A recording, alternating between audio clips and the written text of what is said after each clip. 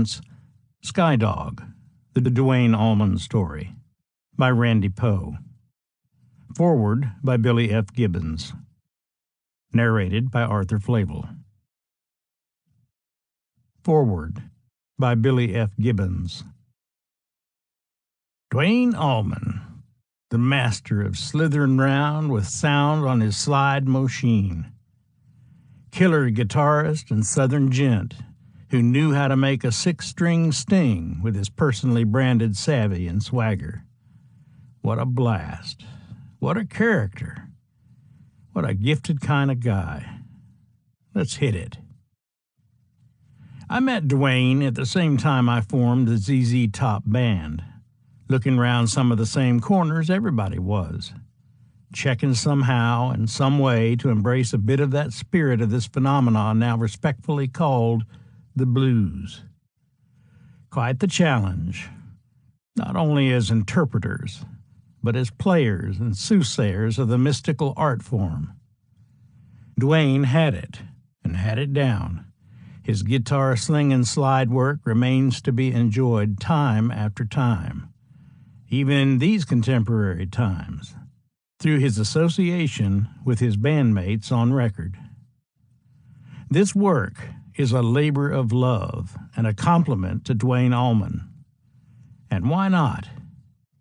Duane's unorthodox attack with his ever-present glass Coricidin bottle wrapped around his favorite finger wrung whips, flips, chunks, and chips of licks and chops that became supersuited for leaning hard into whatever was on the deck. That doesn't mean there were spaces left unturned.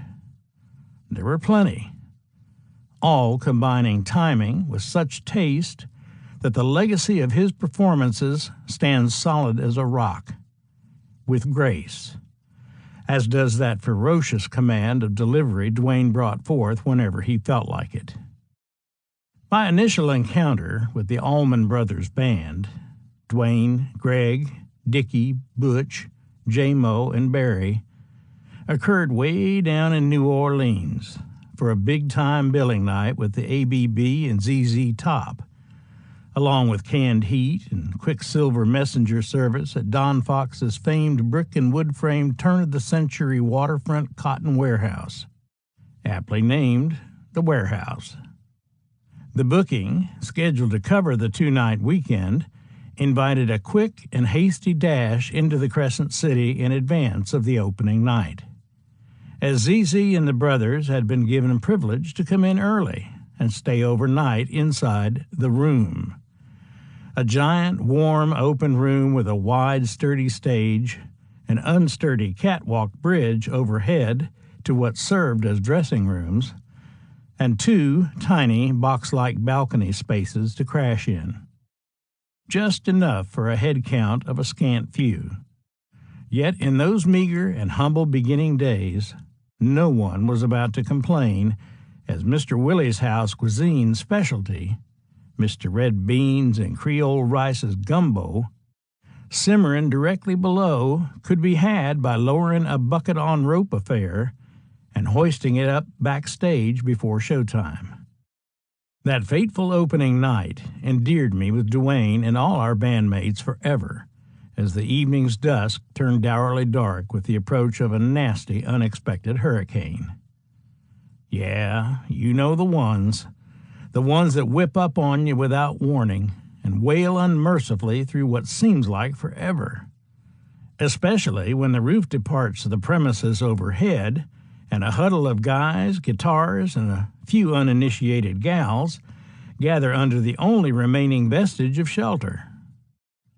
Duane calmly smiled and said, "Billy G, let's you, me, and the fellows rip a version of One Way Out, 'cause this may be it, brother." We was soaked, scared, and loaded. Yet after a scathing, rain-racked howl of a night, the show somehow went on. I won't forget it, nor will I forget the enthusiasm of that first wicked night. Rugged, rockin', ragged, and definitely righteous. Everybody smoked and everybody was toked. Make that stoked. So let's get on with it. You've spent the dime. Now take some time with this creation that paints a picture of this charismatic character of the slide guitar. Dwayne will do the rest. He stands as one of the very best. Prologue. When he and his sister were still quite young, he was 9, she was 13, there was no place on the planet more fun than Daytona Beach, Florida in the summertime. It didn't matter that the only motel their parents could afford to stay in had no air conditioning. There were tiny slat windows that opened with a hand crank to let in the cool ocean breeze. The stuff that did matter was the sand, the salt air, the saltier water, the pier, and the boardwalk, with its long stretch of souvenir shops, food stands, and pinball arcades. They were just children, but since they were on vacation, their parents let them stay out later than usual. It was the early 1960s, back in the days when a couple of kids could still run around outside after sundown without a worry in the world. As they stood there, looking out at the vast ocean, the boy and his sister suddenly heard loud, blistering rock and roll coming from the big building halfway down the pier. Their father was a minister, their mother a high school English teacher. In their sheltered northern Alabama Southern Baptist upbringing, one of the things the siblings had never encountered prior to that warm Florida evening was genuine, live rock and roll. Slowly, hesitantly, they walked down the pier toward the music. Afraid to venture too near a room filled with such unquestionable iniquity, they got as close to the building as they dared.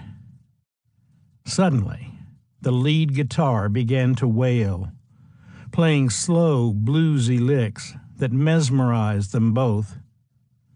Ungodly was much too weak a word to describe the music they were hearing. The girl giggled, the boy listened intently, hanging on every note. For him, it was a life-changing experience that he would still remember with total clarity some 4 decades later. The girl was my sister. I was the boy. The guitar player was Dwayne Allman. Chapter 1. Where It All Begins. The first stuff I heard was Hank Williams and Flatt and Scruggs on my grandma's old 78 player, DA.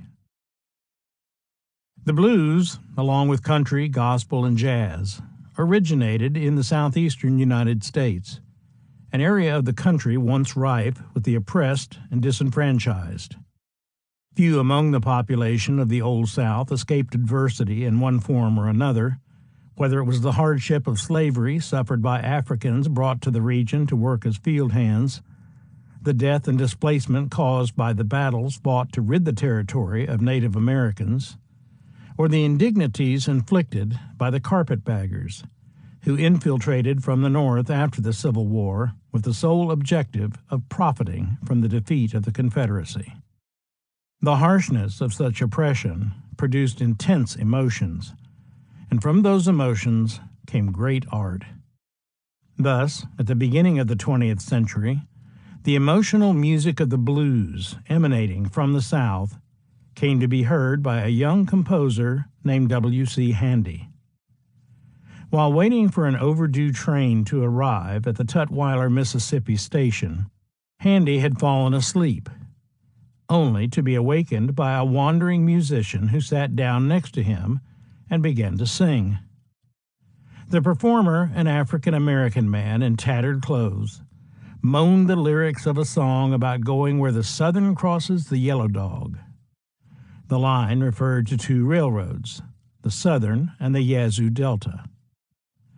It was Handy's introduction to the blues, a genre he would almost single-handedly popularize over the course of the next decade. The musician in the train station that day, his name lost to history, had accompanied himself on guitar as he sang about the Yellow Dog. As enamored as Handy was of the lyrics, he was equally fascinated by the sound the guitar made as the singer slid a pocket knife up and down the strings.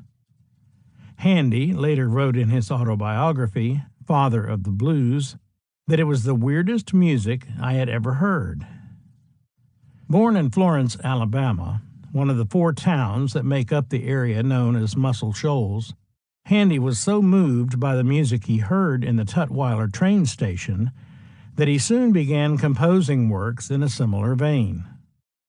Between 1912 and 1917, he wrote 4 of his most famous songs: Memphis Blues, Beale Street Blues, St. Louis Blues, and Yellow Dog Blues.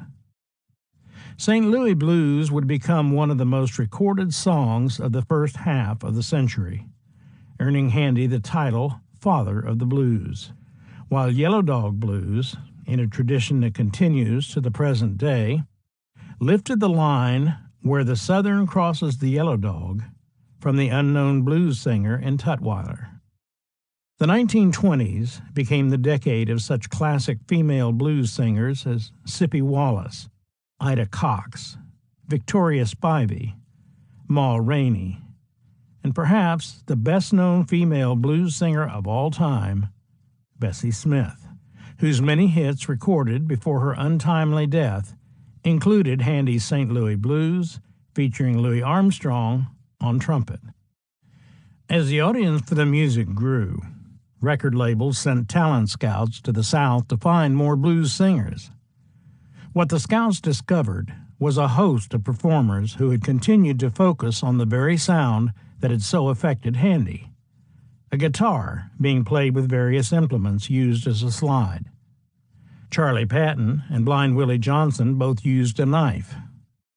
Son House broke a bottle and slit its neck along the strings. Willie Wilson's slide of choice was a medicine bottle on his little finger. The list of accomplished slide guitarists from the South also included Statesboro blues composer Blind Willie McTell, Kokomo Arnold, Barbecue Bob, Blind Boy Fuller, Bucka White, and the man from whom all modern blues music has emerged, Robert Johnson. Looking to escape from low-paying field labor, many blues musicians took to the highways leading out of Mississippi, Alabama, and Georgia, heading north to seek success in Memphis, Kansas City, Chicago, and other urban areas. One of the best known of the Mississippi-born blues musicians, McKinley Morganfield, a.k.a. Muddy Waters, left the Magnolia State for Chicago in 1943. Although Alan Lomax had made some field recordings of Waters in 1941, the great bluesman's first recording session in a real studio took place in Chicago in 1946. That same year, on November 20th, Howard Dwayne Allman was born in Nashville, Tennessee. The first son of Willis and Geraldine Allman, Dwayne arrived just over a year after the end of World War II. Dwayne's father and his uncle Howard were both Army men.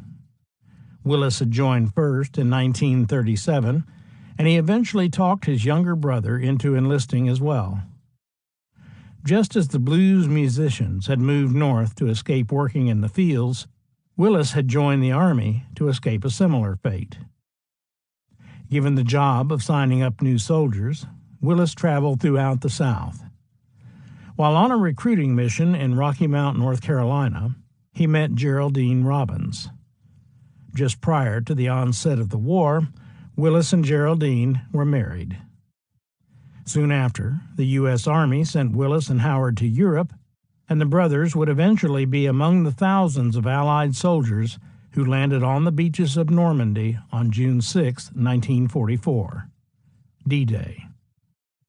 With the war, but not the Army, behind them, both brothers returned to the States to work as recruiters in Nashville. Willis and Geraldine made their home on Westbrook Avenue, just a few miles southwest of the Ryman Auditorium, home of the Grand Ole Opry. In the years between the two world wars, when Willis and his brothers Howard and David were still kids, They had listened to the Grand Ole Opry on the radio. Raised on a farm in Dixon County, Tennessee, less than 50 miles from Nashville, the three boys and their parents, John and Myrtle Allman, would spend their Saturday nights with the dial tuned to Nashville's 50,000-watt station, WSM. The sounds of Roy Acuff and Bill Monroe came in loud and clear. In the Depression-era days of the rural South, particularly before the proliferation of record players, radio was one of the few sources for musical entertainment. The only alternative for the Allman family, and many others, was to make the music themselves. Dwayne's grandfather, John, was a singer in a barbershop quartet, while John's brother, Walton, was proficient on banjo, guitar, and mandolin. Willis was a good singer, too.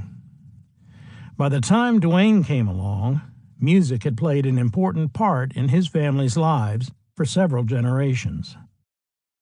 Just over a year after Dwayne's birth, on December 8, 1947, his brother, Gregory Lenore Allman, was born. In 1949, the family of four moved to Fort Story, an Army base in Virginia Beach, Virginia. That Christmas, Geraldine and the kids went to visit her folks in North Carolina for the holidays. Willis was unable to go because he was required to remain on duty at the base. On December 26th, Allman and 2nd Lieutenant Robert Buchanan went out for some post-Christmas relaxation at a bar in Norfolk. While there, they were approached by a fellow veteran, previously unknown to them, named Michael Green. The three men had drinks at the bar and later headed to another watering hole. When Allman and Buchanan decided to call it a night, Green asked to be dropped off at yet another bar. So the three vets hopped into Buchanan's car. Michael Green, sitting in the back seat, suddenly pulled out a gun and ordered Buchanan to drive to a desolate area outside of town. After robbing both men of the few dollars in their pockets, he began leading them toward the nearby woods. After Green told the two men to lie down, Willis Allman made a play for Green's gun. When Green pulled the trigger, Allman and Buchanan ran, Allman going one direction while Buchanan went the other. As Buchanan ran, he heard the pistol go off again. Willis Allman was later found a short distance from where the chase had begun. Shot in the chest, he had died at the scene. The soldier who had survived the fierce battle on the beaches of Normandy had been murdered in East Ocean View, Virginia, by a fellow veteran. Not long after Willis's death, Geraldine's in-laws took her and the two boys into their home.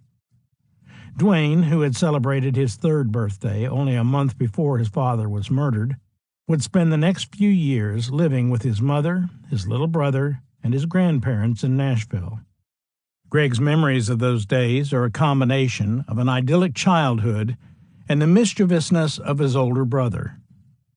We were middle class, but it was great, he recalls. That was in the 1950s. We had the soda shops and the movies for 10 cents. Oh man, things were so simple back then. We'd go on the golf course. There was this creek running through it, and we caught these little tiny fishes with 1,000,000 bones in them.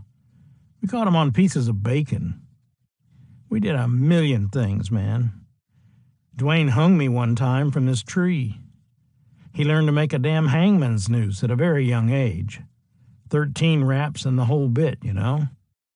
So he ties it to the limb of this tree and puts the other end around my neck and pulls it up nice and snug. And then he says, "Hey, Mom made some cookies. Let's go get some." He takes off running, and of course I'm running right behind him, until I run out of rope. I was starting to turn kind of blue when they finally came out and got the rope off me. He pretty much whipped my ass every day of my life when we were little.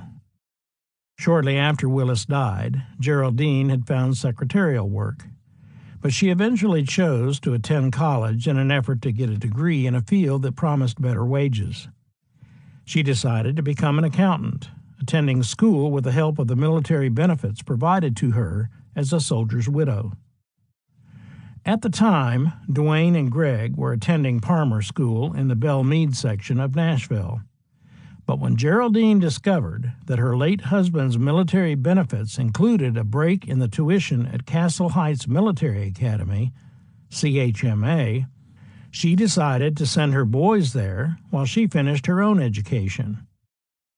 CHMA was in Lebanon, Tennessee, less than 30 miles east of Nashville. But it might as well have been 1,000 miles away as far as the brothers were concerned.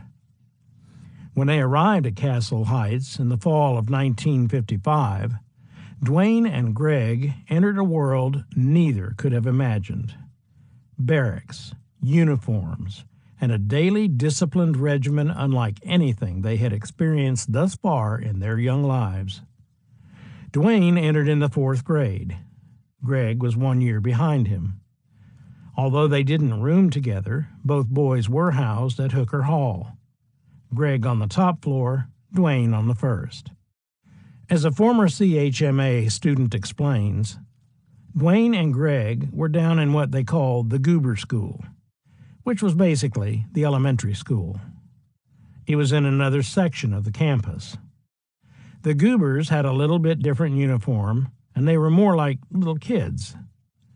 When you got to the 9th grade, you were no longer a Goober. You were a cadet. You were up with the big guys. A single photo of a group of Goober School kids perfectly captures the Allman boys' reaction to the circumstances into which they had been thrust. The year is 1956. Greg, in the 2nd row, looks downright morose. His head is tilted down, as are the corners of his mouth. Dwayne, on the opposite end of the 3rd row, has a devilish smirk on his face. His hat is cocked to one side, his right eye completely covered by its brim. Having grown up with music in the house, the brothers decided they should play an instrument. "We wanted to get into the school band," says Greg. "We both wanted to play trumpet, but we lost interest in it. My mother always called it her folly because back then it was $200 for a trumpet. That was quite a bit." Decades later, several schoolmates posted their memories of Dwayne and Greg's days at the school on a website dedicated to CHMA. There's an account of one student who got caught with the Allmans as the 3 boys were returning from an area known as the Butthole, where they had been smoking Lucky Strikes that Dwayne had somehow managed to procure. The result was several hours spent in the Hooker Study Hall. Another alumnus tells of a talent show in which Dwayne and Greg performed a little number called the CHMA Blues. Although it might have been a hit with their fellow students, one faculty member was less impressed, summoning them to his office and awarding them with demerits for their performance. After the boys had spent 2 years at Castle Heights, Geraldine gave them a reprieve. Now that she was a certified public accountant, Mrs. Allman was going to start a new career in a new state. The family was moving to Daytona Beach, Florida, and Dwayne and Greg couldn't have been more ready. Chapter 2: A Guitar and a Motorcycle, Part 1. The cat that actually taught me how to play is Jim Shepley, Old Lightning Fingers, the first #1 taken care of businessman in Daytona Beach, Florida. D.A. The Allmans' new house at 100 Van Avenue in Daytona Beach sat on a peninsula between the Halifax River and the Atlantic Ocean. Dwayne was still in the South, but it must have seemed like a different world compared to the one he had just left when in 1957 the boy found himself, just as the ads say, surrounded by water, sand, sun, and fun. The first big car race was still 2 years away when the Allmans made their move to Florida. Long before the Daytona 500 came along, the town's premier racing event had been the Daytona 200, But the vehicles flying along at full throttle weren't race cars. They were motorcycles. The Daytona 200 was celebrating its 20th anniversary the year Dwayne and his family arrived.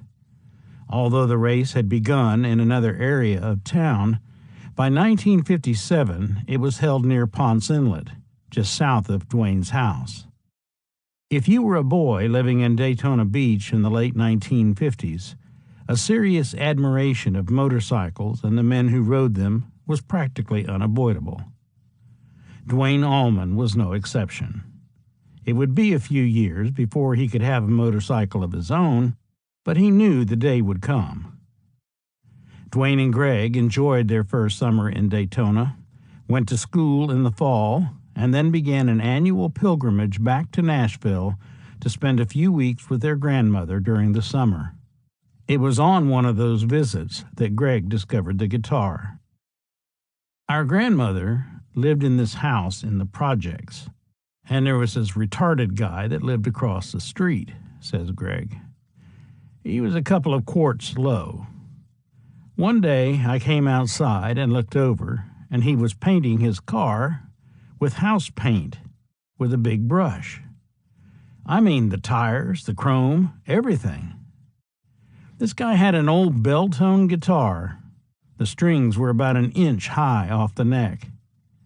It was just leaning against the porch. I went up there and I was just fascinated by it. I said, "Can you play it?" He said, "Sure." He played "Comin' Round the Mountain When She Comes. And so I thought, well, if this guy can play, I can. So I asked him if he'd teach me how to play. He taught me that one song, and that did it.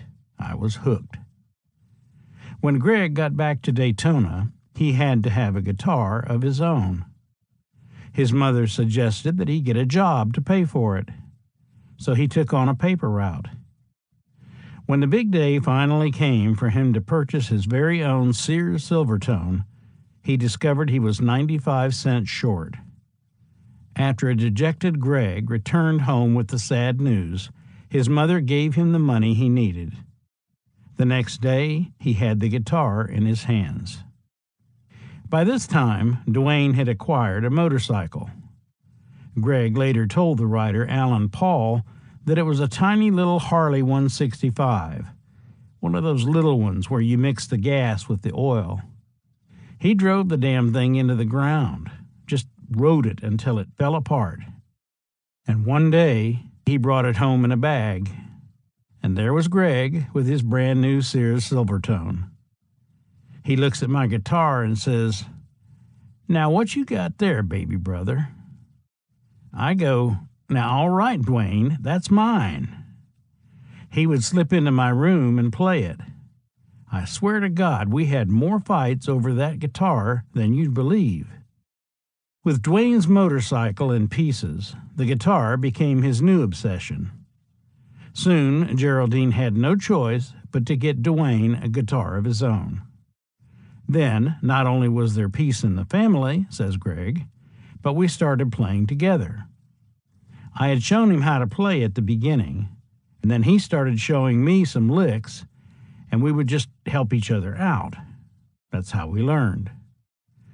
Both Dwayne and Greg were born left-handed, but unlike Albert King, Jimi Hendrix, and other southpaws who chose to pick with their left hand and handle the fretwork with their right, the brothers both taught themselves to play right-handed. Although Greg showed his brother some basic chord changes, there was another player in town who helped to take the young guitarist to the next level. Dwayne had a friend named Jim Shepley, who was a couple of years older and had started a couple of years before, Greg recalls. He turned us on to Jimmy Reed records. He had a bunch of those hot licks down, and I thought, man, this guy is something else. And so he sat with Dwayne all the time. Jim and Dwayne had met in a Daytona Beach pool hall not long after the Allmans moved to town. Dwayne Allman, all of 11 years old at the time, had marched up to Shepley, age 14, and introduced himself.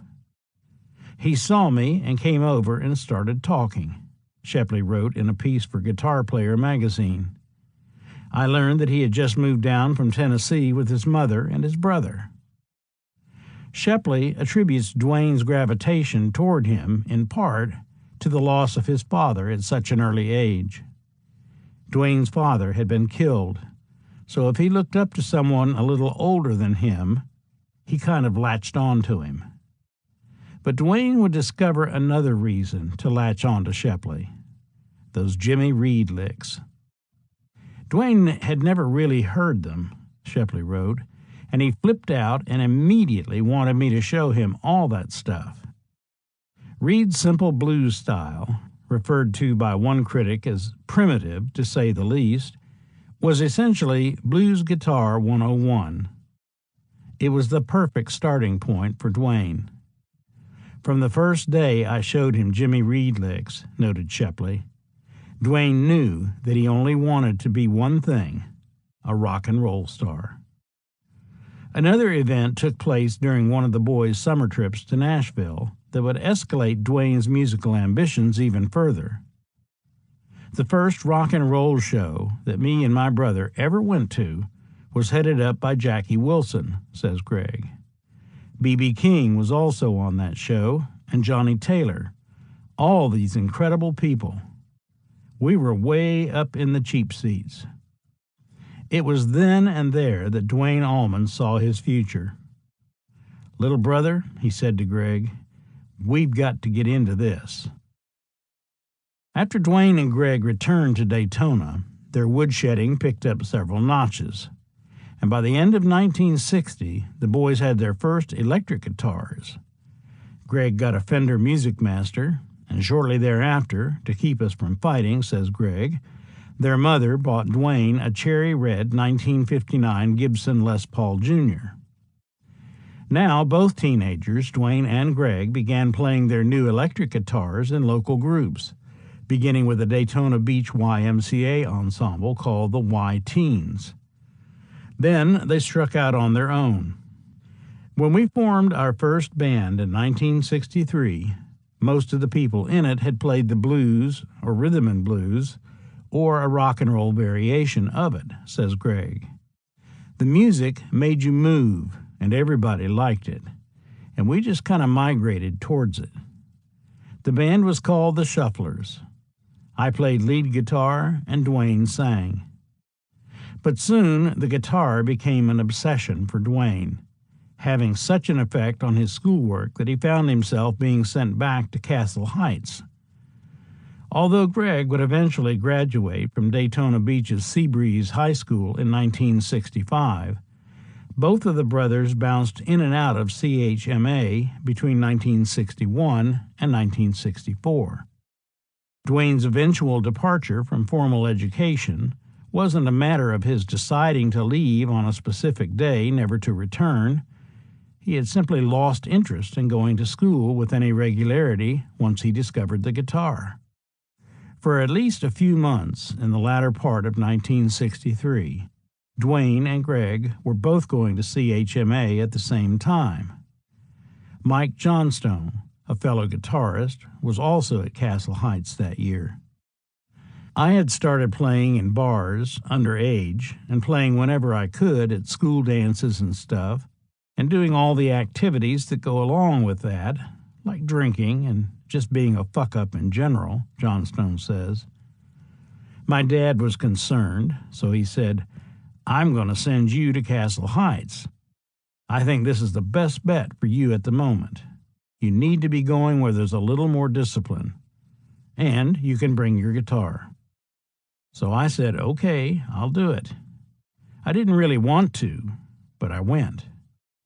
The first day I was there were very few people in the dormitories because I was a day or two early. Now, at that time, there was a popular song on the radio called Memphis, an instrumental by Lonnie Mack. It was the best guitar playing I'd ever heard. All the guitar players were going, "How could anybody ever play as good as that? That's the new bar. That's how good you have to be now." And when I got to the school, I heard this song wafting down the hall.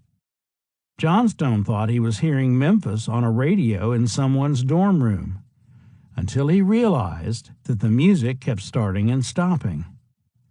I followed the sound, he continues, and it was coming out of this room 1 floor below me. I knocked, and a guy comes to the door. It was Duane Allman, a red-headed guy with a guitar hanging around his neck. He had it plugged into an old amp, and he was playing the song just as good as Lonnie Mack. So I thought, well, shit, I got to make friends with this guy. I went in and sat down, and we hit it off right away. He told me he had a brother who was at the school, and he had a guitar too. Duane took Greg's guitar out of the case and handed it to Johnstone. Greg didn't play keys in those days, just guitar. I told Duane that I had a guitar and an amp, and that I had a bass. He said, "You have a bass? Nobody has a bass. We need a bass player." Duane had already rounded up a drummer and a sax player, so with Johnstone on bass, he had a band. We rehearsed down at the auditorium there at the school and played school dances. We did what I call black rock and roll, the early R&B things. Bobby Blue Bland and Ray Charles and James Brown. I remember we played Stormy Monday. I was coming out of surf music. That was my deal. I got started listening to Chet Atkins, which led me to the Ventures. Duane was into that too, but he was more into B.B. King and things like that. Duane was also developing his ability to lead a band. According to Johnstone, Allman would kick the ball along, keep the thing moving. I've been to a lot of rehearsals and been in bands that didn't know how to do that. The average person may not even appreciate what a band leader does. The good ones, they don't demand respect, they command respect. There's a difference. He wasn't a bully or anything. He just knew exactly what he wanted to do. He was a leader. Mike Johnstone was one of many who would find that Duane was not only a natural leader, but a natural teacher, always eager to pass along what he knew to anyone willing to learn. Johnstone recalls one occasion when he asked Allman about a chord he was playing. He said, "That's a 9th chord." I said, "Where would you use it?" And he goes, "Well, let's say you're going to do a turnaround." And I go, "What's a turnaround?" He sort of taught me all those things. But the real eye-opener for the young musician was discovering Allman's work ethic. Duane had a great record collection, and he brought it with him. The rooms all had 2 bunk beds, a desk for 2 people to sit side by side and do their homework, and a closet that 2 guys split. You had 2 pairs of pants, 2 coats, 2 shirts, 3 pairs of socks, and 2 pairs of shoes in there. Everything else you had to fit in somehow. If you had a guitar case under your bed, that was okay. If you had a record player or a radio, that was okay. To have a record collection in your footlocker, taking up space you could have used for other things, that was sort of a hardship. Duane had one of those little record players that looked like a suitcase.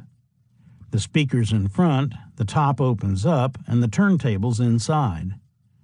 He would sit there and play along with a B.B. King record. When he got to something he wanted to learn, he would stop the record. He was barefooted, and he would put his foot inside the record player and stop the record with his toe. The turntable would still be spinning underneath the record, and he would play until he learned the lick. Then he would let the record go. When he got to the next lick, he would stop it with his toe again. He would do that all the way through the record, then flip it over to the other side. And when he was done with that side, he would flip it back over and do it all again. He'd do that for hours. He was the first guy I ever saw practice that much. who was that organized. And it was like, okay, now I see what it takes. I see how the guy got that good. That was an inspiration for me from then on. If you want to be good, that's what you've got to do. The record collection, the homework, the research, the practice routine, and all that kind of stuff. It was that very kind of stuff that caused Dwayne's second stay at Castle Heights to be brief. He didn't last too long, says Johnstone. Somewhere in the middle of that year, he either went AWOL or got kicked out or both. He was just gone one day. Another of Dwayne's CHMA classmates, Lamar Hill, recalls that Allman, as per military custom, went by his first name during those days. Howard was not very sociable, he says, but he was a nice guy when he chose to be. He spent most of his free time in his room playing guitar. Imagine that. I would guess that he was not close to many people while he was at Castle Heights. I have no recollection of him being involved in any athletics or being a member of any of the campus organizations. Ray White, another Castle Heights student, says, Colonel Hale, one of the teachers and the eventual headmaster, told me one evening when he was making his rounds during CQ, call to quarters, he heard the Allmans playing their guitars. He went in to tell them they should apply themselves to their studies, as they likely wouldn't make much money playing music. Johnstone says, I have a yearbook that has my picture on one page, and on the opposite page there's Greg.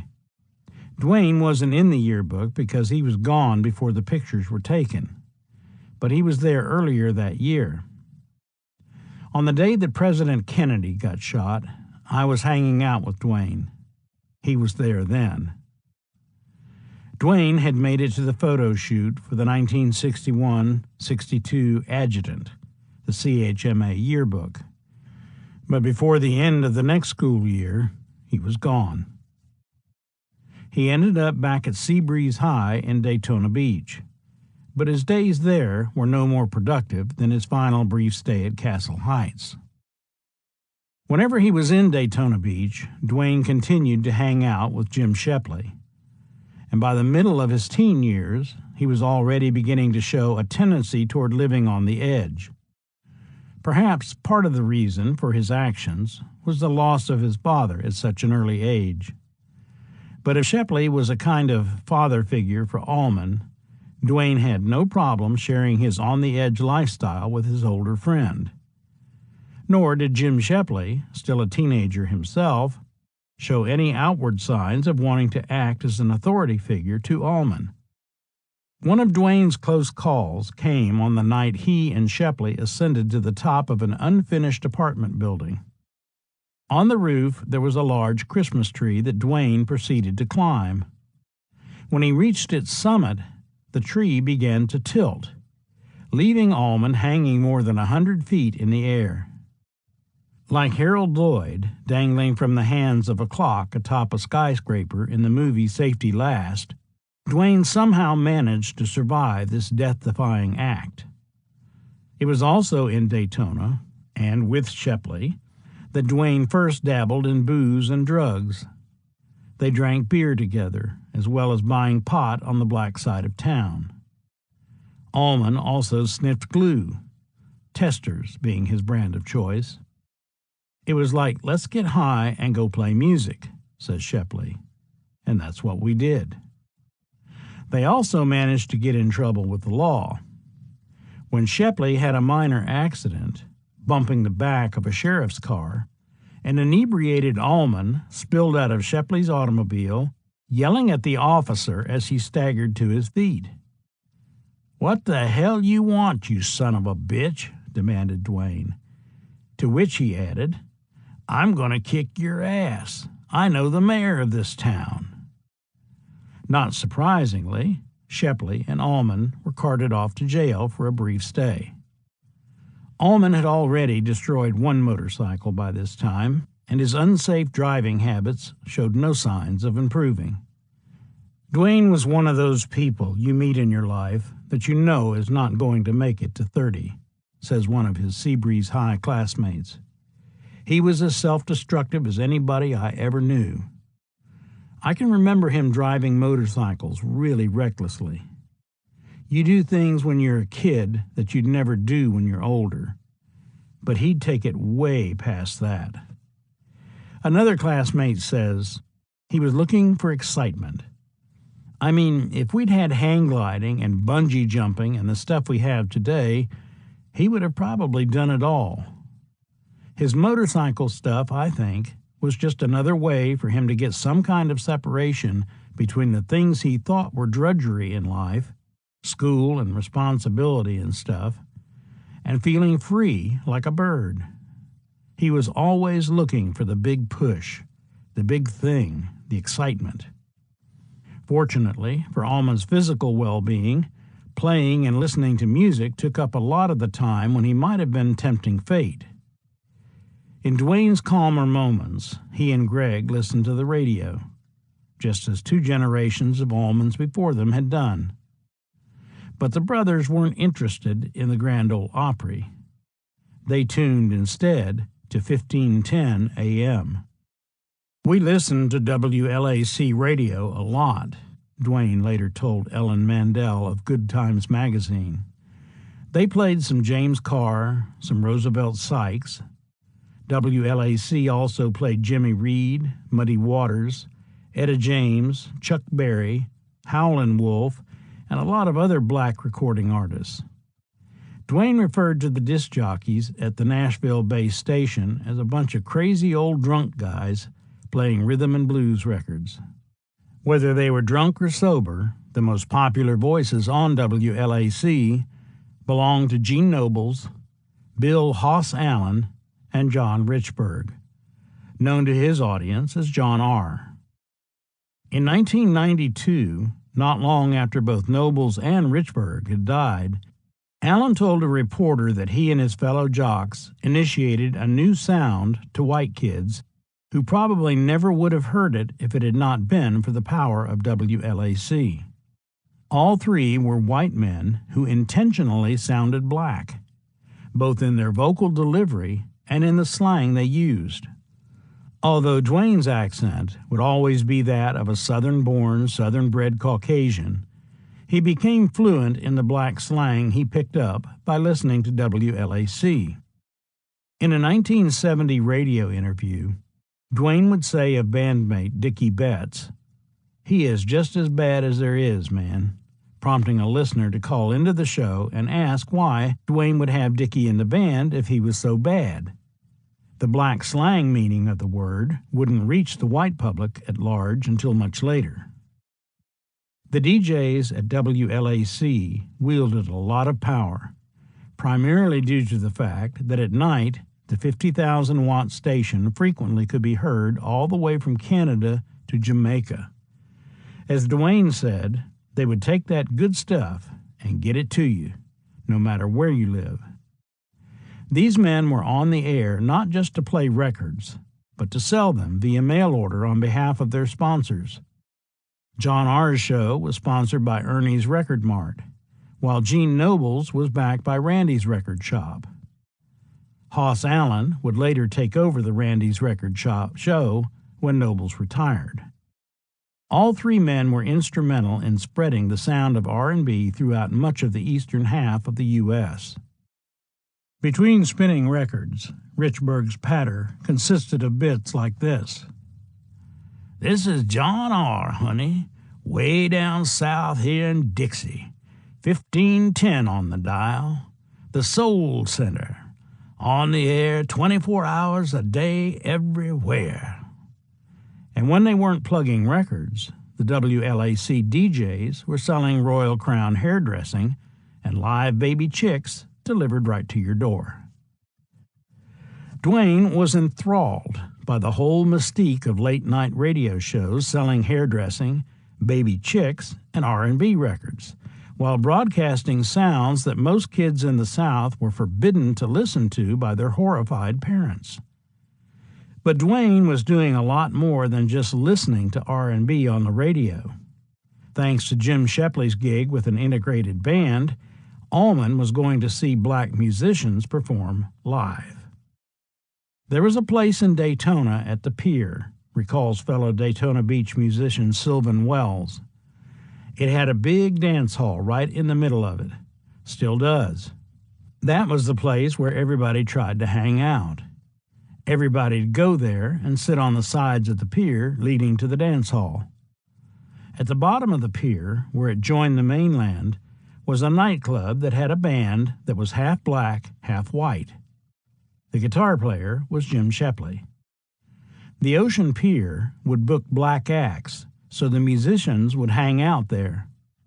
I saw Hank Ballard and the Midnighters at the Ocean Pier in 1959 or 1960.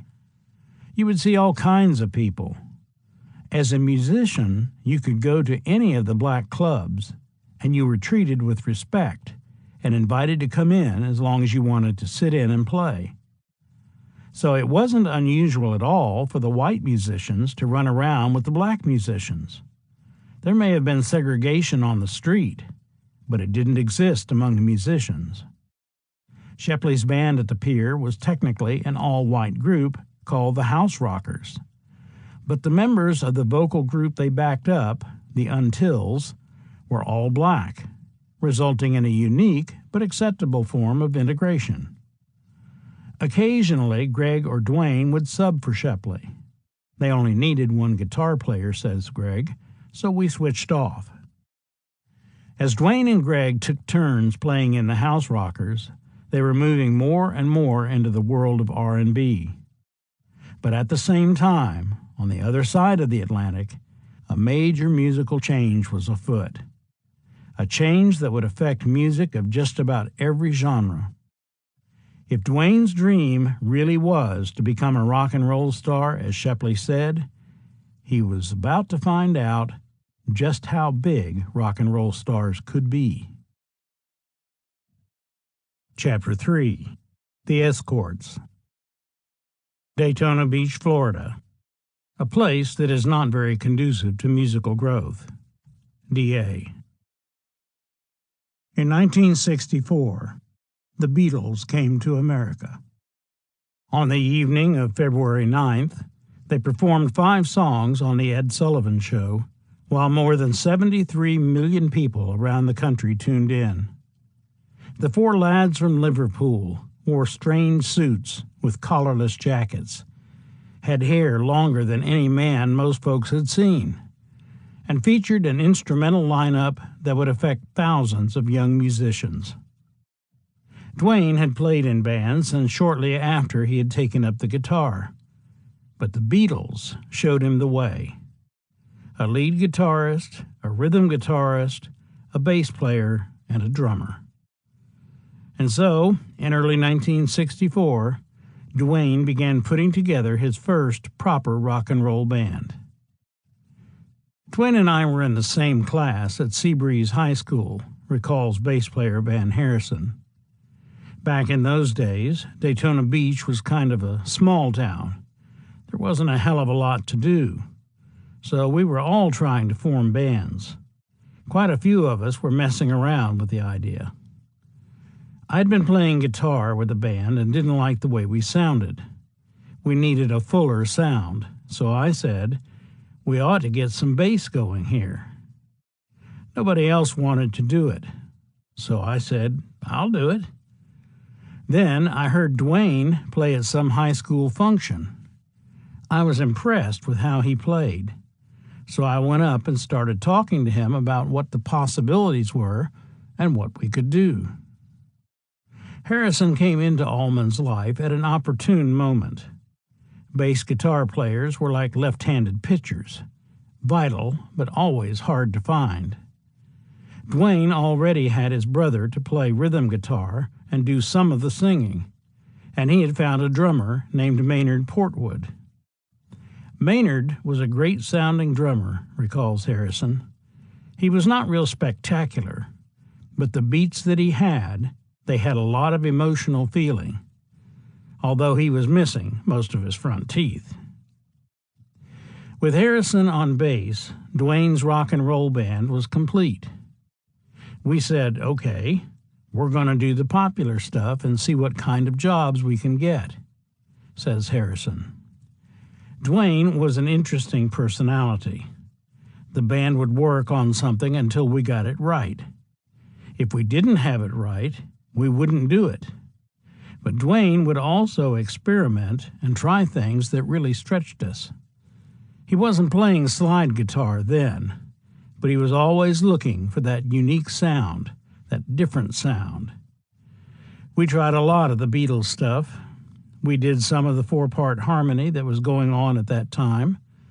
Hell, I wasn't that good of a singer, but we could pull it off sometimes.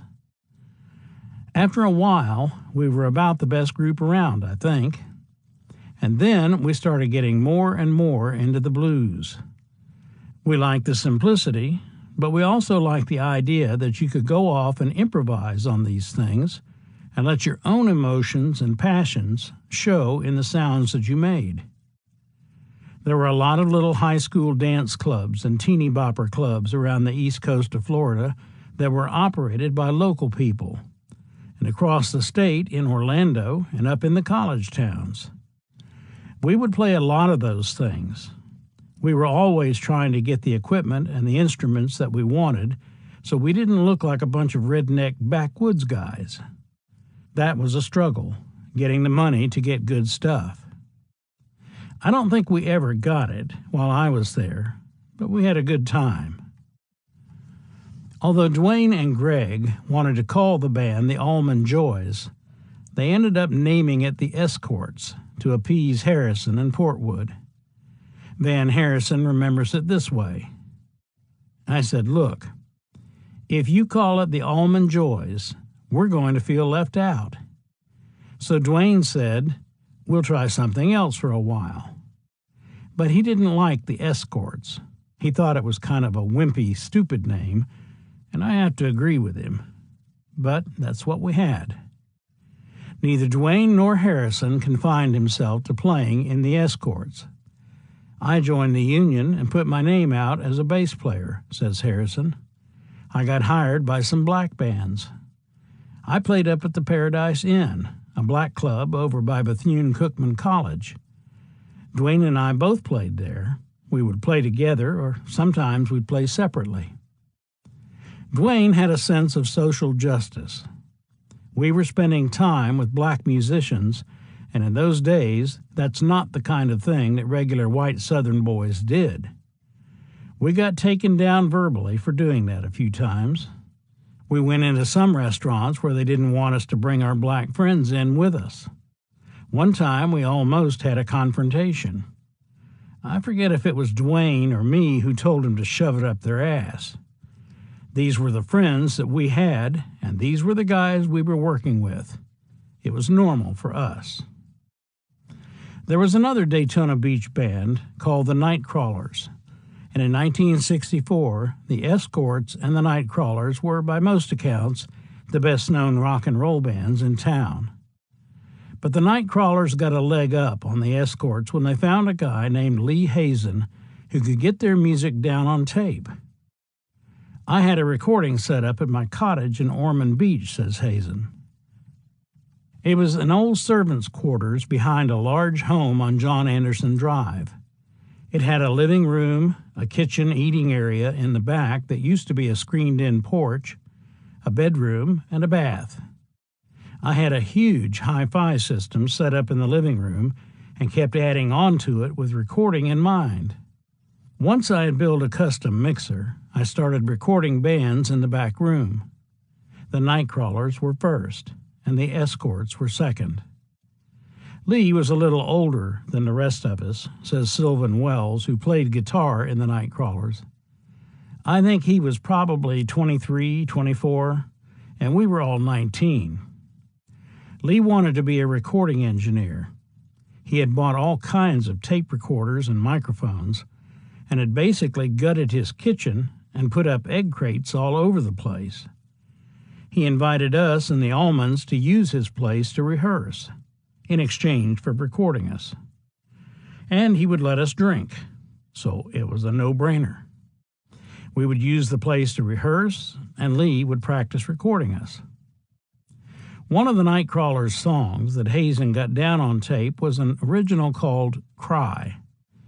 At that time, says Wells, the Allmans were much better musicians than we were, but we were writing our own material.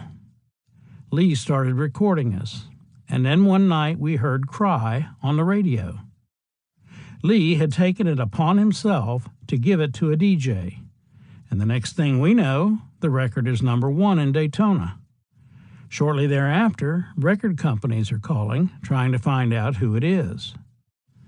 Dwayne and Greg were not happy that we were getting the breaks and they weren't.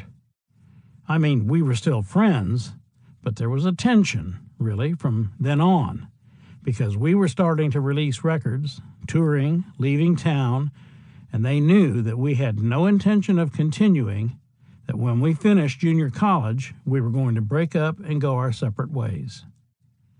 Rob Rouse and I were the leaders of the band, and we had already made that decision. Greg never dealt with our success very well. Dwayne, on the other hand, was much more philosophical about it. I can remember him saying to Greg at some point, "Hey, don't be upset. Figure out what they're doing, and we'll do it better." Dwayne was the driving force, always. Hazen reports that the Nightcrawler's next effort, The Little Black Egg, became a regional hit.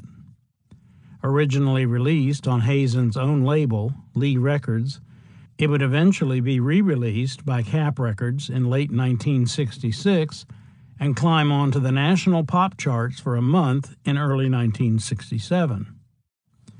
Dwayne's band had also been hard at work at Hazen's homemade studio. The Escorts wanted to make a tape that they could play to club owners, says Hazen, sort of a preview of their sound. So on 2 different days, we recorded. All were cover songs, as they didn't have any original material. The first Escort session consisted of some 15 songs, including Mr. Moonlight, Don't Let the Sun Catch You Crying, Pretty Woman, That Boy, Love Potion Number 9, You've Lost That Lovin' Feelin', and Ferry Cross the Mersey. Clearly, the British invasion had made a major impression on the Allmans. Dwayne sang the lead vocals on about half the songs.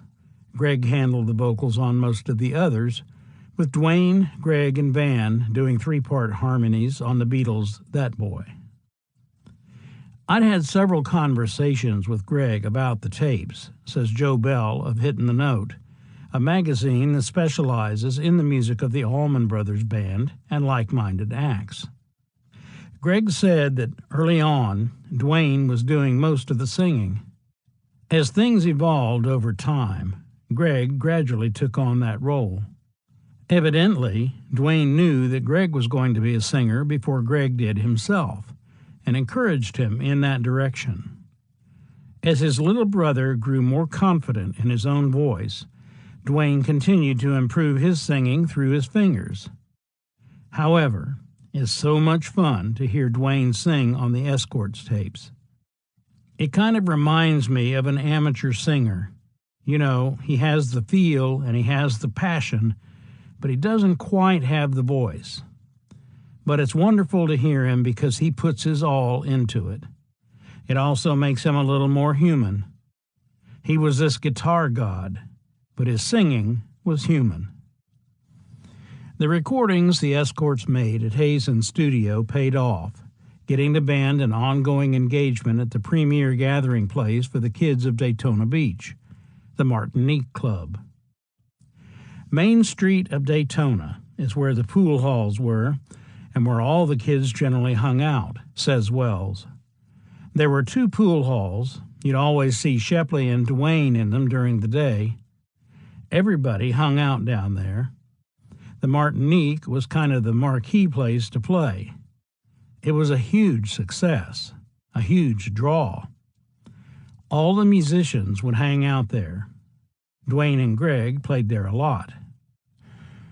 Along with the tapes Hazen was cutting at his home studio, he also made a live recording of the biggest Daytona Beach rock and roll event of 1965. The Beach Boys had come to town, and the opening acts were the Nightcrawlers and the Escorts. The venue was a local ballpark. That night, April 17th, Dwayne introduced his band as the Escorts Combo from here in town. Once again, he and Greg split the vocal duties. The opening acts literally shared the stage. The Escorts would play a song, followed by the Nightcrawlers doing a number, and then back to the Escorts. By the time their joint set ended, there was no doubt about which group had the better lead guitarist. More than 40 years later, Van Harrison still laughs when he recalls sharing the stage with the Escorts' biggest rivals. Sylvan and I have been friends for years, but that night I thought he sounded like shit. Sylvan always had this idea of just drive it hard and play it loud and everybody will love it. I remember talking to Greg while the Nightcrawlers were playing, and he said something along the lines of, "God, those guys sound terrible." Having opened for the Beach Boys, the most successful American rock and roll band of the early 1960s, the Nightcrawlers and the Escorts had secured their places on the local scene. But Dwayne wanted more, and he saw that evening as a ticket to greater things. I remember it being a big deal, Harrison says. Dwayne said, "Man, if this works out, we can make it big. We can go on the road. We can do this. We can do that." I didn't say a lot because I wanted to keep playing. But I remember thinking, there's no way in hell I can go on the road except for weekend things. Maybe I can sneak away on a Thursday and do a couple of nights. I was still in school. Dwayne had left school by that time.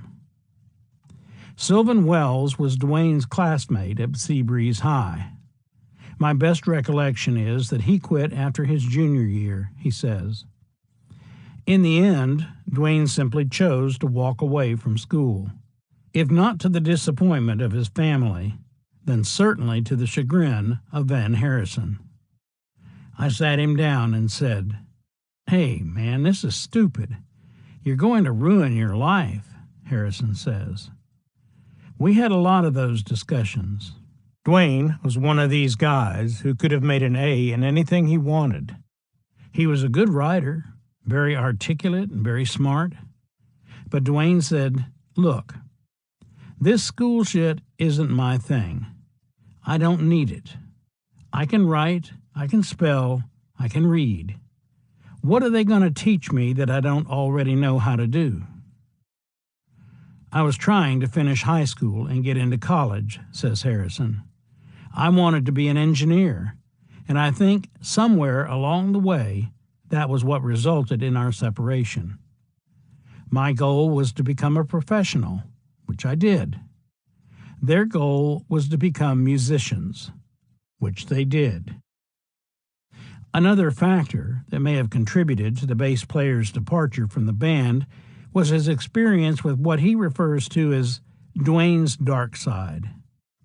He seemed to want to experience life very fast, says Harrison. Sometimes I used to think, even at that age, this guy's going to burn himself out. I hope he doesn't burn me out with him. We would go out and get a bottle of whiskey and some other stuff and go off and have a good time before I was old enough to do that kind of stuff. Dwayne had what I would call a conflicting personality. He had this highly responsible attitude towards how good we had to be and how hard we had to practice. He and Greg practiced all the time together since they were brothers, and when we got together, we'd practice hard. We did it over and over again till we got stuff right and it sounded good. But on the other hand, he had this lack of conviction. He would disappear. He would go off when we were supposed to do something or be somewhere, and we wouldn't know where the hell he was. Harrison illustrates that tendency with this story. Bud Asher, was kind of a big guy around town. He owned a hotel and was a football coach, and he used to have these big concerts at Easter time down on the beach. We had a gig one time at Asher's Safari Inn for I think 3 or 4 nights. That was a big deal back then. It paid well, it gave us lots of exposure, and the crowds were huge. And Dwayne disappears. So it's Greg and Maynard and me trying to pull off this stuff as best we can.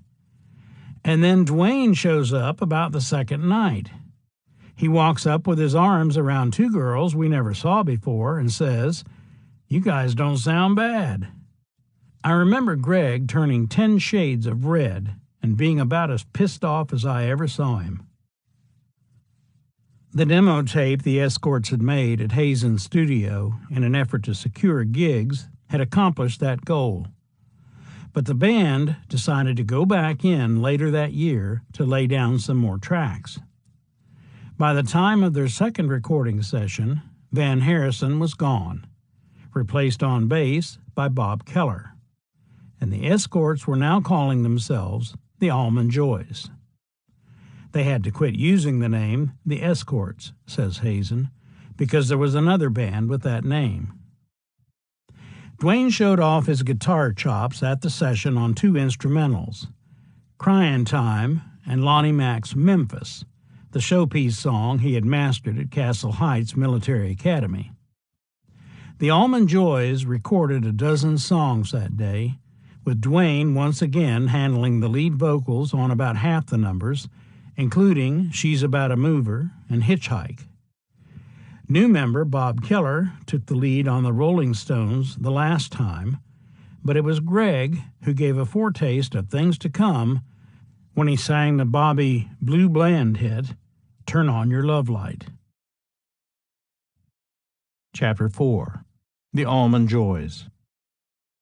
He listened to the tapes and said, "You cats better look for a day gig. You're the worst I ever heard." D.A. Despite the popularity of the Nightcrawlers, the Almond Joys were still the biggest draw at the Martinique. It was there that Dwayne and Greg would frequently hang out, even on their nights off. And it was there that they would first come face to face with a drummer by the name of Butch Trucks. Born in Jacksonville, Florida, on May 11, 1947, Claude Hudson Butch Trucks Jr. began playing drums in the 8th grade. The band director gave 3 of us sticks and said, "Play me something," Trucks told Kevin Spangler and Ron Currens in an interview for hitting the note. Everybody else got trombones and trumpets and stuff like that. He told me to play something with the sticks, and I just kind of played a long roll. He said, "Whoa, you ever played, boy?" I said, "No." And he said, "Well, you're playing drums." Butch auditioned for the high school band the following year, and he recalls the director immediately made me first chair, which pissed off all the seniors. That was nice, but to be cool in Jacksonville in the early 1960s, you had to be in a rock and roll band. For Butch, however, there was a slight problem. My family was one of the pillars of the North Jacksonville Baptist Church. My parents were never going to buy me a set of drums because they were Southern Baptists, and a set of drums, you had to take them to a place where people actually danced. And worse than that, they might drink at some of those places. Butch continued to work on his parents until in the 11th grade, after enough pressure, they finally got me a set of drums as long as I promised never to play in a place where they served liquor. My first band was the Vikings, and that was really neat because I was in the 11th grade and earning my own money. Then, in the 12th grade, I was with a band called the Echoes. That was when the Beatles came out, and we were a Beatles copy band. And I also played with the Jacksonville Symphony Orchestra for a while, with a little offshoot called the Jacksonville Symphonette. We'd play on Friday nights down at the Prudential Center. I played timpani. There were two other young musicians in Butch's neighborhood, David Brown and Scott Boyer. David and Butch and I all went to Inglewood High School in Jacksonville, recalls Boyer. We were all in the Key Club together. We put together a musical thing to play at one of the Key Club conventions, doing the Dave Brubeck Quartet's Take 5. I played upright bass, and David played sax, and Butch played drums, and one of the other guys played the keyboard part. The three may have been playing together on that occasion, but Butch recalls we hated each other's guts. Scott was this little nerdy violin player, and David Brown was playing saxophone in my main rival band on the other side of town, so we'd always just really dig at each other. Their attitudes toward one another changed dramatically after high school graduation. I went off to college, says Butch, to Florida State, where I majored in staying out of Vietnam. We wound up on the same floor of the same dorm at FSU. David decided to get a bass, thinking there wasn't much of a career in playing saxophone because the days of the big horn bands were kind of dying, with the Beatles and that kind of thing becoming popular. And then the Byrds came out with their first album, and it changed our lives. I'd been playing coffee houses and stuff like that, says Boyer. I knew all these Bob Dylan songs. It was around then that the Byrds came in, and the Lovin' Spoonful. So David approached me with the idea of the three of us getting together and me getting an electric guitar, and they'd back me up on bass and drums, and we'd make some money off this folk rock thing. That was pretty much how it all got started. We started a band called The Bitter End, says Butch. It was IND period, meaning independence, explains Boyer. The name also played off the well-known New York City club called The Bitter End. We did three-part harmony and played all the fraternity parties, ceased going to class, and grew the first long hair at Florida State. At the end of the school year, The Bitter End moved on. We decided to go to Daytona and hit it big, says Butch. All summer long, it was a real happening place, with a lot of clubs and places to play. So we auditioned at all the clubs in Daytona Beach, and everybody loved us. But every club owner said the same thing. You can't dance to the music. Eventually, though, The Bitter End managed to get hired for a night at the Martinique. We started playing our set, and in comes some presence, recalls Butch. You'd have thought the Beatles just came in. I mean, it was like the Red Sea parting, people letting them come in and sit down. It was very obvious that there were some personages in the audience. It turned out to be the Allman Joys, Dwayne and Greg Allman. Dwayne was impressed with what he heard.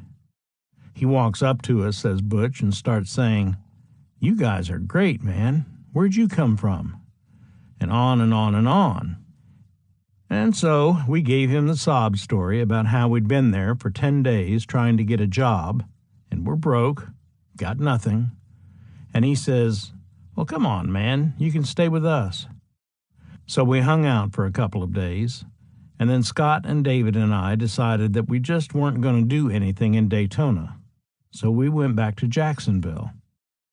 Not long after The Bitter End returned home, Butch got a call from Dwayne.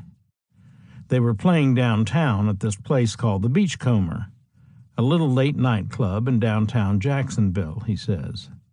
They needed a drummer and wanted to know if I'd come down and play. Butch happily agreed to sit in. For the first time, Dwayne, Greg, and Butch, almost 3 years before they would become one half of the Allman Brothers Band, played together on the same stage. The evening was not only a precursor to that future development, but a turning point for The Bitter End. It turned out the guy who managed the club was a huge Bob Dylan fan, says Butch. Now, the Allman Joys had about 3 or 4 more weeks on this job at the Beachcomber. So Dwayne said, Well, why don't y'all audition? And if they like y'all, then y'all can just finish up our gig here. So we played for this guy, and he loved us, and we wound up working there for another year or year and a half. By the summer of 1965, Greg had graduated from high school and was free to hit the road, at least until it was time for him to go to college in the fall. The Almond Joys were playing steady gigs at the Martinique and other places in and around Daytona, but Dwayne had much bigger plans in his head. To grow in popularity, the band would have to reach a wider audience. It would have to start traveling around the country. To get gigs outside of Florida, the Almond Joys would need more than just the tape of songs they had recorded at Lee Hazen's. They'd also need a booking agent and that all-important publicity still.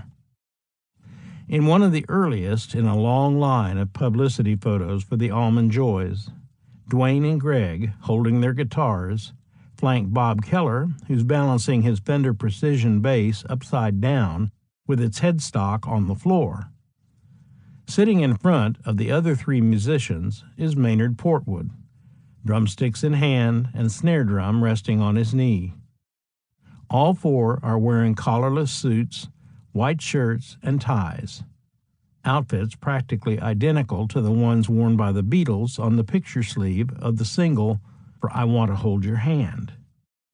The band got their first out-of-town gigs through an Atlanta-based company called Allied Artists. Later, the group would switch to One Nighters, a booking agency in Nashville.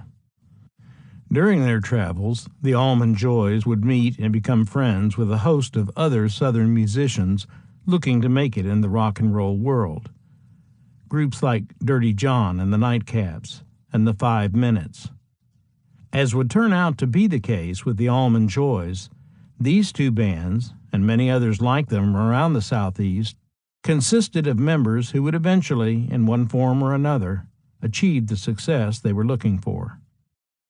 Bill Connell, who succeeded Maynard Portwood in the Almond Joys drum chair in 1966, explains one branch of the Southern band family tree. I started with Paul Hornsby in a little group called the Pacers back in about '63. The Pacers broke up and splintered into two bands, one of which turned out to be the 5 Minutes. The other turned out to be Dirty John and the Nightcaps. That was Johnny Townsend's band. So Paul and I split from the Pacers, continues Connell. He went with the 5 Minutes, and I went with Dirty John and the Nightcaps. That was Tippy Armstrong and Johnny.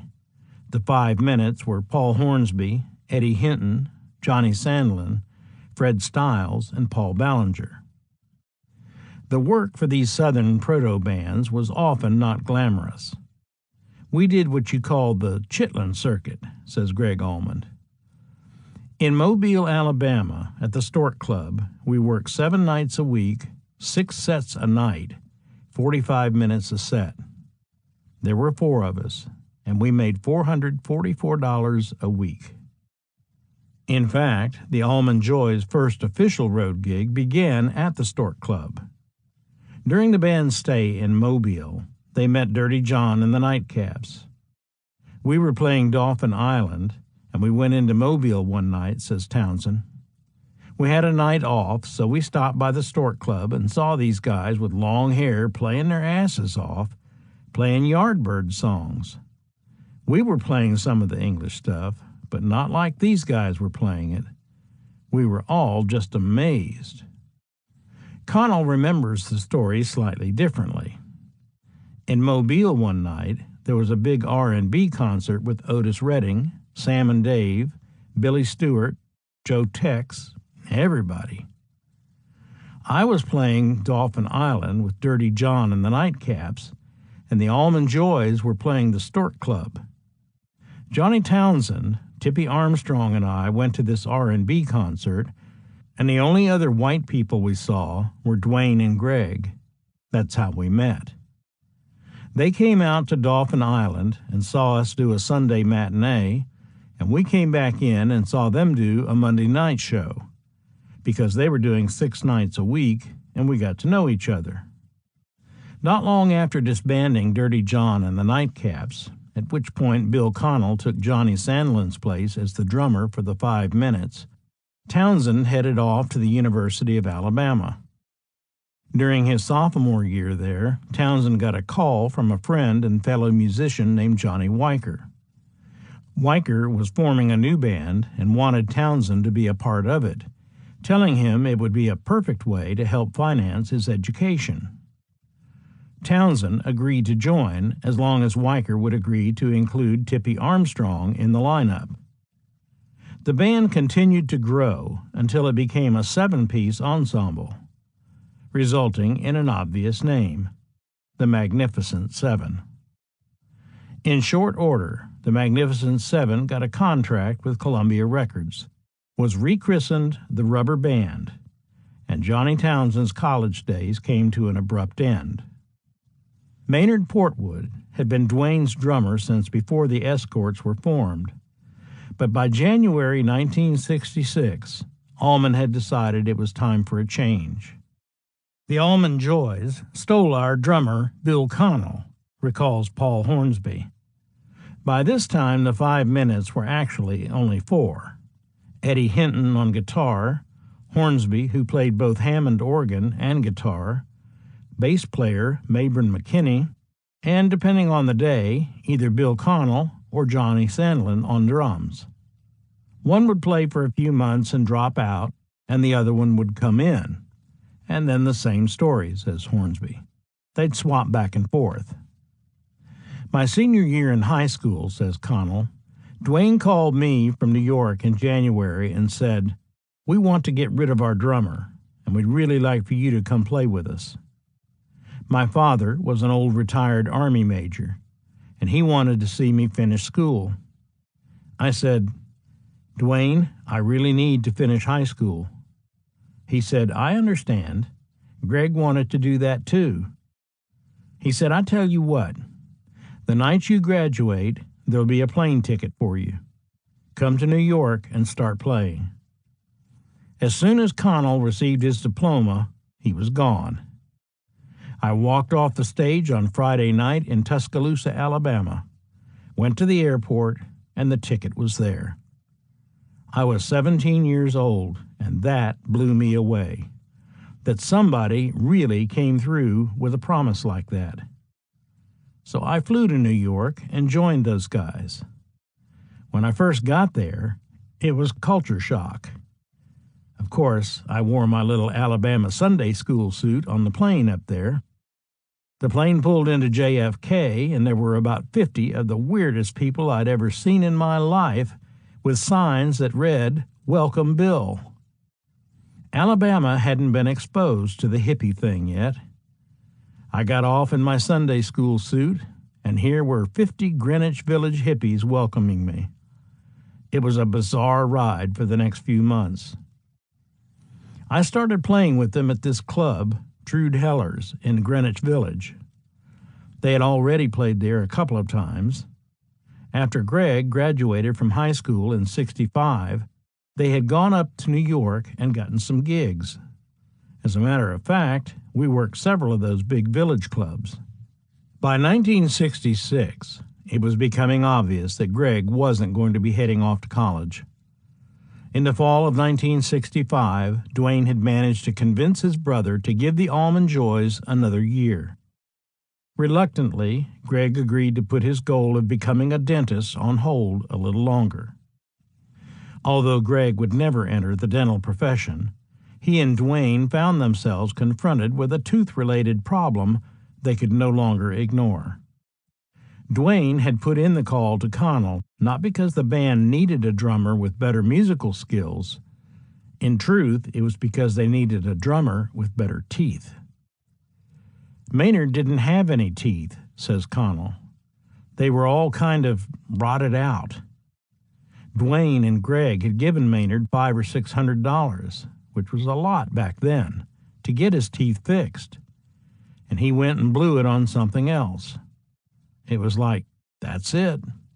We can't make it with a man with no teeth during this Beatles thing. So that's why they got rid of him and asked me to come. That's how I got hired. I had good teeth. I must have played okay, too. Connell's arrival wasn't the only change in the band. By the time the new drummer arrived in New York, Mike Alexander had replaced Bob Keller on bass. More important, Greg's primary instrument had become a Vox Continental portable organ. The Almond Joys were constantly on the road, occasionally playing in the same towns as their southern brethren. When I was with the rubber band, says Townsend, we hung around with those guys, and they told us unbelievable stories. They were very, very streetwise at that age, and it amazed us because we were like little Southern Baptist sissies. But every time we played in the same area, they would come see us, and we'd go see them. We played the old rock and roll circuit, Connell says. We played St. Louis and Nashville, the whole east of the Mississippi circuit when I was with them. Duane recalled those days in 1970, telling disc jockey Ed Shane, "There's a garbage circuit of the South, man, that you work at and you make about $150 a week and eat pills and drink. It's a bad trip." When it came to rock and roll and R&B in Duane's old hometown of Nashville, the place to play was the Briar Patch, at the corner of 5th Avenue South and Leah Avenue. And the Almond Joys gigs at the Briar Patch in the summer of 1966 would bring Duane and the band their first genuine shot at the big time. The group's first week of shows was promoted in local ads as a limited engagement. Although the longer the Almond Joys stayed in Nashville that summer, the less limited their Briar Patch gigs became. It was during the band's initial run at the Briar Patch that John D. Loudermilk came into their lives. Primarily known as a country songwriter, Loudermilk had a knack for creating the kind of songs that crossed over onto the pop charts, including A Rose and a Baby Ruth, and Abilene for George Hamilton IV, Waterloo, a huge hit for Stonewall Jackson, and the seminal Tobacco Road, originally a hit for the Nashville Teens in 1964, but eventually covered by everyone from the Animals to Jefferson Airplane to Junior Wells to Lou Rawls. Loudermilk was not only a revered songwriter, recording artist, and record producer, he also had a talent for finding talent, or, in the case of the Almond Joys, a talent for listening when someone else found an act they thought he should hear. George Hamilton IV had seen them, Loudermilk recalls. He called me and said, "You might enjoy hearing these guys and consider producing them." He was knocked out with them.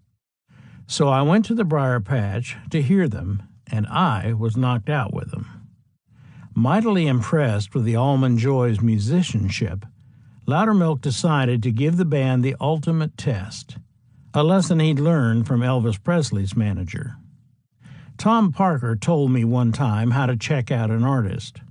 He said, "You turn your back to the artist. You know what he looks like on stage. Just turn around and watch the audience. You can see the emotion in their faces, and you can tell about how much they'll pay to continue having that emotion." He was a genius at doing that and fucking up people's lives that he managed. But he knew what he was talking about there, so I went to the Briar Patch and did just that. The kids were going crazy.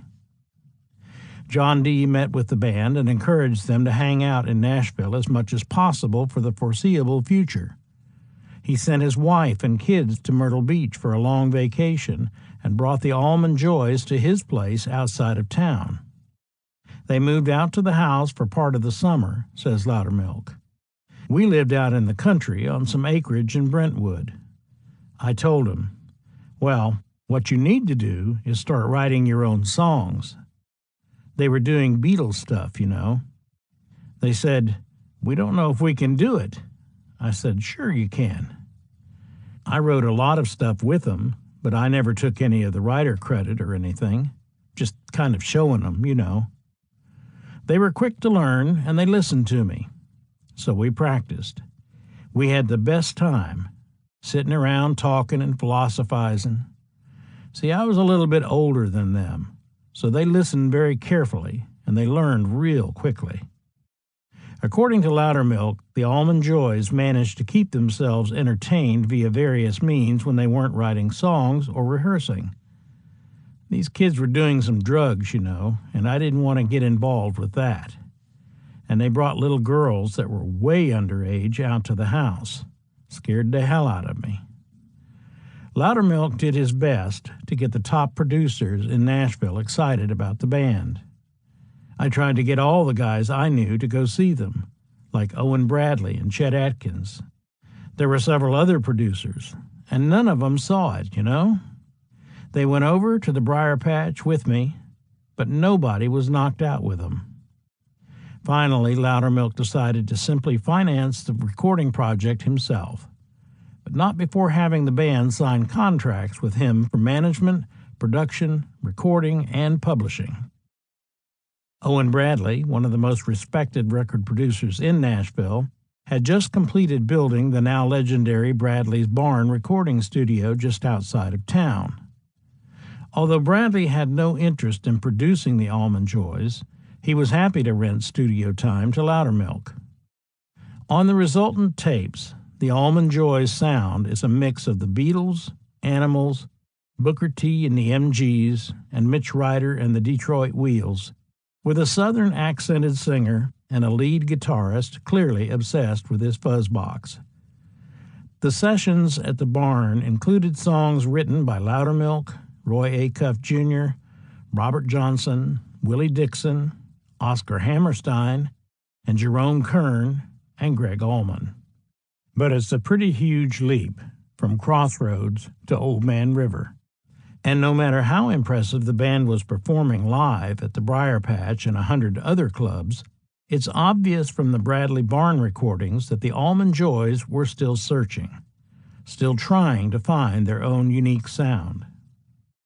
Unfortunately, the biggest sound they made during the sessions was not exactly what Loudermilk had in mind. They shot off a pistol in the studio, he says.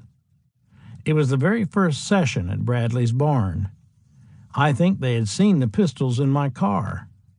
I have always carried 2 pistols in my car, one for me and one for my wife. If you break down, somebody's got to stay with the car, and somebody's got to go after help. And so both need to be protected, So they brought one of the little pistols into the studio. They shot a hole in the roof. And Owen Bradley called me about 2 weeks later and said, "Man, it's raining and the water's coming right through this hole." I don't remember if I fixed the hole or if I paid to have it fixed or what. It just became part of the myth. Among the tracks produced by Loudermilk that August were Spoonful and You Deserve Each Other. Buddy Killen, owner of Dial Records, agreed to release the 2 sides as a single the following month.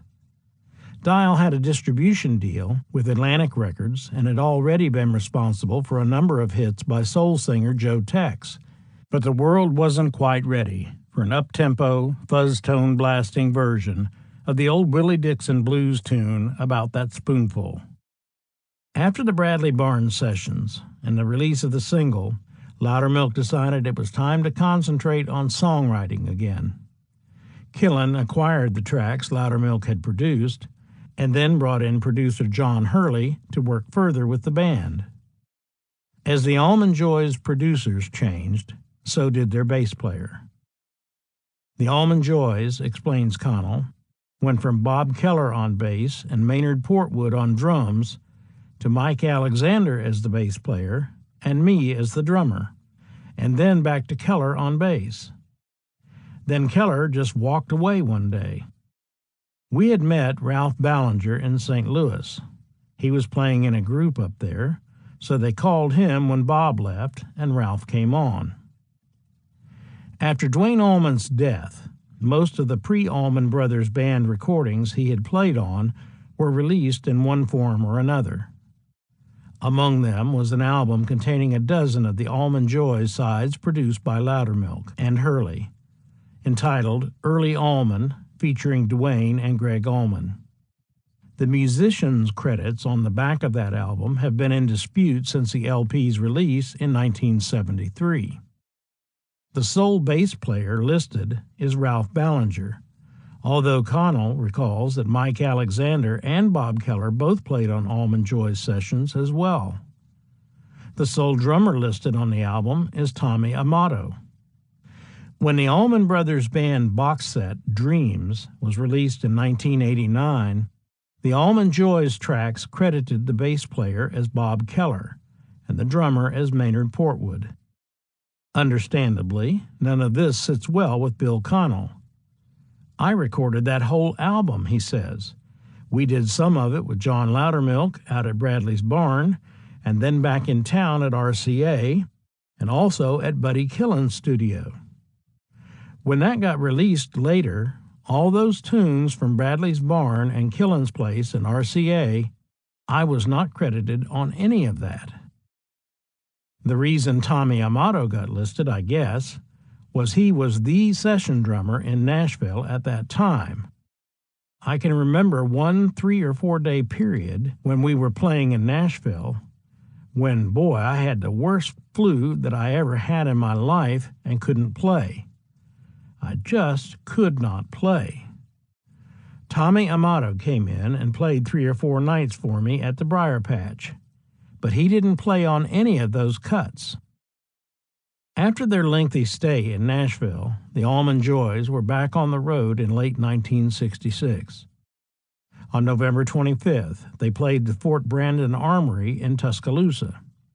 The promotional poster billed it as a gigantic show and dance featuring the Almond Joys, playing their smash hit Spoonful on Dial Records.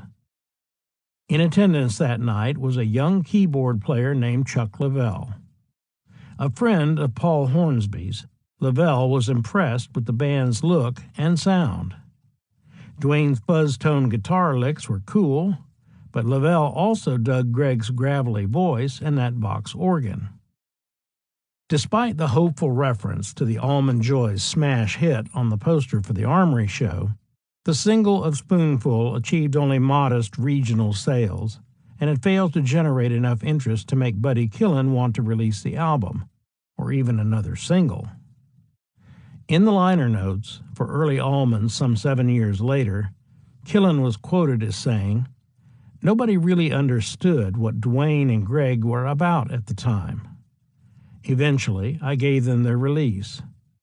Although it was probably a slight exaggeration on Allman's part, Duane later recalled Killen's send-off this way. He listened to the tapes and said, 'No, man, you cats better look for a day gig. You're the worst I ever heard.' Needless to say, the Almond Joys didn't take that advice." After Killen passed on the Almond Joys, Loudermilk recalls, "Duane came to me and said, 'Man, I don't know what we're going to do.' I said, 'You ain't going to get nothing done here. You ain't going to get anybody to listen to you here.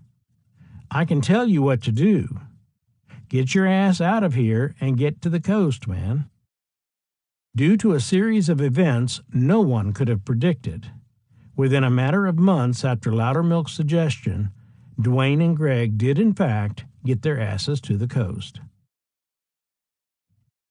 Chapter 5. Like Sands Through the Hourglass. I was living in L.A. and said, "Boy, the band business stinks." D.A. With the Almond Joys' short-lived recording career on Dial Records over, the band stayed on the road, grinding out the usual club circuit gigs generally available to a group of accomplished musicians, with a booking agent and a several-months-old single that had been a regional hit. Not having had the Almond Joys' experience of being discovered and signed to a label, the 5 Minutes had solved the whole record-making issue by going to a place called Fame Studios in Muscle Shoals, Alabama. There, they cut a few tunes, had them pressed into singles, and got some regional airplay of their own. "We were a weekend college band," Paul Hornsby says. The Allmans were the first full-time professional musicians I knew that played every night, and that's all they did. They were a touring band, playing clubs. After they got our drummer, Bill Connell, Johnny Sandlin rejoined the 5 Minutes, and the Allman Joys talked us into signing with the agency they were signed to, one-nighters out of Nashville, and going on the road. So we started playing the same club circuit that they played, following each other all over Kentucky, Indiana, Illinois, Iowa, whatever part of the country you want to call that. By the time they joined the club circuit, the 5 Minutes had been a 4-piece band for some time, so they became simply the Minutes. As with the Allman Joys, the Minutes had a tough time keeping their band together. In early 1967, they lost a key member when guitarist Eddie Hinton departed to go to Muscle Shoals and become a session player. When Eddie left the group, says Hornsby, we garaged it for 2 or 3 weeks trying to put something together. We found Pete Carr, and he rehearsed with us. I think we did maybe 2 gigs with Pete in the Minutes. Guitarist Pete Carr was a fellow Daytona Beach musician whose life would frequently intersect with Duane's.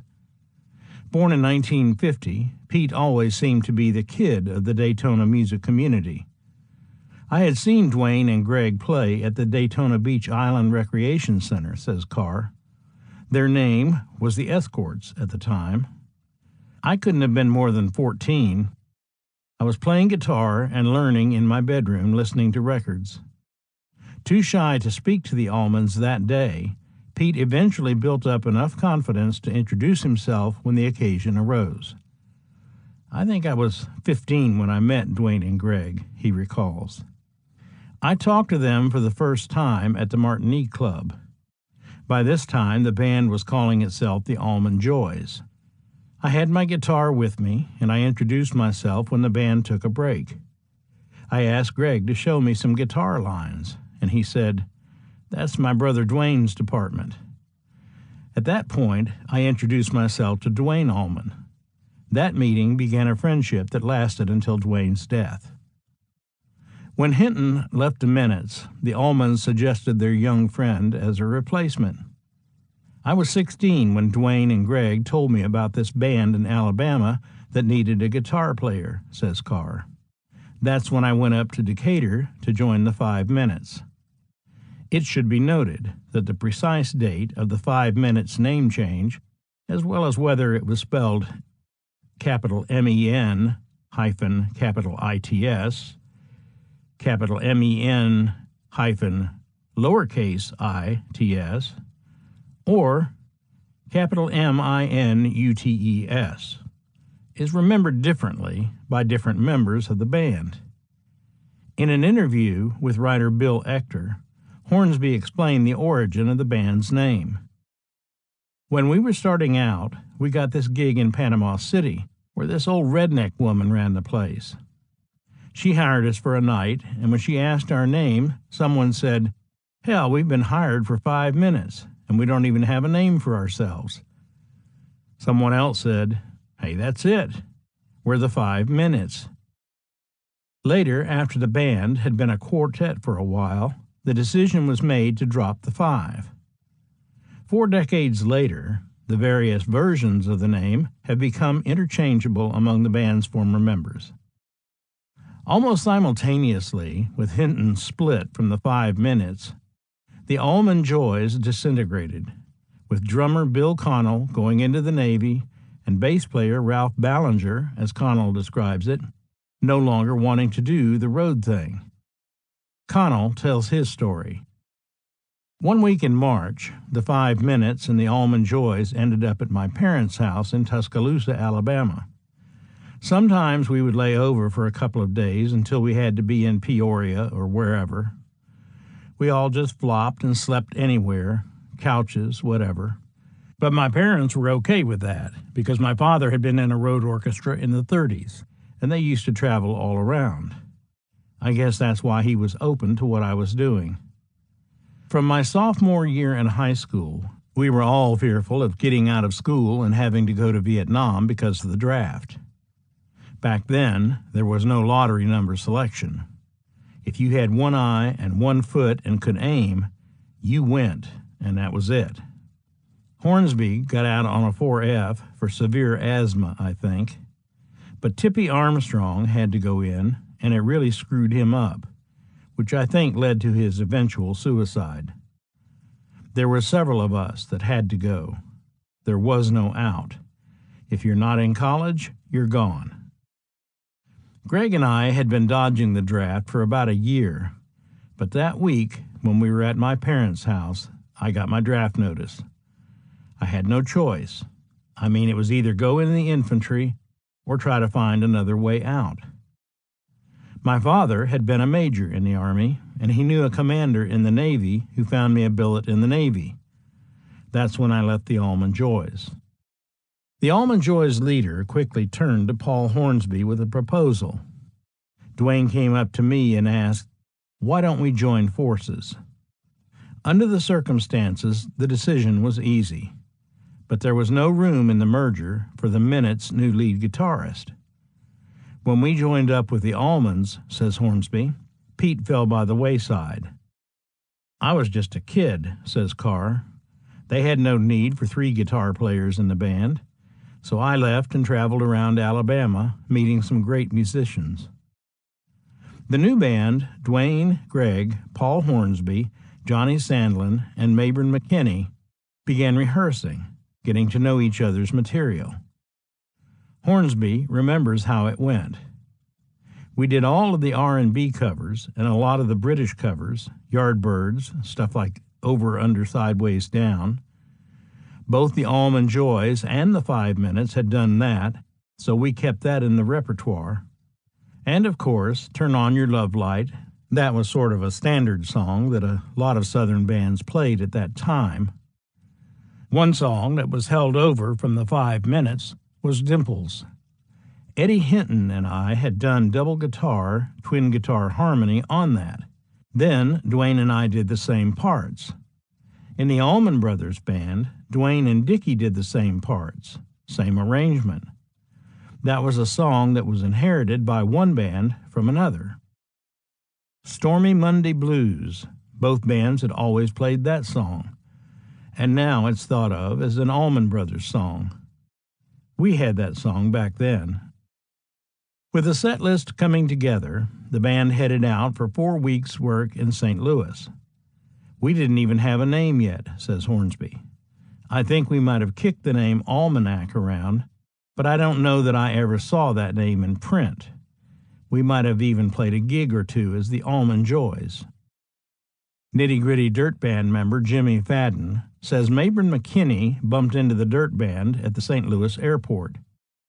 Mabern said, "Hey, are you guys in a band?" recalls Fadden. He guessed we were a band because we had long hair. So when we said we were, Mabern said, "I'm in a band too. You got to come hear us play tonight." At that point, the Dirt Band was a fledgling act touring behind their first single, Buy For Me the Rain. That evening, the Nitty Gritty Dirt Band, along with their manager, Bill McEwen, went to St. Louis's Gaslight District to hear McKinney and his bandmates, whatever they were calling themselves. Bill McEwen was so impressed with what he heard that he was convinced he had discovered the next Rolling Stones. His brother John, a member of the Dirt Band, recalls that encounter. We ran into the Almonds on the road in 1967, around the end of March. My brother Bill told them, "Come on out to L.A., and I'll be glad to manage you." Having nothing else on their agenda, the band headed for the West Coast. They showed up the next month in L.A. and moved into the Nitty Gritty Dirt Band house in Beechwood Canyon, says John. It was a 4-floor house, and they kind of took over the first floor for about 5 or 6 weeks. Dwayne was in Los Angeles, the entertainment capital of the world, where he could play his music at the host of venues the city had to offer. He'd be able to share his music with the world once a record deal was in place. No more garbage circuit of the South. At least that was the plan. The band signed a management deal with Bill McEwen, and on June 15th, 1967, they got the record deal he had promised them. Liberty Records signed them, says John. It was decided that Dallas Smith would produce their first album because he was a staff producer, and my brother had worked with him getting the Dirt Band there. Liberty was the label of rock and roll legend Eddie Cochran of Summertime Blues fame. Johnny Burnett, one-third of the Rock and Roll Trio, the band that popularized Train Kept a Rollin', had been on Liberty with hits like You're 16. The Rivingtons were on Liberty too. They were the four black guys who sang Papa Oomau Mau and Bird is the Word, only to be ripped off by a white surf band from Minneapolis who stuck the two songs together and called it Surfin' Bird. This was the big time in the big city, but the band was still trying to find its way musically. On the road, they had been performing songs by other artists for the most part. Liberty Records, of course, would require original material, or at least songs that hadn't already been hits. Paul Hornsby says, "We had not been together long enough to have a repertoire of original songs. We got the band together, rehearsed, got enough songs to play a club gig, and played for a month.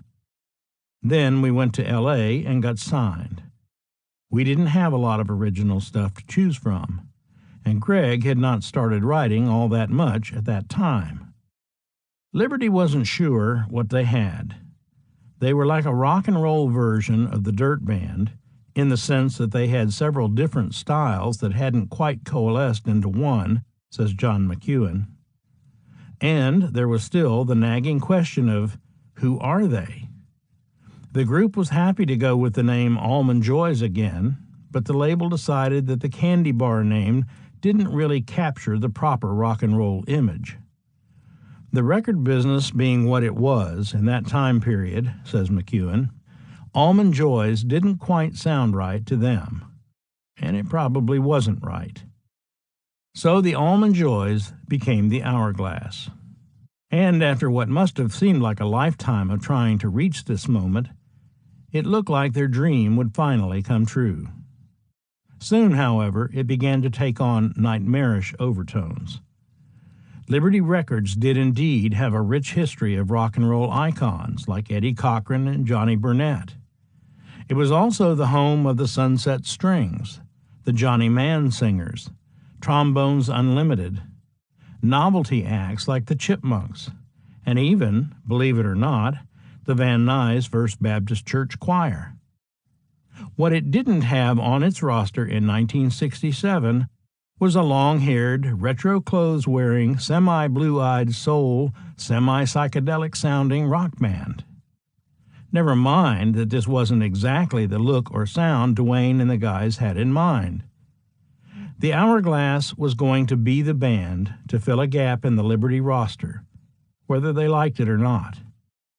Having signed a recording contract that gave the band no artistic control, the Hourglass found themselves in the studio with a collection of mostly forgettable songs by otherwise great songwriters, under the direction of producer Dallas Smith, who had produced the Nitty Gritty Dirt Band's debut album on Liberty. According to John McEwen, Smith, who had also been working with saccharine-coated pop singer Bobby Vee, was definitely a formulaic producer. I don't think he was the type of producer who had an ear for great music, as much as there was a lot of great music in that era that couldn't be buried, no matter who you were. In the case of the Hourglass, I don't think they'd developed enough to push through a few cool things yet. Nor were they of the mindset where they could force control and say, well, this is the way we're doing it.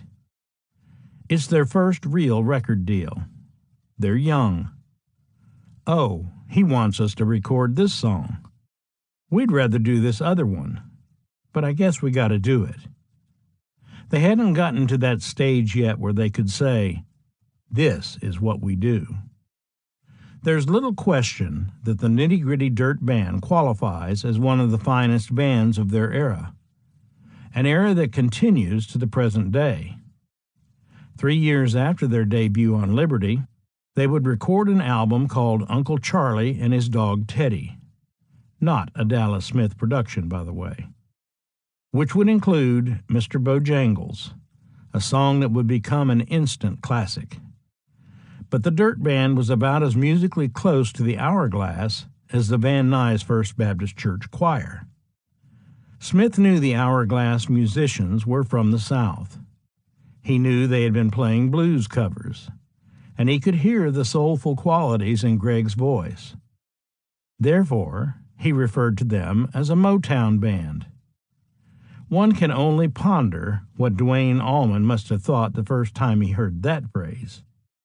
The Hourglass years were long before the days of cassettes or CDRs. The demos they listened to were acetates, 45s cut on a lathe that could be played a handful of times before the needle wore them out. The band went through a box of acetates and picked out several by songwriters with familiar names, Goffin and King, Curtis Mayfield, and Del Shannon among them. The songs might as well have been by Irving Berlin or John Philip Sousa. When we got signed, we had to have an album, says Hornsby. So they threw a bunch of demos at us. We were just naive Southern boys. We wanted to please everybody, so we did just about anything they told us to do. They suggested that we cut a lot of bad songs, unfortunately. They assured us that that was the shit, you know? So we did it. And none of the material reflected what the group did live. We hated the songs so bad that very few of them we ever played live. Listening to the first Hourglass LP today, one can only wonder how bad the demos must have been that they chose to leave in the box. Of the 11 songs the band recorded, among them were 2 by the successful team of Jerry Goffin and Carole King, a Curtis Mayfield number, and a Jackson Browne song called Cast Off All My Fears. The only concession made by the producer and the record label was to let the band cut one of Greg's old Almond Joy's compositions, Got to Get Away, but not before making sure that Metric Music, Liberty's music publishing arm, got the publishing rights. Greg had to write John D. Loudermilk and ask to be released from the publishing deal he had signed in Nashville. I wrote him back, says Loudermilk. I turned Greg's letter over and wrote on the back, "You are released from all of the contracts we have without any payment or anything to me. I just want to see you guys make it." I tore up the contracts. I'd been held back in my career by contracts, and I didn't want to do it to them. People listen to the first album, says McEwen, and they ask, how come they didn't sound like the Allman Brothers? In that era of recording, the control of the artistic end was as far away from the artist as it could be, and Dallas Smith is a case in point. When he was producing the first Dirt Band album, one of our cuts was an instrumental I'd written, and he walks up to me and says, "Okay, we're ready for that instrumental.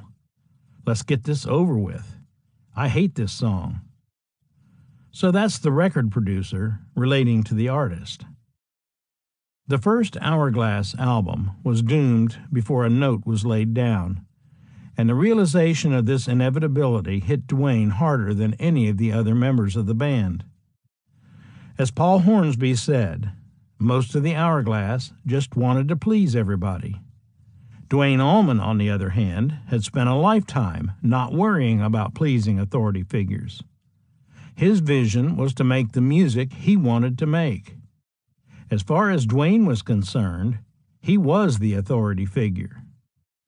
From the beginning, he and Dallas Smith, rather than collaborating, were making an album in spite of each other. John McEwen was brought in on August 10, 1967, to play on a song called Silently, co-written by Del Shannon. Not surprisingly, Metric Music owned the copyright on that one, too. The Hourglass probably chose to record it for no other reason than the fact that it was written by someone whose name they actually recognized. Right away, McEwen saw the effect the whole process was having on Dwayne. The thing that I remember, sadly, was seeing Dwayne come in the studio so high that he could hardly wear his guitar. I thought, oh my God, this is too bad. This is an example of Southern comfort meeting Southern California. He could barely open his guitar case. Dallas Smith recorded the basic tracks with the band. Then he added background singers. Then he added horns. Then he pushed Greg's voice way up front in the mix. Needless to say, this wasn't the band members' vision of what their sound was supposed to be. In fact, the album sounds like a mid-60s Greg Allman solo project, a collection of mediocre songs with a good singer being backed by a group of competent musicians. There is no way to listen to the 11 tracks on Hourglass and think, band. Least of all, Southern blues rock band. The cause of Dwayne's frustration in the studio becomes apparent from the very first song. In fact, his initial guitar solo doesn't come until Cast Off All My Fears, some 4 cuts into the record. He pops up again a couple of songs later, playing a brief lead line over the fade of No Easy Way Out. In the few other spots where he can be heard at all, Dwayne's playing seems totally out of place, proof that the band was completely off the course he had tried to set for it. The liner notes described Hourglass as everything from rhythm and blues to driving psychedelic beats, reeking of soul. In other words, an album consisting of a hodgepodge of genres performed by a band being pulled in various musical directions by a producer with no apparent focus. But when they played live, that was a different story. On stage, they were the real Hourglass. They played torrid blues rock, the kind of stuff that had gotten the crowds on their feet in Missouri and Alabama and Georgia and Florida. Hourglass opened for the Doors at the Hullabaloo and tore the place apart. They had a steady gig at the Whiskey A Go-Go. Audiences loved what they heard and came back for more. When they opened at the Whiskey A Go-Go, I was standing in the front row, says Johnny Townsend. There was a big buzz about the group. People, pretty much a lot of the Hollywood elite in the music world, were there that night to see them just burn the stage. Frightened people to death, really. What the hell is this? These guys are fucking killers. We played there probably more than any other band they ever had, says Hornsby.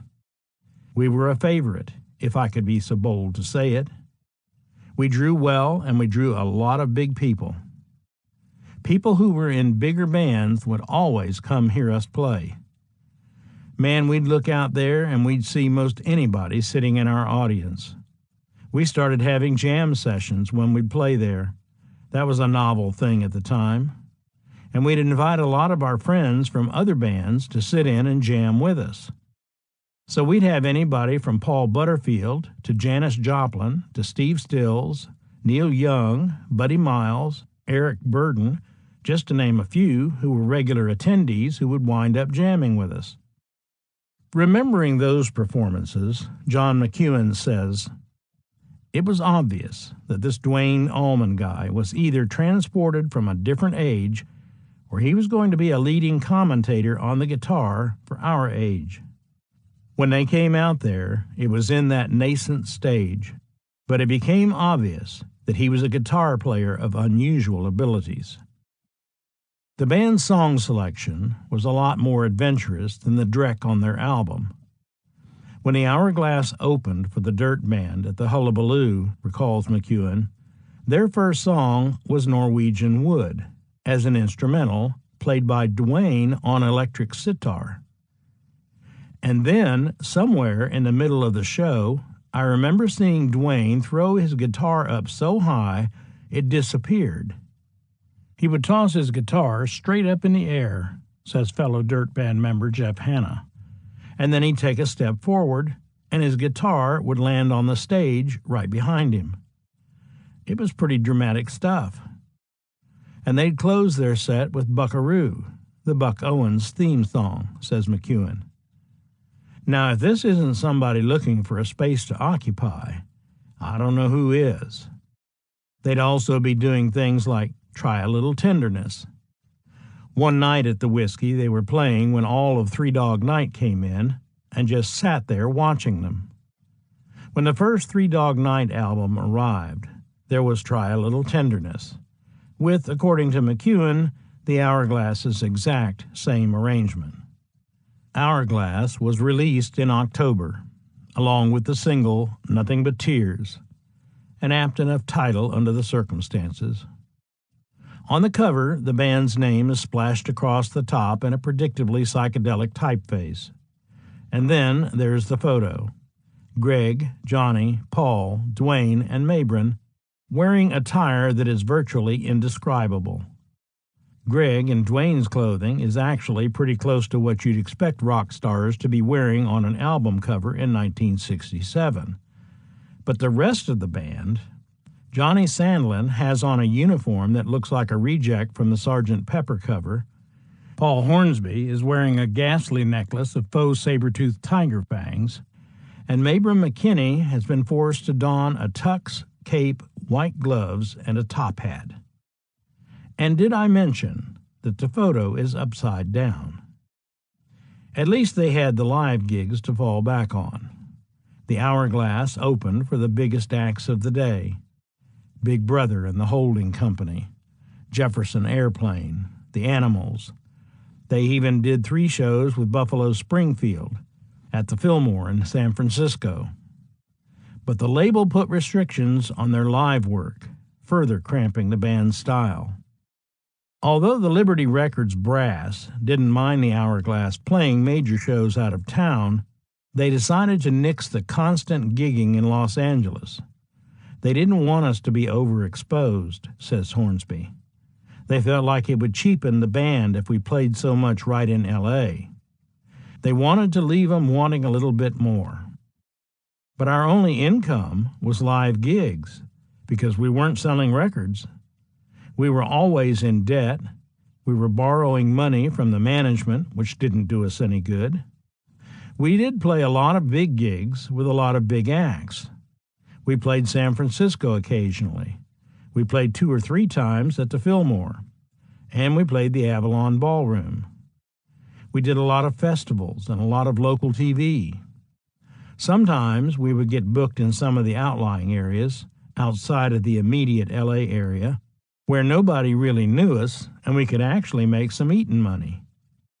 The Whiskey and the Fillmore and all were prestigious gigs, but they weren't big-paying gigs, because a lot of bands would play for the exposure value more than anything.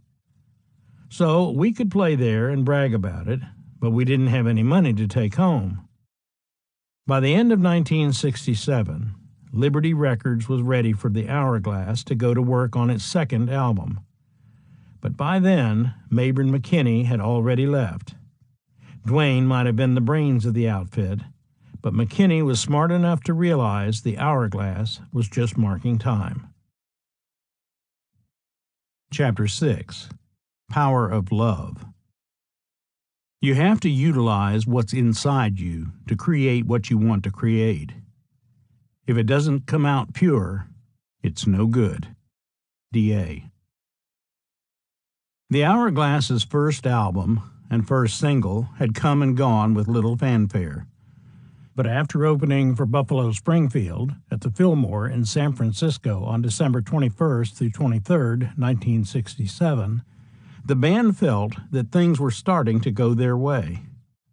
Sure, the money was small, but the prestige of playing at one of Bill Graham's venues meant a lot. The band's reputation as a live act was continuing to grow despite the fact the gigs had been cut back by the label. And it was clear from the jam sessions at the Whiskey that many successful artists truly respected their musicianship.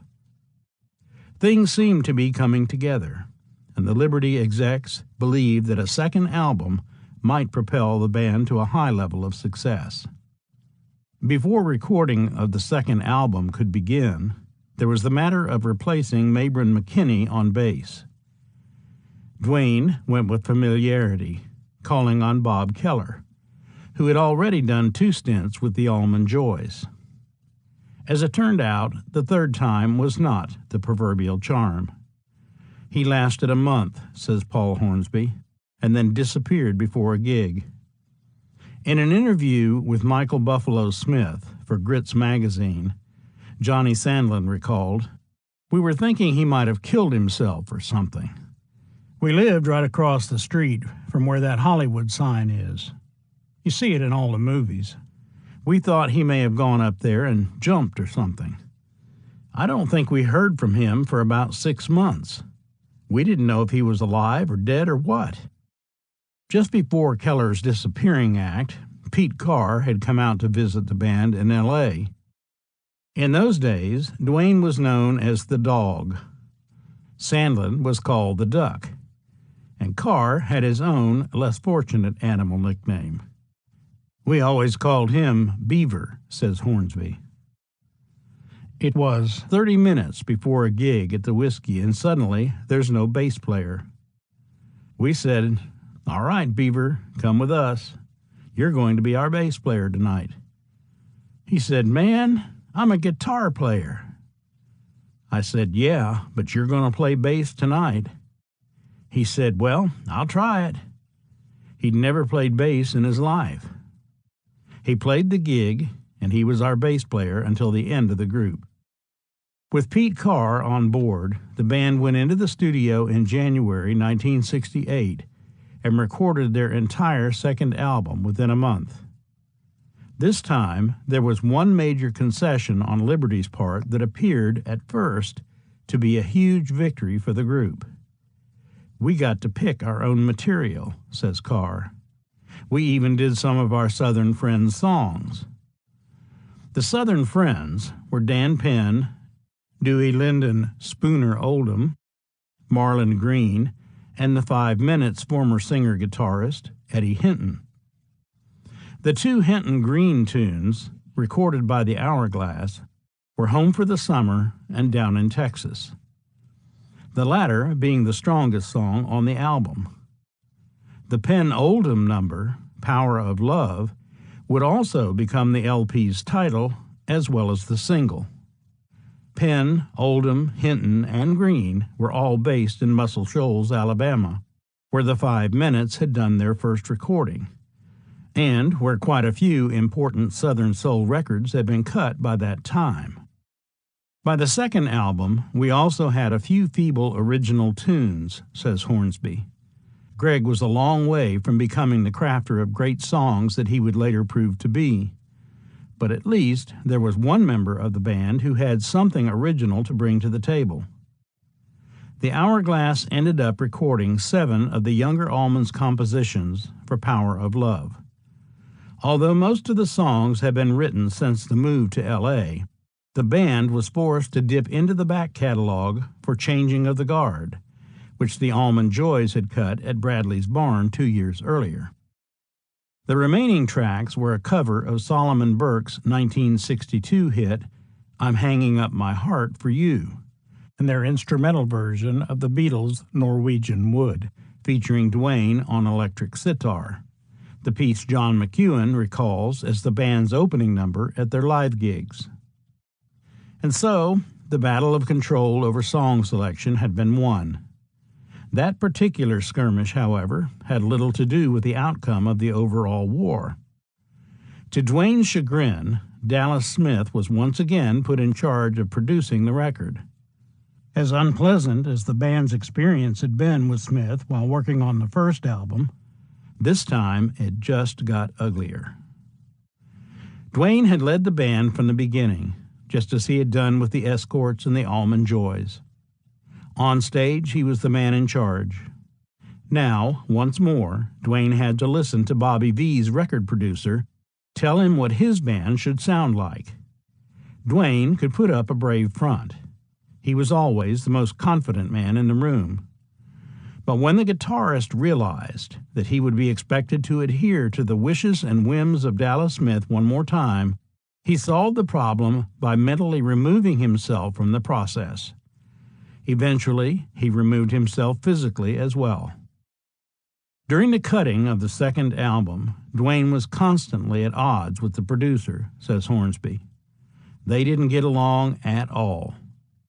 You didn't tell Duane what to do.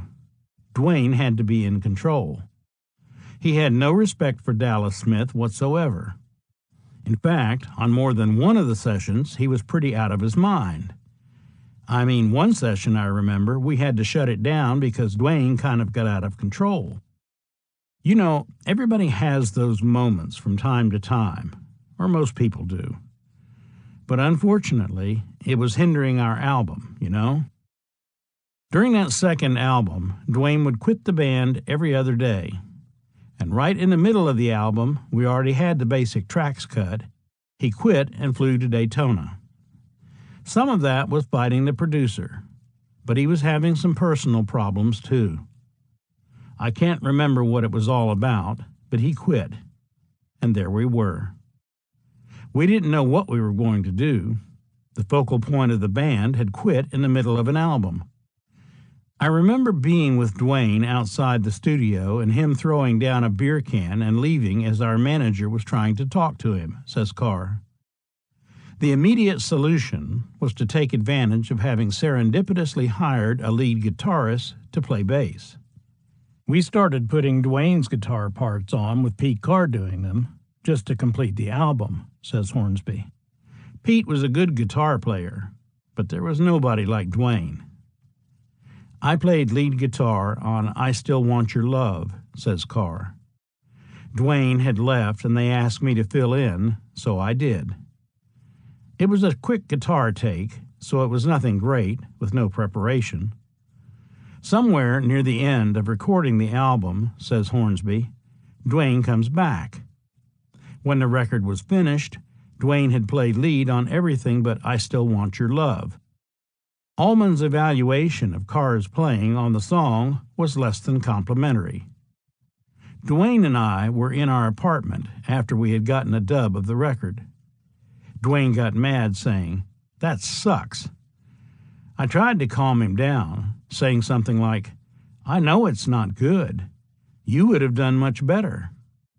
Truth being, he could have done better, and I know I could have done better than I did. Whether leaving before finishing the album was solely because of problems back home or not, only Duane really knew. It was clear to all involved that he was miserable with the way the sessions were going. Due to the undeniably vast improvement of the second album over the first, it's difficult to grasp Duane's immense frustration. At least, things were pointing in the right direction. To this day, I think Greg did some of his best singing on those albums, as young as he was, says Carr. And perhaps he has hit the nail on the head. Dallas Smith's focus was clearly still on Greg. It would become even more obvious that this was Liberty Records' intention when the finished album was released. On the front cover, Greg is the center of attention in the photograph of the band. Duane is to his left, looking at least a foot and a half shorter. Because we see Duane only from the chest up, it's impossible to tell if he's sitting on a stool while Greg is standing, or if it's just a matter of camera angle. The rest of the band stands behind the brothers, looking at something off to their left and appearing to be no more than bystanders who accidentally walked into the middle of the photo shoot. The emphasis on Greg becomes even more obvious on the back cover. There's a line drawing of the heads of the Hourglass members, with Greg's in the forefront and nearly twice the size of any of the other four. The liner notes, written by Neil Young, then of Buffalo Springfield, tell of Greg leading the band through the recording of To Things Before, about which Hornsby now says, "I can't even remember how that one goes." The members of the Hourglass might have considered Duane to be the focal point, as Hornsby puts it, but Dallas Smith and Liberty Records clearly had other ideas. In March, the album and its single, Power of Love, backed with I Still Want Your Love, were released. The public paid little notice. Power of Love is a good song, but if the album had a hit single crying out to be released to the record-buying public of 1968, it was Hinton and Green's Down in Texas. However, it was not to be. At least you can hear the Hourglass playing as a band this time around, even with the record company's emphasis on Greg. The feel of Power of Love is much looser than the previous record. It also more closely represents what the Hourglass was about, with the emphasis on more. Even Duane must have been pleased with his guitar work on I'm Hanging Up My Heart for You, but that's only one out of the 12 tracks. Overall, the songs are simply too weak for a band this strong. And, strangely enough, the one piece that was a key part of the band's live set, the instrumental of Norwegian Wood, just doesn't work within the context of the album. Years later, when United Artists reissued both Hourglass albums as a two-record set, Ben Edmonds wrote in the liner notes, "The music on these two records is not very good. This is not to say that the music is necessarily that bad. It's a perfect summation of the Hourglass's output on Liberty Records." Chapter 7. The Epiphany. You just slide a bottle up and down till what you want out of it comes out. You just slide away at it till you've got it down. D.A. Duane was crazy, which helps, says Paul Hornsby. He was always 9 steps ahead of himself and everybody else. He was just a real hyper guy. He was the kind of guy that you felt had something to say. He was always on the cutting edge of everything, from the clothes he wore to the music he played to the books he read. When he said something, everybody listened. When you heard him say something, some of it might be bullshit, but it was always interesting bullshit. He was the kind of guy who could walk into a room and he had that charisma about him that caused everybody to notice him. Of course, in those early days, shoulder-length reddish blonde hair itself was quite a striking thing. Coming out of Alabama or Florida at that time, you would tend to notice somebody like that anyway. But he was noticed when we got to L.A., too. The charisma seemed to come naturally for Allman, but he was not one to simply rely on personal charm to get him to the next phase of his musical career. Just as in the early days when he would stop the turntable with his toe to learn a new lick, Duane Allman was absolutely driven to become an even better musician than he already was. I think the guitar was just an extension of himself, says Hornsby. If you ever saw him sitting down, he had a guitar across his lap and a book in his hand. So he was either reading or playing guitar. Always. You never ever saw him without a guitar in his hand unless he was walking down the street.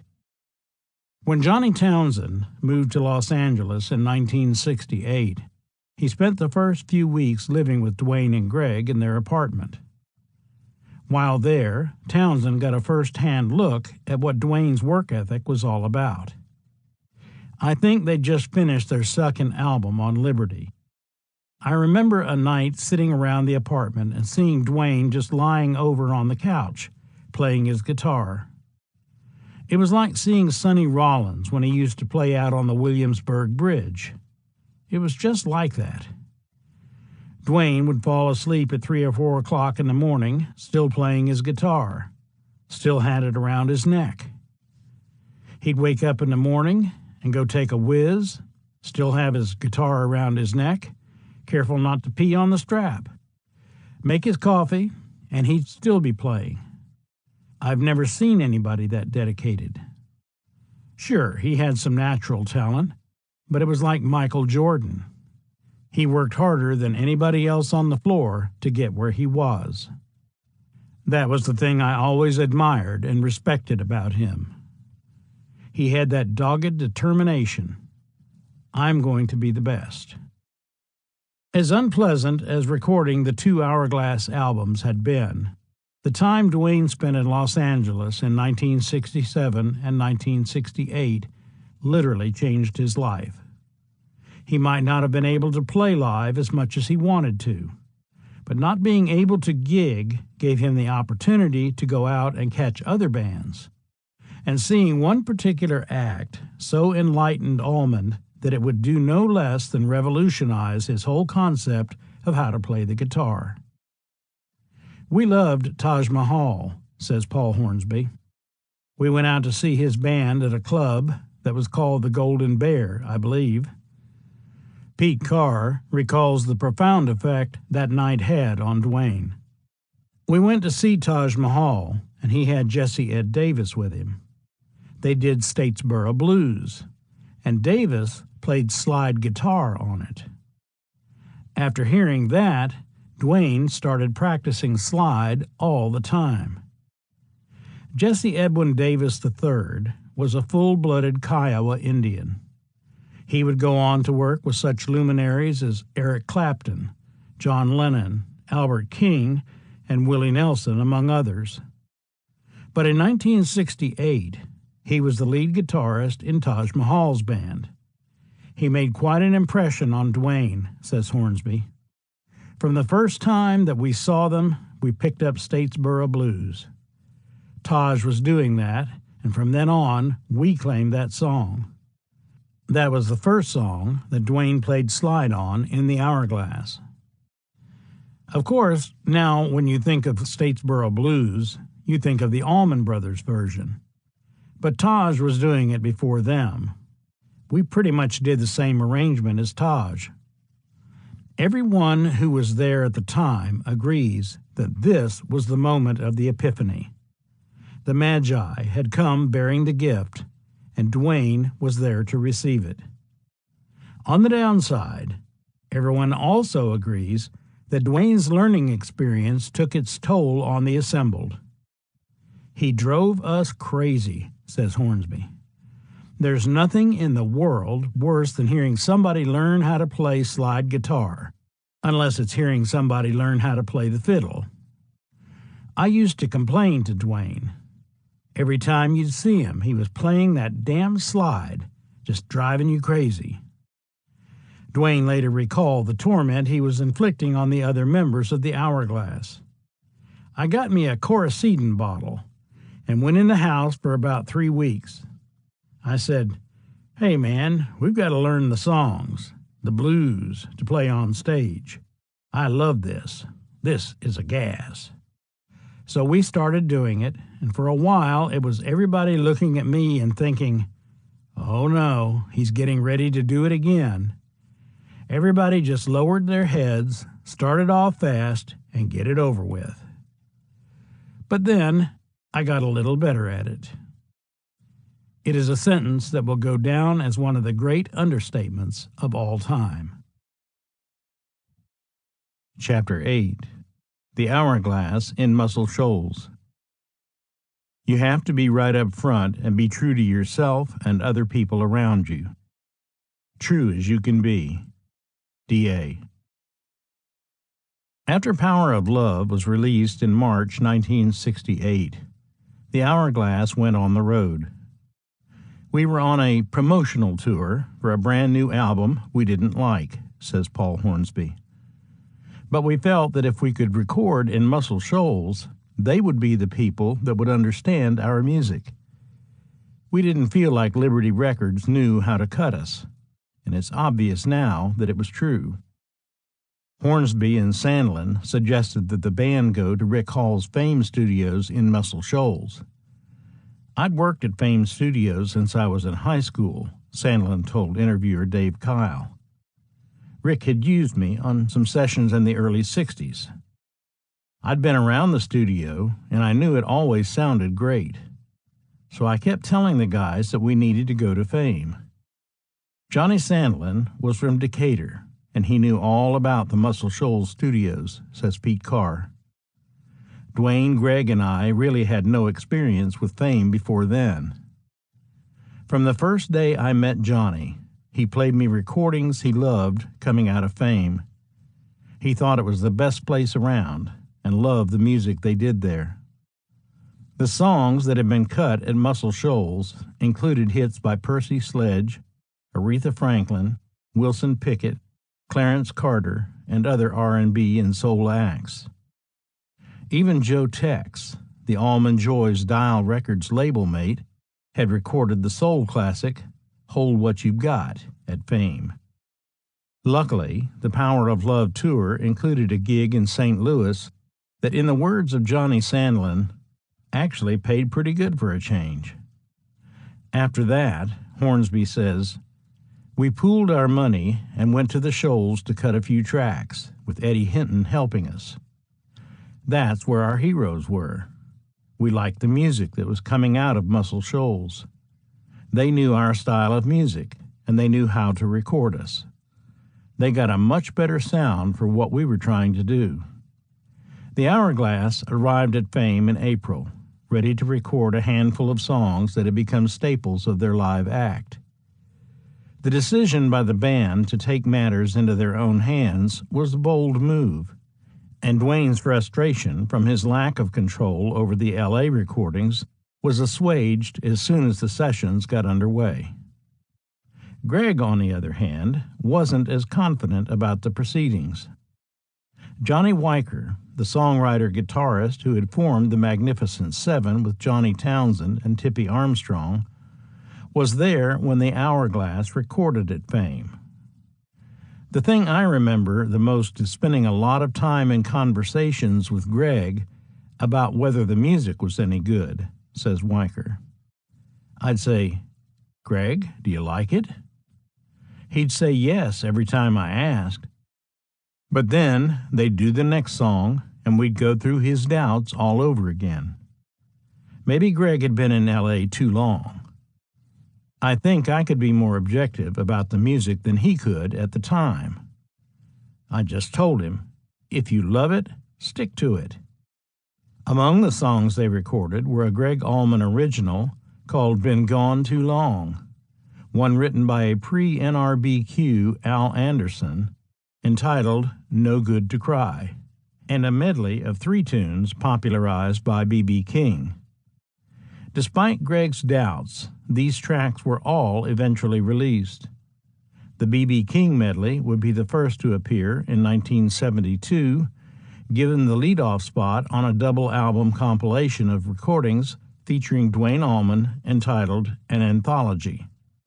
Been Gone Too Long would be included on its follow-up, An Anthology Volume 2, and No Good to Cry would finally show up more than 20 years later on the Allman Brothers Band box set Dreams, where it would be mistitled Ain't No Good to Cry. Unfortunately for Al Anderson, the credits would say writer unknown. Of the tracks laid down at Fame, it is the B.B. King medley that not only best shows off the Hourglass's blues-based Southern sound, but is a clear precursor to what was to come less than a year later, when Duane would put together the Allman Brothers Band.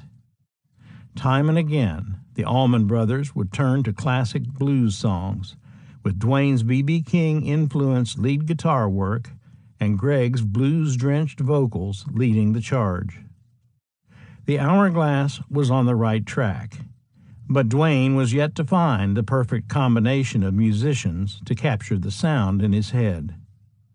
The 3 songs in the B.B. King medley are Sweet Little Angel, It's My Own Fault, and How Blue Can You Get? They are all from King's Live at the Regal, recorded on November 21st, 1964, at the Regal Theater in Chicago.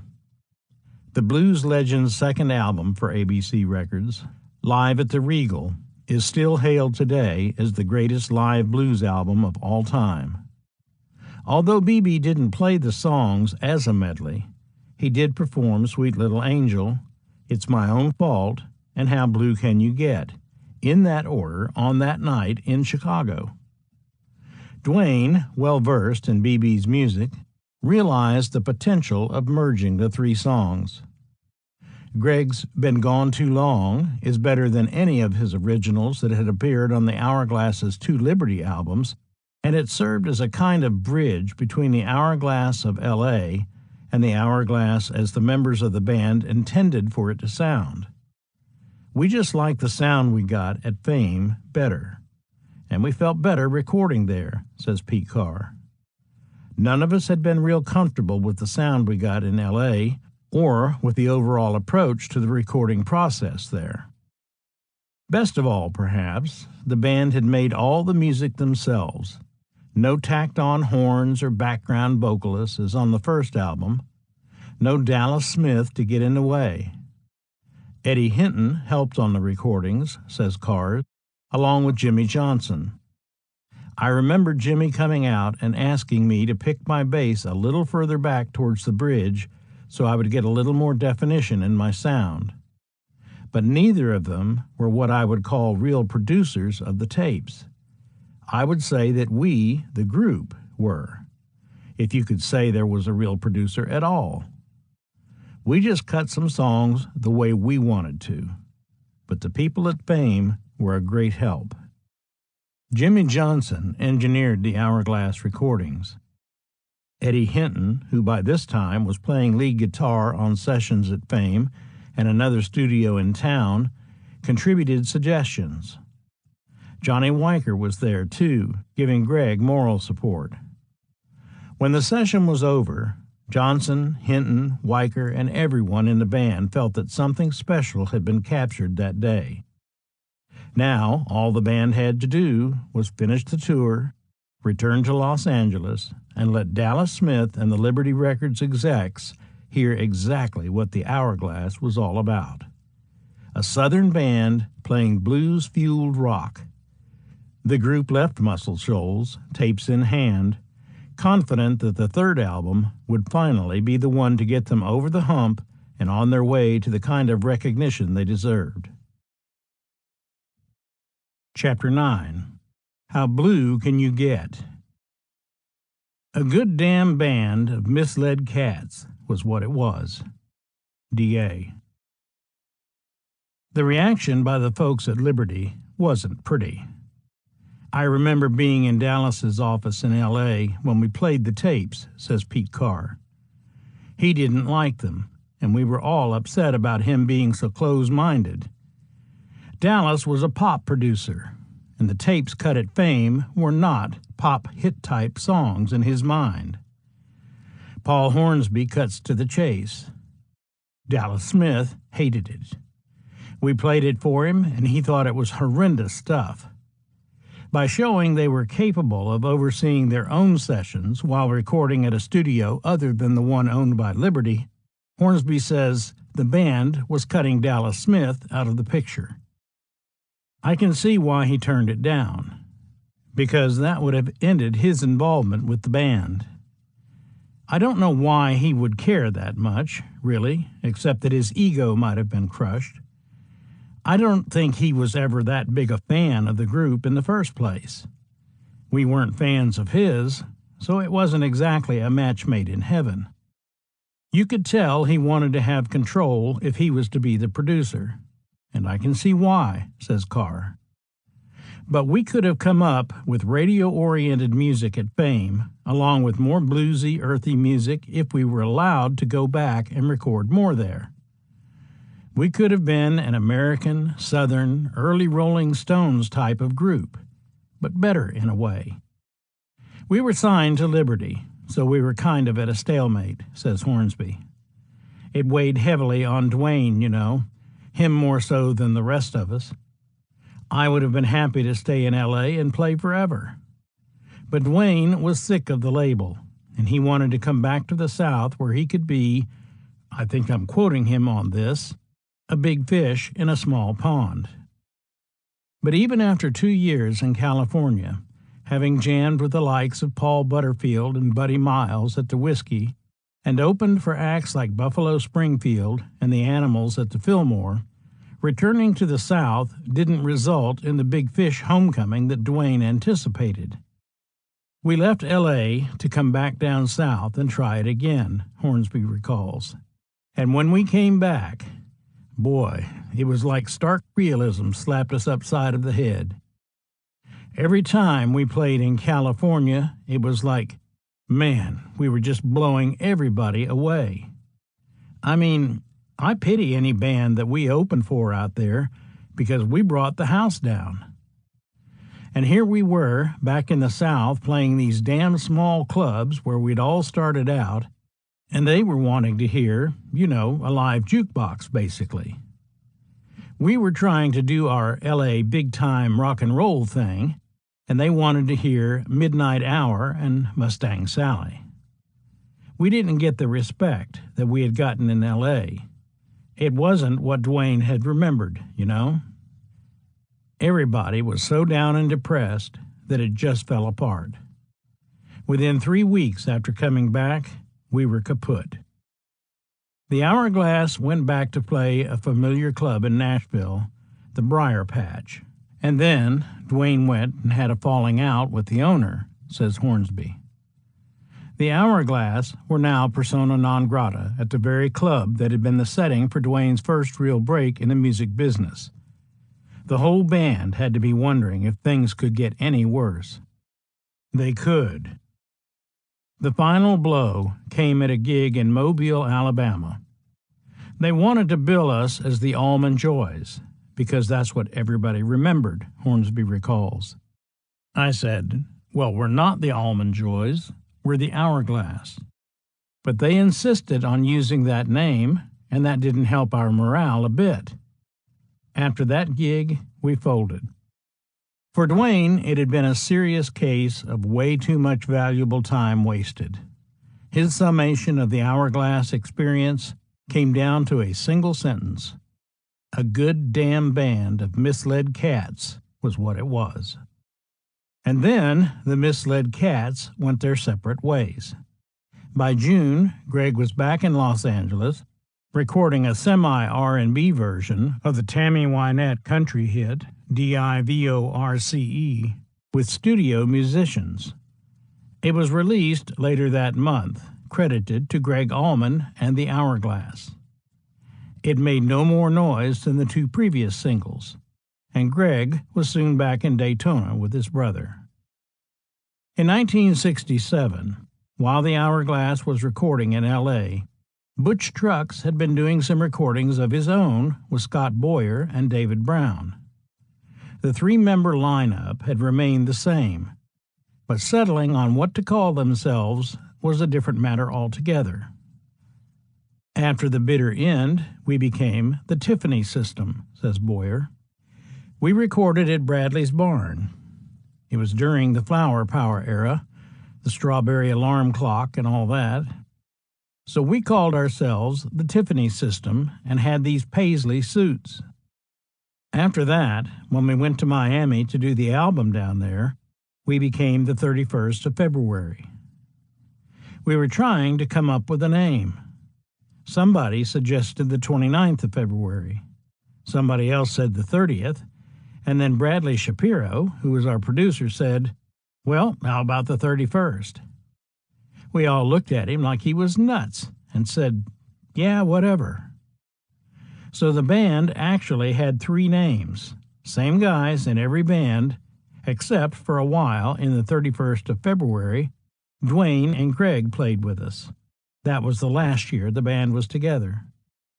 Prior to Dwayne and Greg's brief stay with the band, the 31st of February had managed to secure a deal with Vanguard Records, the preeminent folk music label of the era. We were working through some people in Miami, Boyer recalls. Henry Stone owned Tone Distributors down there, which was basically a record distribution warehouse that took up an entire block in Hialeah. He was in partnership with Steve Alamo.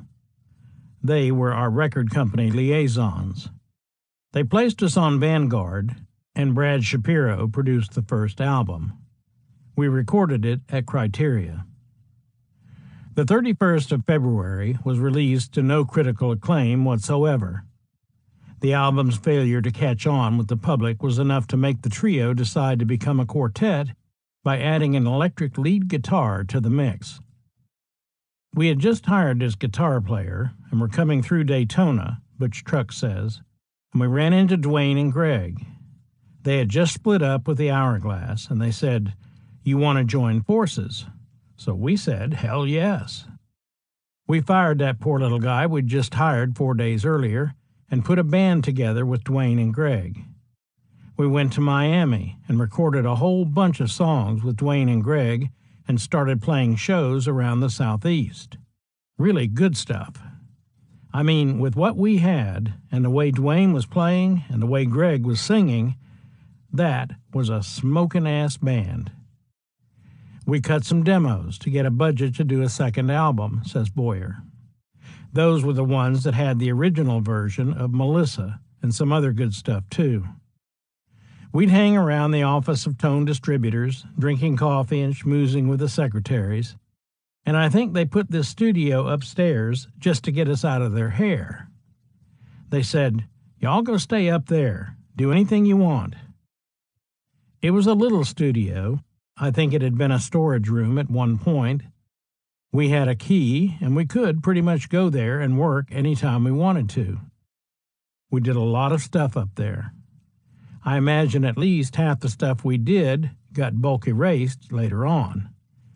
It's a shame because there was some stuff we did there that never saw the light of day. Some of it sucked, but some of it wasn't bad. The 31st of February's recording sessions for their second album started in early September 1968. Among the songs the quintet cut were "Nobody Knows You When You're Down and Out" and Greg Allman's "Melissa." John McEwen recalls Dwayne learning "Nobody Knows You When You're Down and Out" during his days with the Hourglass. My brother Bill was into traditional blues. Dwayne had never heard of Scrapper Blackwell, who was this old black guy who hadn't played guitar in 30 years until somebody rediscovered him. Bill showed Dwayne Down and Out by playing it for him on the guitar.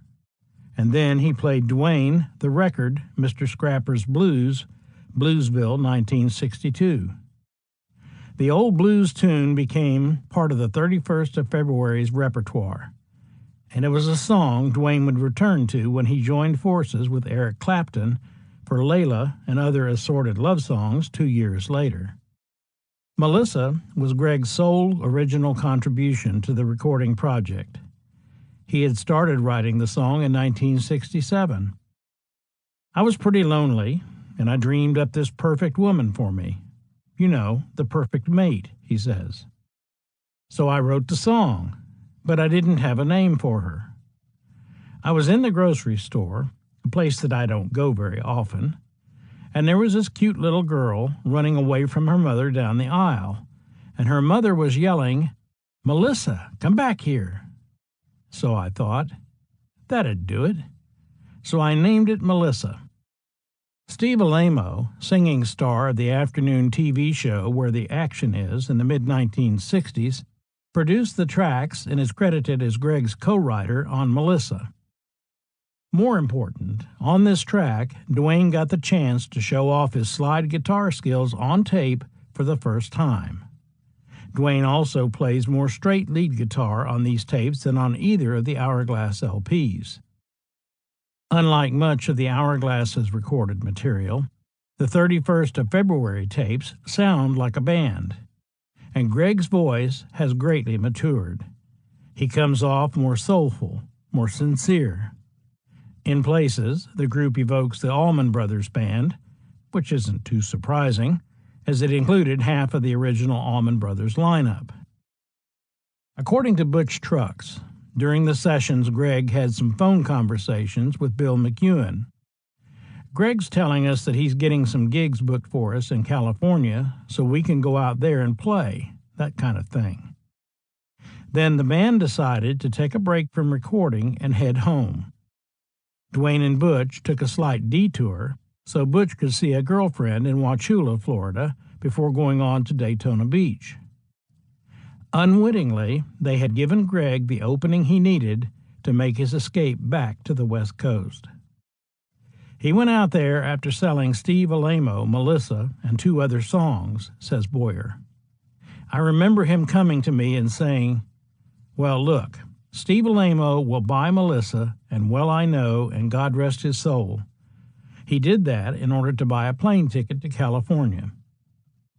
I remember us sitting in the living room at 100 Van Avenue, Butch Trucks told Hittin' the Note. The phone rings, and it's Greg, and he's telling Dwayne that he's going to be doing a solo thing out in California, that this McEwen guy will let Dwayne and the rest of them out of their Hourglass contract if Greg will stay and do this solo thing. Dwayne was so mad at Greg that night. Good God. Liberty Records had already shown its hand 3 months earlier when it released DIVORCE, singling out Greg's name in the credits, even if it was misspelled. It was Greg they had really wanted, maybe from the outset. And it was a temptation he simply couldn't resist. I've always heard that Greg was forced to return, says Paul Hornsby, but I doubt that they had to twist his arm very much. I think he really liked it. He liked the personal attention they were giving him. I mean, I would have. Can't blame him for that. For a brief moment, it looked as if things might actually come together again on the West Coast. Boyer remembers what happened.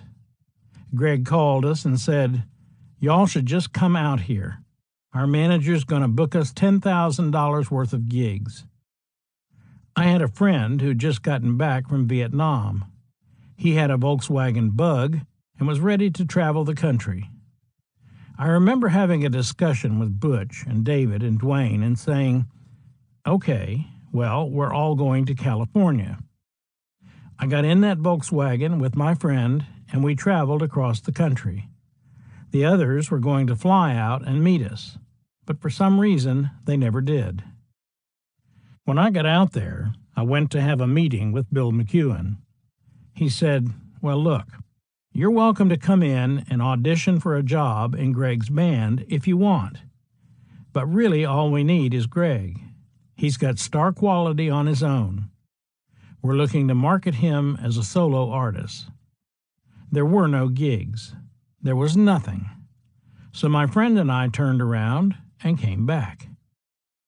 Even though Dwayne had decided not to go back to L.A., which turned out to be a wise decision, over the past few years he had spent as much or more time on the road than off. By the late 1960s, home was still 100 Van Avenue, Daytona Beach, but it was primarily a stopping-off point between various other destinations. Dwayne didn't seem capable of staying still. Years later, Bobby Whitlock would recall Dwayne's pattern during Whitlock's days with Delaney and Bonnie and Friends. "He was intermittently in and out of our lives," says Whitlock.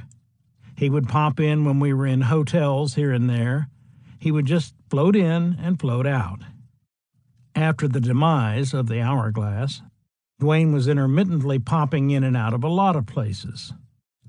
One of the towns he frequented, less than 100 miles from home, was Jacksonville, Florida.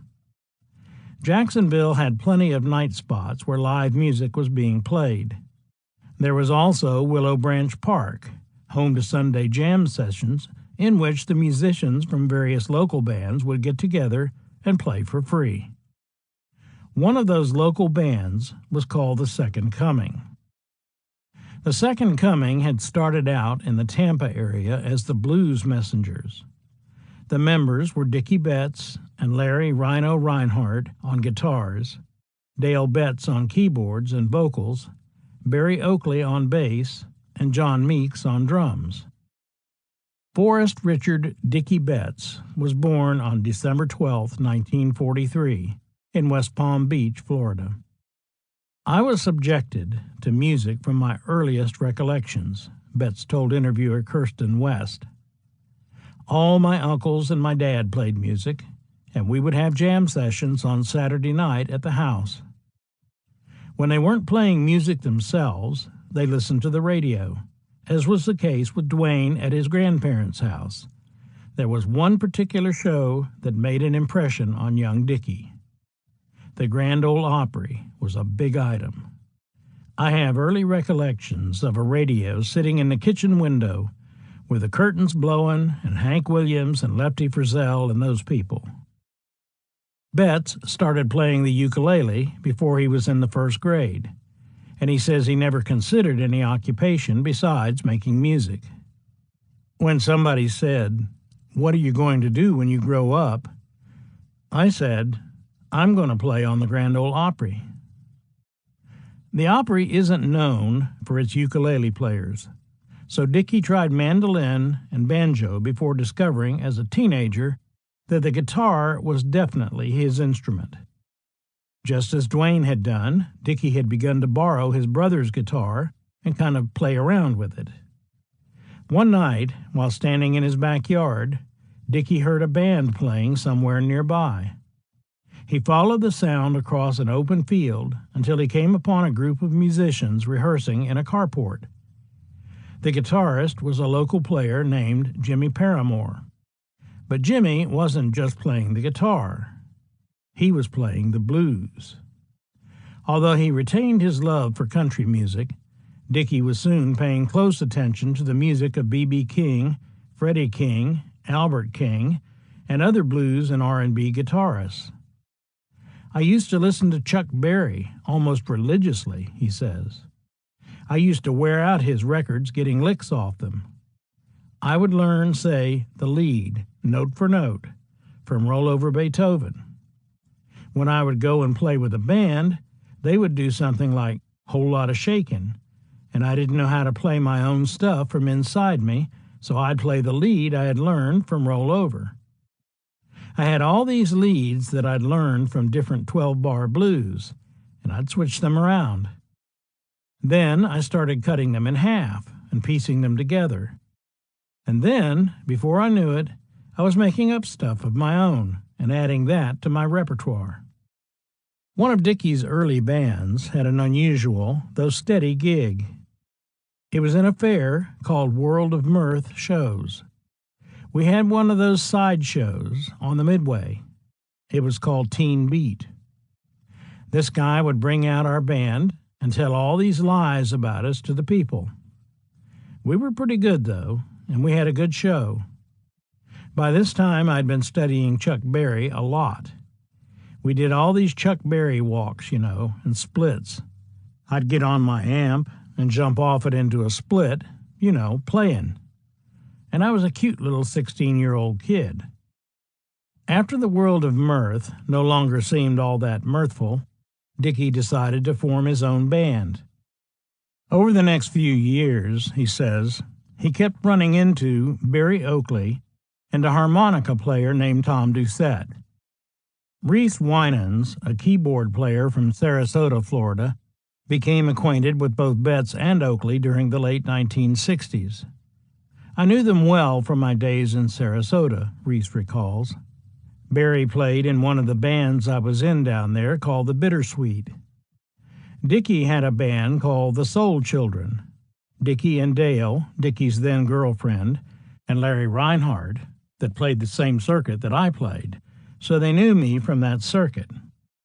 Eventually, Barry Oakley joined forces with the members of the Soul Children, and the Blues Messengers were born. Sort of. Unfortunately, the band, now based in Tampa, had a drummer who just wasn't in the same league with the rest of the players. Realizing the problem, Dale, by this time Mrs. Betts, told Dickie, Barry, and Larry about John Meeks, a drummer she had once lived with in a communal house on 14th Street in Atlanta, near a place called Piedmont Park. As luck would have it, they discovered that Meeks was now living in Sarasota, only 60 miles away. Dickie, Dale, and Barry drove to Sarasota and convinced the drummer to come up to Tampa and sit in. Meeks did, got the job, and moved into the big house the Blues Messengers shared near Tampa Bay. When Dale had met John Meeks in Atlanta, he was playing drums at a disco called The Scene, a trendy night spot of the flashing dance floor variety. A disc jockey would play records while Meeks played along with whatever 45 the DJ was spinning. Later, after Meeks had joined the Blues Messengers, a couple of guys in suits showed up at their steady gig in Tampa. They told the band they were going to open a branch of the scene in Jacksonville. This time, though, there would be a live band. The businessmen promised the blues messengers that the pay would be more than what they were making, that they would have a hot new club to play in, and that they would have free living accommodations. There was only one change the suits required. The name of the band would have to be The Second Coming.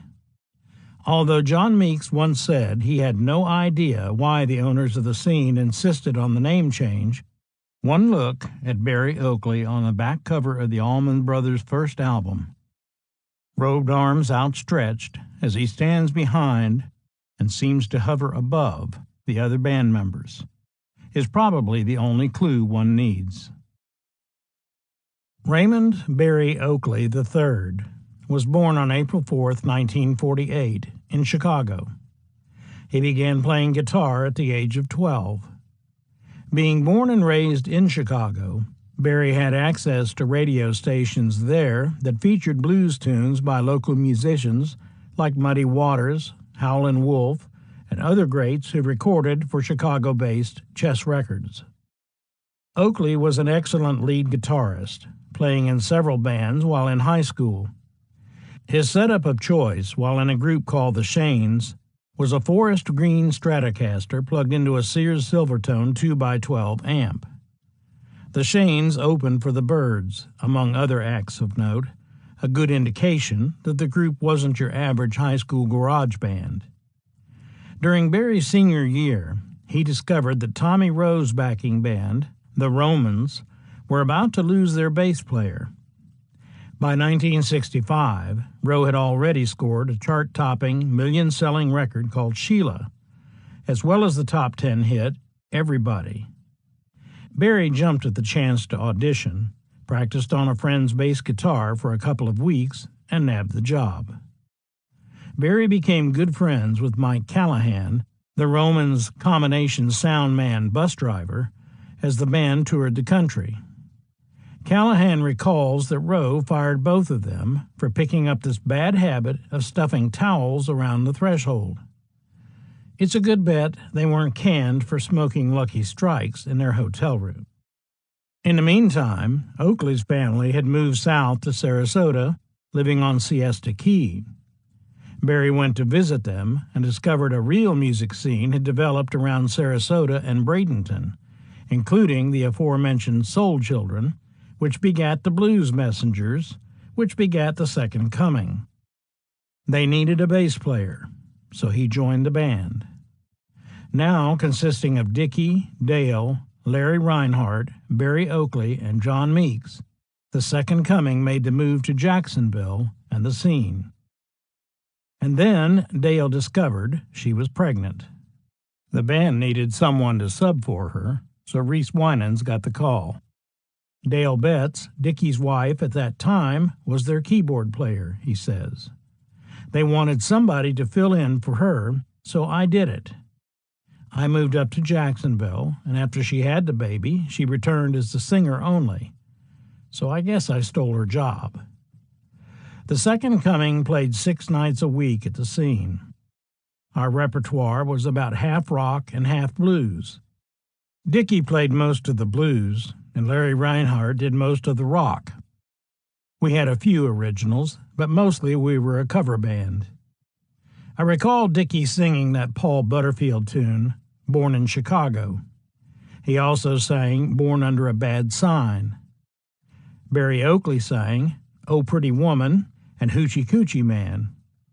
Larry Reinhardt did a bunch of Hendrix covers, things like Fire and Manic Depression, and Dale sang some Jefferson Airplane tunes. The scene was kind of a psychedelic club. It had flashing strips of colored lights on the dance floor and liquid projection screens on the walls. It also had a quiet lounge with a glass wall where you could sit and watch the band and the dancers and everything. Behind the stage, there was a winding stairway that went down to our dressing room. The guy who owned the club also put us up in some apartments, so it was kind of a package deal. When we started with the band, we were living in the apartments. Then we moved to the greenhouse over on Riverside Avenue. When the Second Coming started their gig at the scene, the Hourglass, although down to its last few grains of sand, was still together. Barry's wife, Linda, who had seen Dwayne and Greg performing during the Almond Joys days, dragged her husband with her to see the Hourglass when they came to town. The Hourglass was playing the comic book club in Jacksonville, and I talked Barry into going, Linda Oakley told writer John Ogden. He went not expecting too much, but Barry was knocked out by Dwayne's guitar playing, and the two ended up talking late into the evening about their mutual musical influences. John Meeks remembers a former waitress at the original scene in Atlanta mentioning two brothers from her hometown of Daytona Beach. One was an incredible guitar player, and the other had an unbelievably soulful voice. The waitress had moved back to Daytona Beach to help her mother run the motor scooter rental concession there. When she discovered that Meeks was now playing at the scene in Jacksonville, she brought Dwayne and Greg up to the club with her, and the two of them sat in with the Second Coming. By this time, the Hourglass was history, and Dwayne and Greg were hanging out with Butch Trucks and the 31st of February. But soon after, with Greg having returned to L.A., the 31st of February was floundering, and the remaining members of the Hourglass had scattered. Johnny Sandlin was playing on sessions at Henry Stone's place, the same studio where the 31st of February had been recording. Pete Carr hung out in Daytona Beach for a while, occasionally seeing Dwayne around town, but then he headed south to play on sessions with Sandlin. Paul Hornsby returned to Tuscaloosa, where he put together a band called South Camp, featuring a teenaged keyboard player named Chuck Lavelle, the kid who had been so impressed with the Almond Joys at Fort Brandon Armory a couple of years earlier. And there sat Dwayne Allman, the guy with all the drive and energy in the world, the guitarist who wanted more than anything to be able to take the music he heard in his head and play it for anyone who would listen. The man who was the leader of the band, with no band, no audience, no plan. He had already experienced the studio scene in Muscle Shoals. Eddie Hinton had been up there for quite a while, making a go of it as a session musician. If Allman couldn't form a band that would stay together, maybe it was time to go it alone as a rogue guitarist for hire. As always, Dwayne Allman was restless, so he decided it was time to move on. Chapter 10. The Road to Fame. Any session is as creative as you make it. Like when I worked with Wilson Pickett in Muscle Shoals, I suggested he cut Hey Jude. He ended up using my arrangement, and it worked out just fine. D.A. Muscle Shoals is a small spot in the northwest corner of Alabama.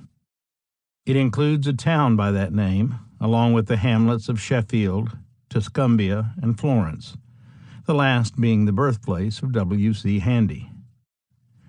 Within this quartet of tiny road map dots along the Tennessee River, a visceral version of Southern soul was captured on tape in a handful of local recording studios during the 1960s. The special genre of music cut there during that decade would come to be known as the Muscle Shoals sound. Rick Hall's Fame Studios in Muscle Shoals was the first to produce nationally charting records, beginning in 1962 with Arthur Alexander's You Better Move On.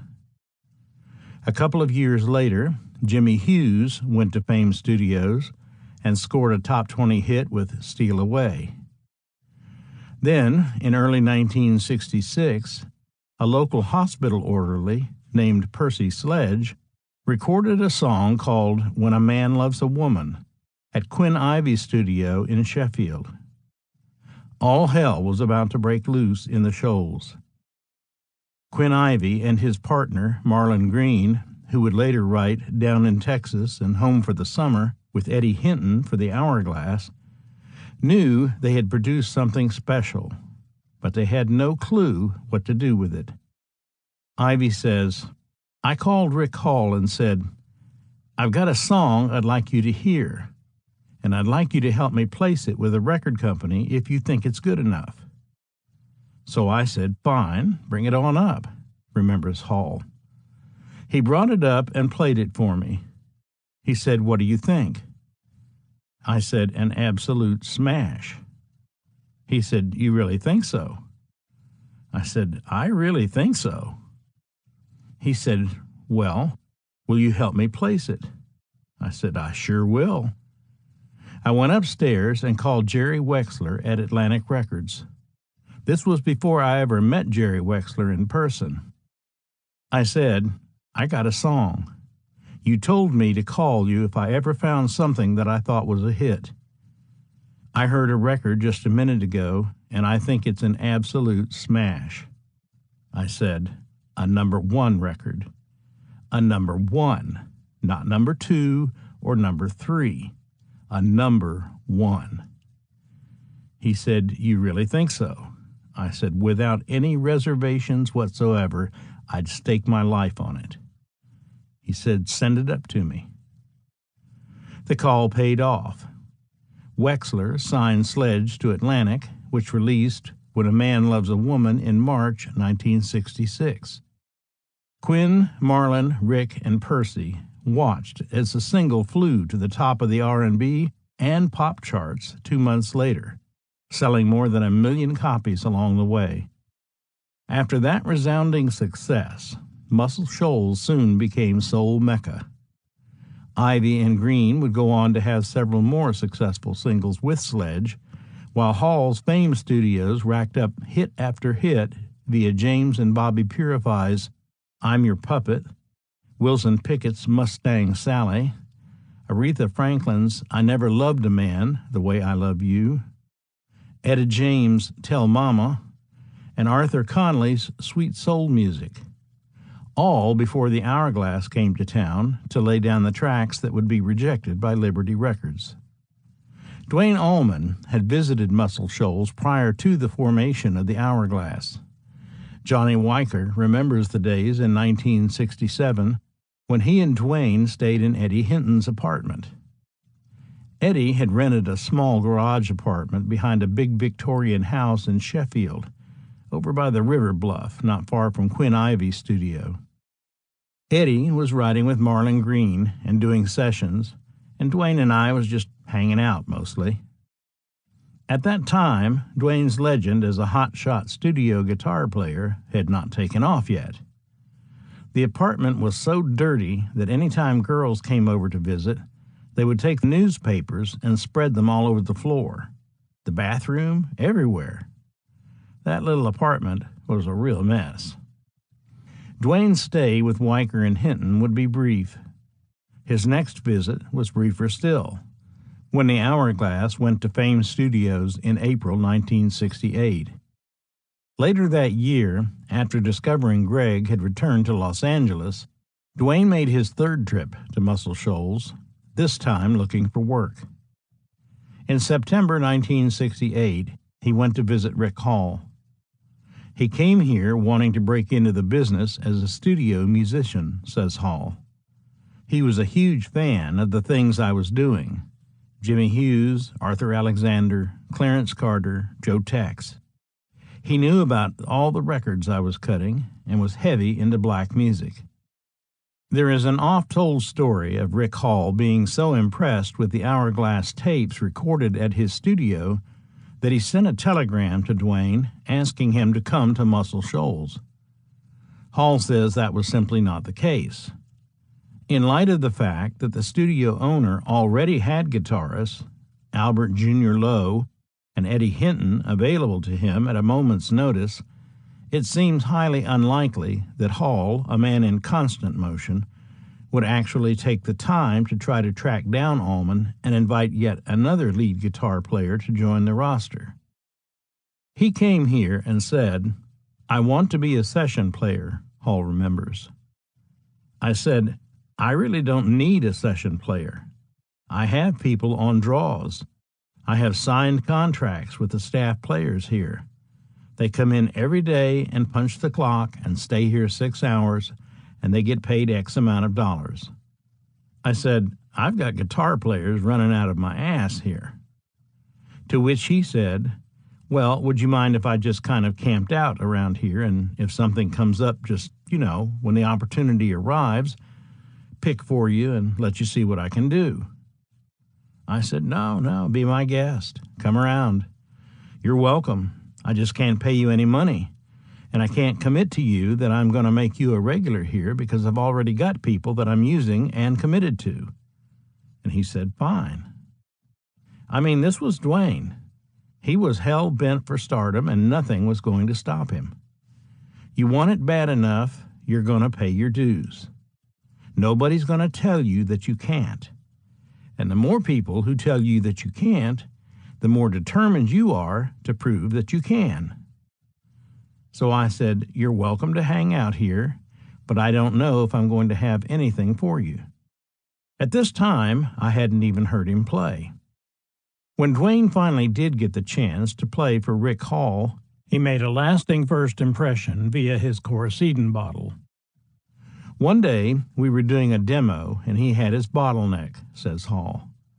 To be honest with you, I hadn't saw many bottleneck players. I don't know if I had saw any. I mean, I knew about them. I knew about Muddy Waters and the Mississippi Delta and the Back Porch Blues and all that, but I hadn't really invested much time in it. By the time Dwayne arrived at fame in the latter part of 1968, the number of studios in the Shoals had begun to grow. But Rick Hall was still the godfather of the whole scene. His ability to recognize great artists, great songs, and great session players was uncanny. Clarence Carter was a case in point. Rick took Carter into the studio in 1966 and began releasing a string of singles on his Fame Records label. The first couple of Clarence Carter singles reached the bottom of the top 40 on the R&B charts, and one managed to skim the pop charts as well. Carter's third single, The Road of Love, failed to make any noise at all. Undaunted, Rick produced a track on Carter in early 1968 called Funky Fever. It began to die after only 3 weeks of airplay. In the rush to release the single, Slip Away, recorded at an earlier session, was picked for the B-side. By the second week of July, DJs all over the Southeast had begun to turn Funky Fever over and play the flip side instead. Soon, Slip Away was scaling the charts. Purely by accident, Rick Hall had produced Clarence Carter's first top 10 million-selling single. When Carter's next single, Too Weak to Fight, was released in November, it too became a million-seller. According to session sheets, Dwayne played on a number of Carter's recordings in October and November 1968. Although he's buried under horns and background vocalists on several of these sides, his unmistakable lead guitar work peeks out from time to time. And on Carter's 1968 re-recording of The Road of Love, Dwayne is front and center. Throughout the 1960s and 1970s, Rick Hall made a habit of recording many of the same songs from his Fame publishing catalog time and again. Less than a year after his production of Clarence Carter's recording of Tell Daddy, for example, Hall took Etta James into the studio to record the song as Tell Mama. Lollipops, Lace, and Lipstick, the B-side of Jimmy Hughes' Steal Away in 1964, showed up again when Rick produced Donny Osmond's first solo album 7 years later. The logic was simple. Owning the publishing rights to a song was an additional and lucrative source of income beyond the royalties Hall would receive as the record's producer. Making two versions of The Road of Love was more unusual, in that Rick produced the same song on the same artist twice. The first version had been recorded in July 1967. and in September of that year, it was released as the follow-up to Carter's top 40 R&B hit, Thread the Needle. By October, it was a casualty of the chart wars. Just another 45 unable to garner any life-sustaining airplay.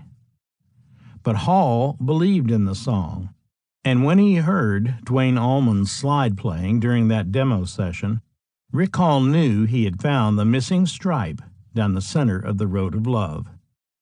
When Duane played bottleneck guitar on a session, you had to have plugs in your ears, because he would rattle the shingles, says Hall. It was all full volume. He started playing the bottleneck on that thing, and guitar players were laying down their guitars and hiding because most of them had never heard anything like that. Of course, you can't capture that on a piece of plastic, the bigness and the funkiness and the whole thing of it.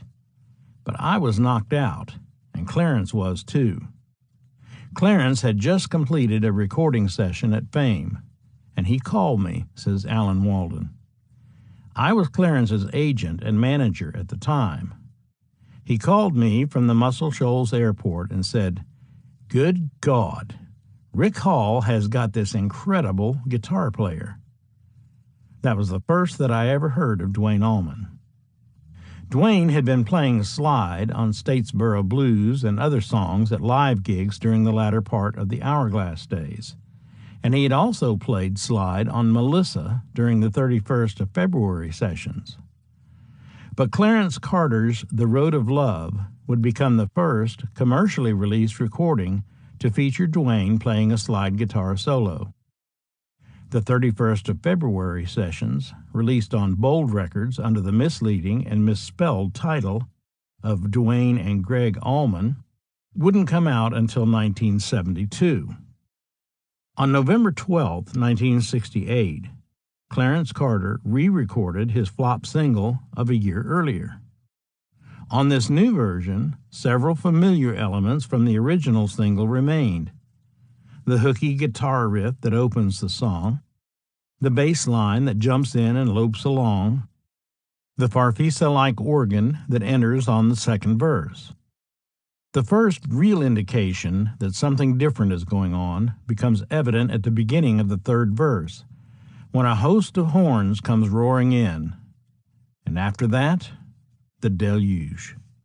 At the end of the third verse, not quite a minute and a half into the record, just as Carter sings, "Play that thing now," your ears catch what for just a moment sounds like 4 notes from an amplified blues harp. By the next measure, though, it's clearly a slide guitar. But this isn't some national resophonic being picked up by Roy Acuff's guy. This is electric. And it's not only loud, it's just plain nasty. So nasty that Carter cries out, "I like what I'm listening to right now."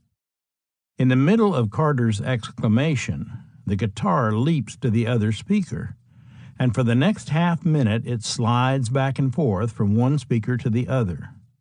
Your ears have to race to follow what's happening. And then, just as quickly as it started, it's over. The song goes on for another verse, but the statement has already been made. Duane Allman has arrived in Muscle Shoals, and 1,000 guitar solos on 1,000 records will follow, but none with the intensity of what's happened here, except one. Even before the dynamic Clarence Carter, the album with the new and vastly improved The Road of Love, was released in early 1969, the session that would finally change everything for Duane Allman came to pass. But it was a session that would not have happened if Jerry Wexler hadn't had a falling out with Jim Stewart, the owner of Stax Records. "I had Wilson Pickett under contract," Wexler explains, "and I was theoretically his producer. For a year, we never got together on material. It was a time when I had sort of absconded from the studio. I had been making lousy records. I was bored. Like I said in my book, Rhythm and the Blues, A Life in American Music, I was out of inspiration. The musicians were out of licks, and the arrangers were out of ideas. But when I saw how Stax made records, inductively, just building a rhythm track off a bunch of numbers instead of deductively off a written chart, man, it inspired me and put me back in the studio. So I brought Pickett down to Stax, and we cut Midnight Hour and all that good stuff. The good stuff that the Wicked Pickett cut at Stax in 1965 included in the Midnight Hour 6345789 and 99 and a half, Won't Do, all produced by Wexler and backed by guitarist Steve Cropper and the rest of the crew at the Stax Record Studio in Memphis. And then things fell apart. Jim Stewart didn't like the idea that his guys were fabricating hit records for my label, says Wexler. He was jealous. So when Jim barred the door, "Don't bring any more people down here," it was a godsend. That's what sent me to Muscle Shoals. He came over here and he liked what he saw, says Rick Hall. In fact, Jerry Wexler liked what he saw so much that he took Aretha Franklin, Don Covey, Wilson Pickett, and other Atlantic soul acts to fame, producing hit after hit. With Pickett, the hits recorded there from 1966 to 1968 included Land of 1,000 Dances, Mustang Sally, Soul Dance No. 3, I Found a Love Part 1, Funky Broadway, and A Man and a Half. Then, one day in late 1968, Rick Hall was caught off guard when Pickett showed up at Fame, ready to record, but Jerry Wexler wasn't around to oversee the session. I gave him the reins, says Wexler. I said, "Rick, can you produce this? I can't do this right now." Pickett came into the studio, says Hall, and I said, "We don't have anything to cut." We didn't have a song. Dwayne was there, and he came up with an idea. By this time, he'd kind of broken the ice and become my guy. So Dwayne said, "Why don't we cut Hey Jude?" I said, "That's the most preposterous thing I ever heard. It's insanity. We're going to cover the Beatles? That's crazy." And Pickett said, "No, we're not going to do it." I said, "Their single's going to be number 1. I mean, this is the biggest group in the world." And Dwayne said, "That's exactly why we should do it, because the Beatles single will be number 1 and because they're so big. The fact that we would cut the song with a black artist will get so much attention, it'll be an automatic smash." That made all the sense in the world to me. So I said, "Well, okay, let's do it." Nobody was here from Atlantic. I was on my own. Wexler had said, "Whatever you want to do, just do it." So Dwayne began to thump around on his guitar and caught the groove, and we're standing out in the studio listening. We started fooling around with it. His little groove was what we built the record around. Of course, after we cut the song, we decided that it would need horns. Horns was our thing. We just started coming up with horn lines with our guys. Although he had worked with a lot of session musicians, by the latter part of 1968, Rick Hall favored a rhythm section that had been the backing band on quite a few successful singles. The 4 members were Jimmy Johnson, rhythm guitar, the same Jimmy Johnson who had engineered the Hourglass sessions at Fame, David Hood, bass, Barry Beckett, keyboards, and Roger Hawkins, drums. Different lead guitarists worked with the group. Sometimes it was Hinton, sometimes Junior Lowe. Occasionally, Rick would use Bobby Womack if he was in town. And for Clarence Carter and this particular Wilson Pickett session, it was Duane Allman. In his quest to be the lead guitarist in Muscle Shoals, Allman had to work hard to overcome one slight handicap. He couldn't read the number charts used by the other musicians. He wasn't able to read charts, Jimmy Johnson recalls, but you could play a song for him on a demo or just somebody with an acoustic guitar, and it was unbelievable. We'd be looking at the sheet, following it along, and Dwayne would be standing there memorizing it. In one pass, he could remember every chord and everything about it. It totally amazed us. You always hear about people like this, but you never meet them. Dwayne had that ability. There was also the issue of how Dwayne looked and dressed. It was almost scary to hang out with him because of his appearance, says Johnson. Here was a man with hair down his back. At that day and time, you just didn't see anybody in Alabama wearing long hair. Even the Beatles didn't have hair like this. Seeing Duane Allman at a session with the other Muscle Shoals players was like bumping into a member of Hell's Angels at a PTA meeting. Bassist Dave Hood recalls, "He was the first hippie I ever met. The rest of us had short hair and button-down collars. Even though we were in the music business, we looked pretty straight. All of a sudden, this guy comes in with bell-bottom pants and long hair and the mutton chop sideburns and flowered shirts and everything. Dwayne was like a guy from another planet almost.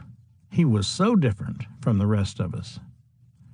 He was wild, record producer Tom Dowd recalled.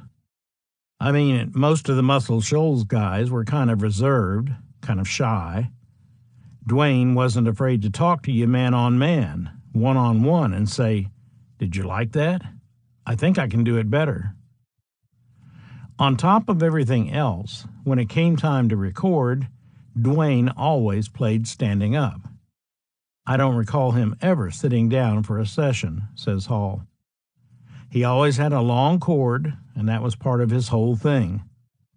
While the rest of the musicians sat in chairs with their music stands in front of them, Dwayne stood off to one side, his headphones strapped over a shock of reddish-blonde hair that was parted in the middle and hanging past his shoulders.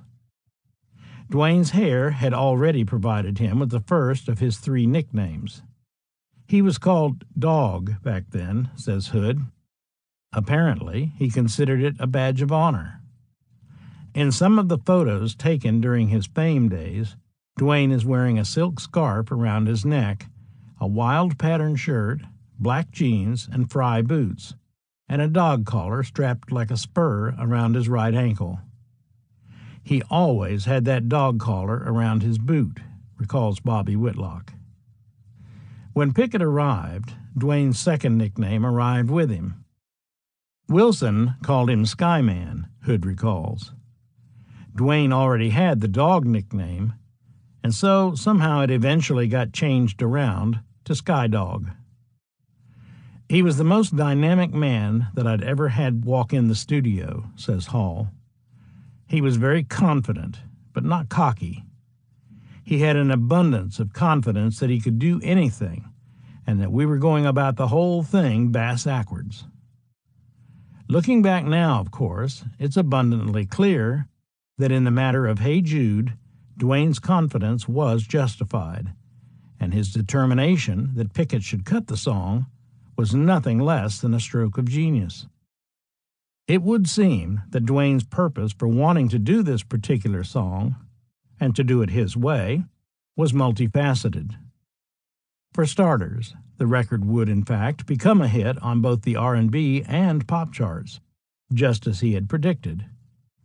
Secondly, by coercing Pickett, Hall, and his fellow musicians to record a song he already knew, Dwayne, unable to read the number charts, avoided the embarrassment of having to ask the other musicians to play an unfamiliar song through one time so he could learn it, while Wilson Pickett sat around waiting for the hippie to figure out the damn changes.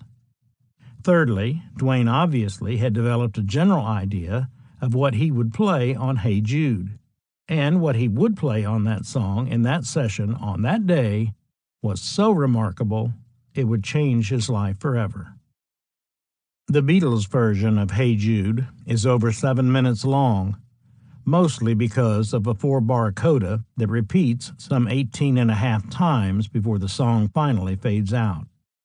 The record surpasses the 3-minute mark before the 4-minute coda even begins. This is significant because the vast majority of Wilson Pickett's hits up to this point had hovered between 2.5 and 3 minutes. In fact, until the Beatles released Hey Jude, practically everybody's singles were 2.5 to 3 minutes long. No matter what was going on in the rock world, there was simply no such thing as a song more than 4 minutes long on the R&B charts in the 1960s. In that era of AM radio, the whole idea was for the disc jockey to play as many records and run as many commercials as possible every hour. If a radio station wasn't squeezing in all the hits teenaged ears wanted to hear, the kids would simply switch to another station.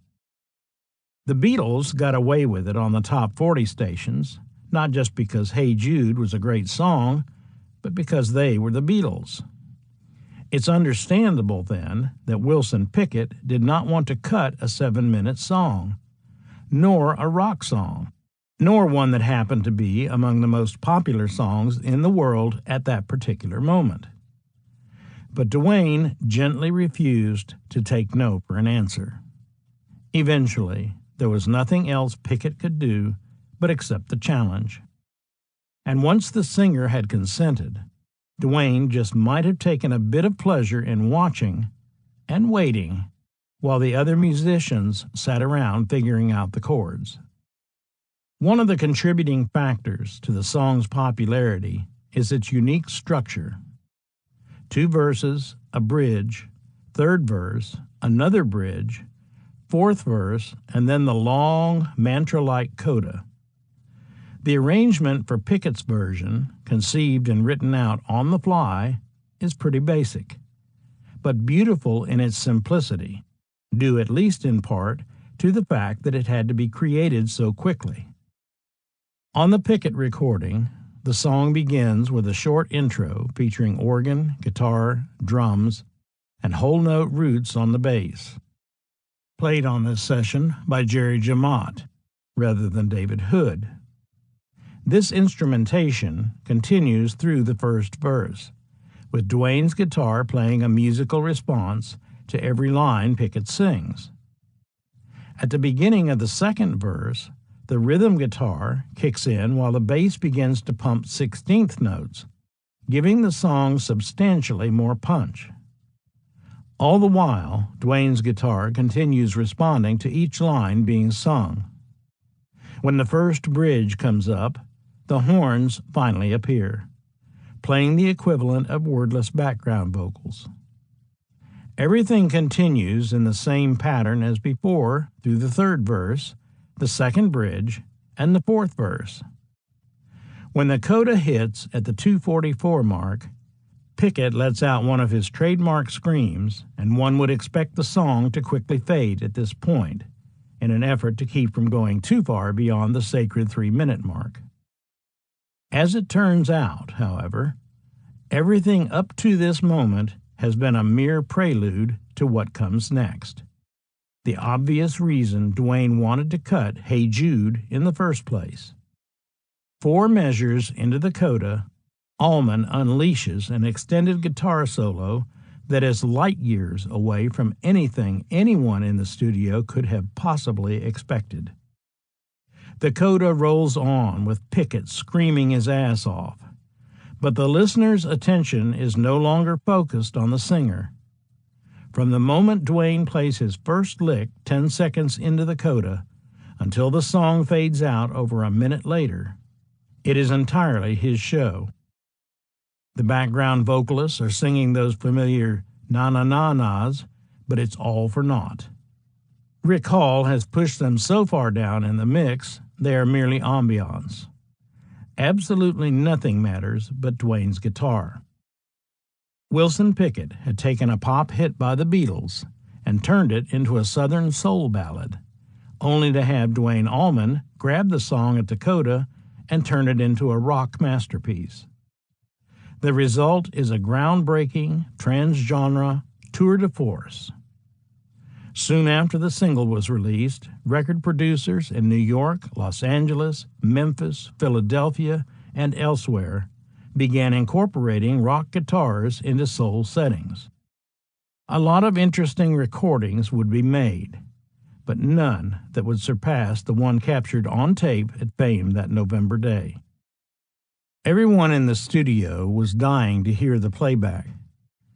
Rick rewound the tape, and then, just as he had done when he heard When a Man Loves a Woman 2 years earlier, he grabbed the phone and called Jerry Wexler. Hall cranked up the volume, held the receiver near the speakers, and played the recording all the way through. The guitar player, naturally, blew Jerry Wexler away. "Who is he?" Wexler asked. Hall told Wexler that Pickett called him Skyman. He said that Skyman was a hippie from Florida who had talked Pickett into cutting the tune. Wexler persisted. "Who the hell is he?" "Name's Duane Allman," Rick replied. Today, Wexler still marvels at Duane's ability to convince Pickett to record the song. "I named Wilson Pickett the Black Panther before there were Black Panthers," Wexler says.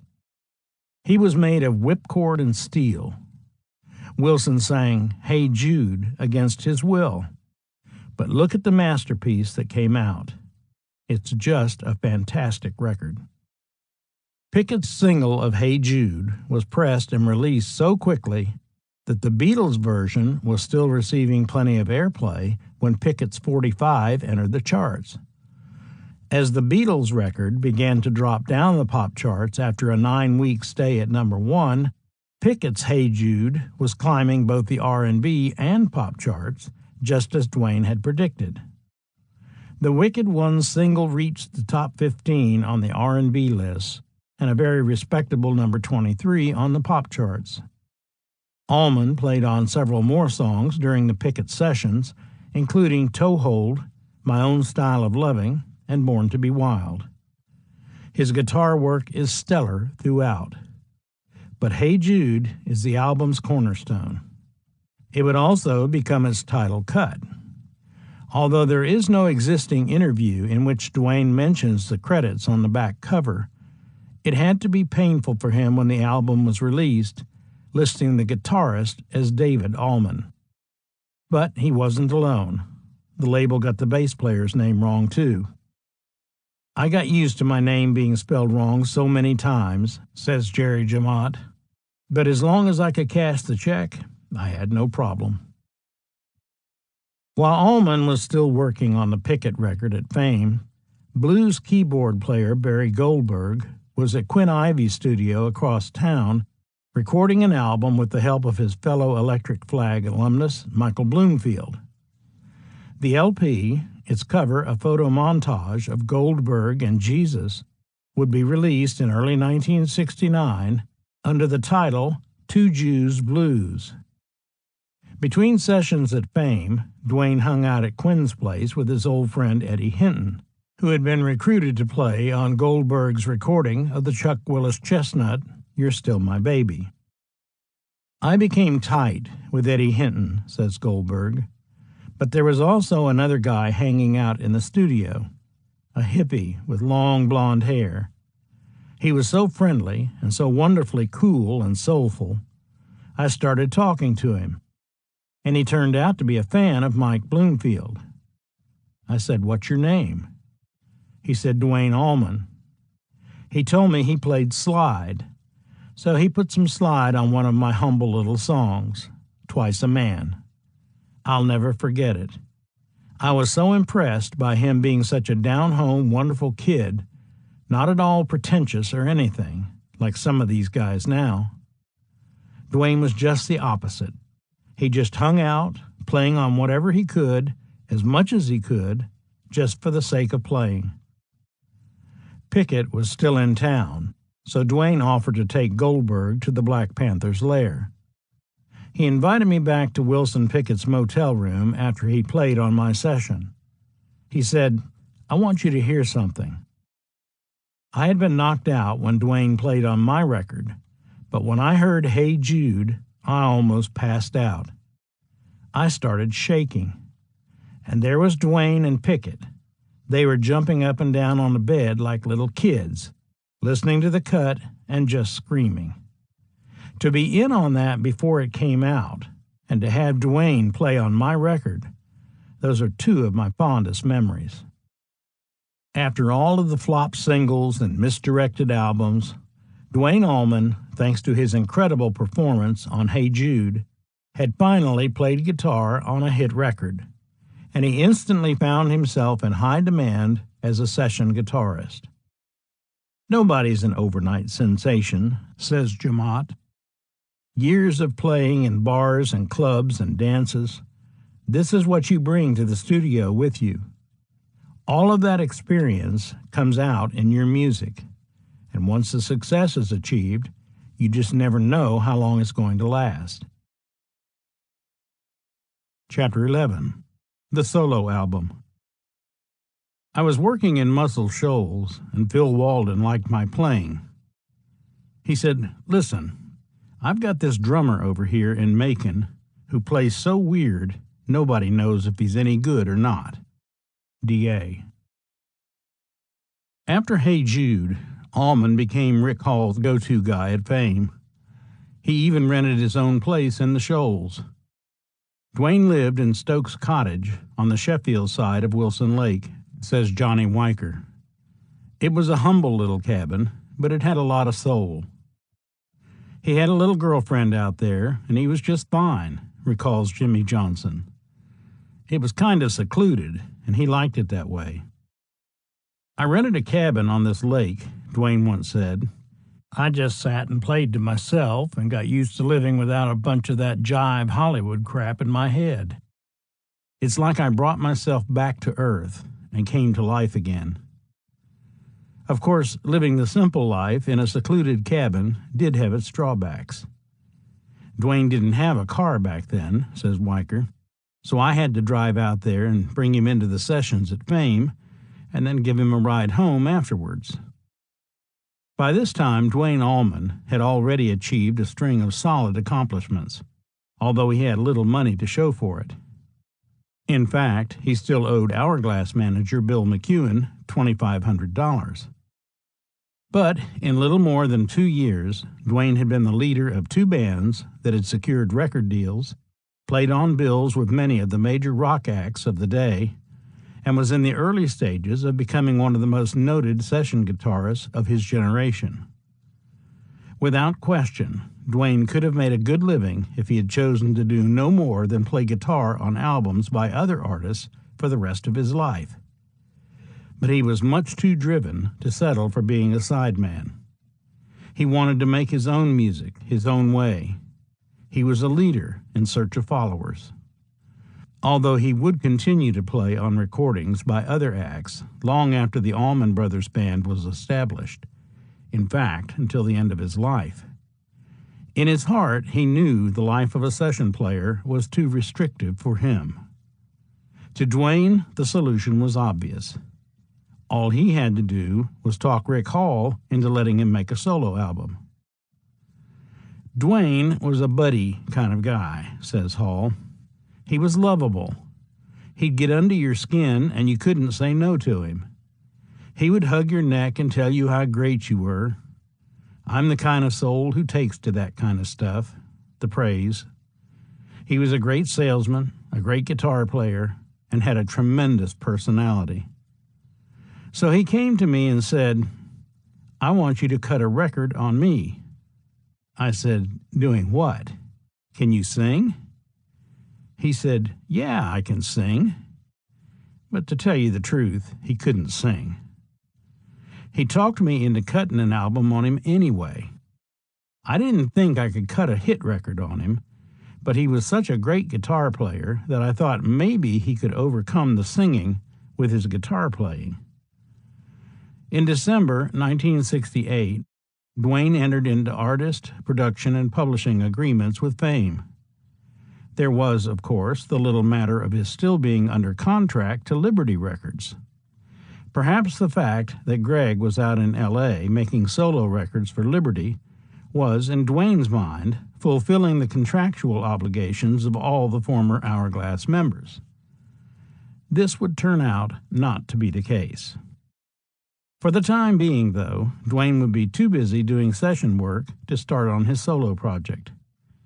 After hearing Allman's playing on Hey Jude, Jerry Wexler had become very interested in him.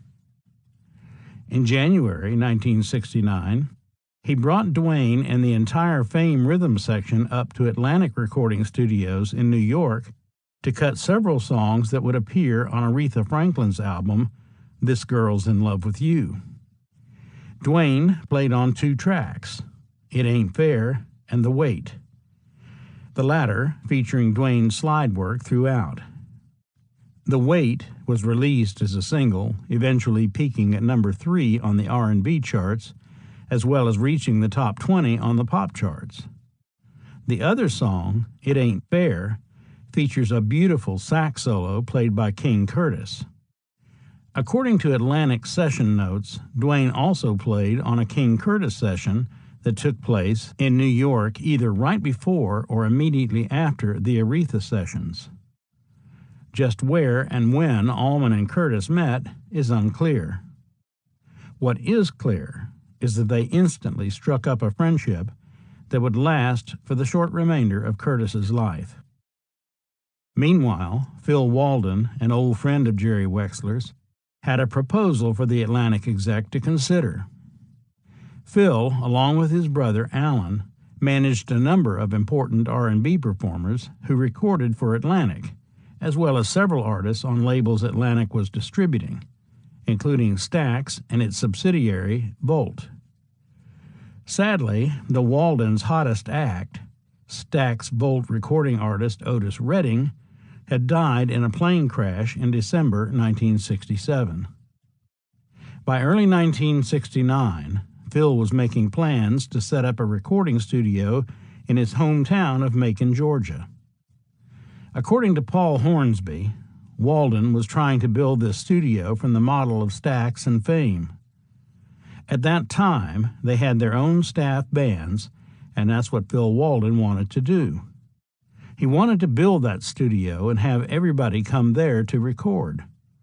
And he wanted Atlantic to help finance the venture. We were on my boat in Florida, recalls Wexler, and Phil said to me, "I'd like to start a studio in Macon. Would you front me the money?" I said, "Let's have you start a label instead." The two men decided that when the new record company was formed, it would be named after their mutual astrological sign.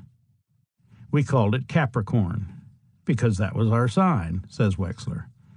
But neither one of us believes in that horseshit. The label was formed with a little seed money from Atlantic, and of course, with the understanding that Walden would use Atlantic as the label's distributor for the first 3 years. At that time, Phil Walden Artists and Promotions was still the management and booking agency for many of Southern Soul's most successful acts.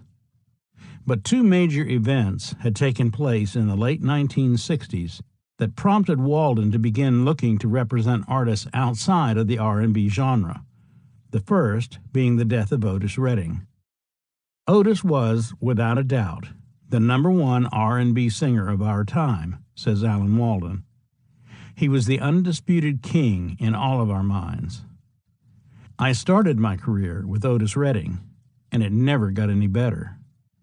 To me, Otis was soul music. I don't know how to say it any other way. He was a joy to work with, not only talented, but just a wonderful person. The day he got killed, I was shattered. I was angry and bitter with the world. I just thought, why would God take away this beautiful human being? It truly bothered me a great deal.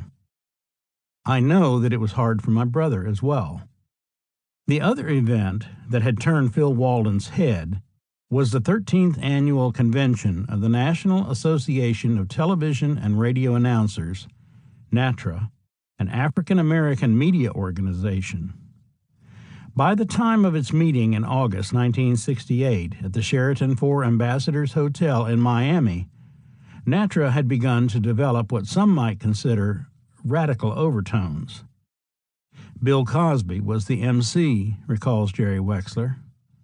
It was the year of taking over, where black disc jockeys were going to expropriate record labels and radio stations, and Bill Cosby was whipping them on. I was threatened and disparaged at that thing, and somebody came after me. King Curtis and Titus Turner both had guns, and they got me out of there. I can remember being at that convention in Miami, says Alan Walden, and having to hide in a room for several days because the black mafia there was trying to run everyone white out of R&B music and beating up several of my friends.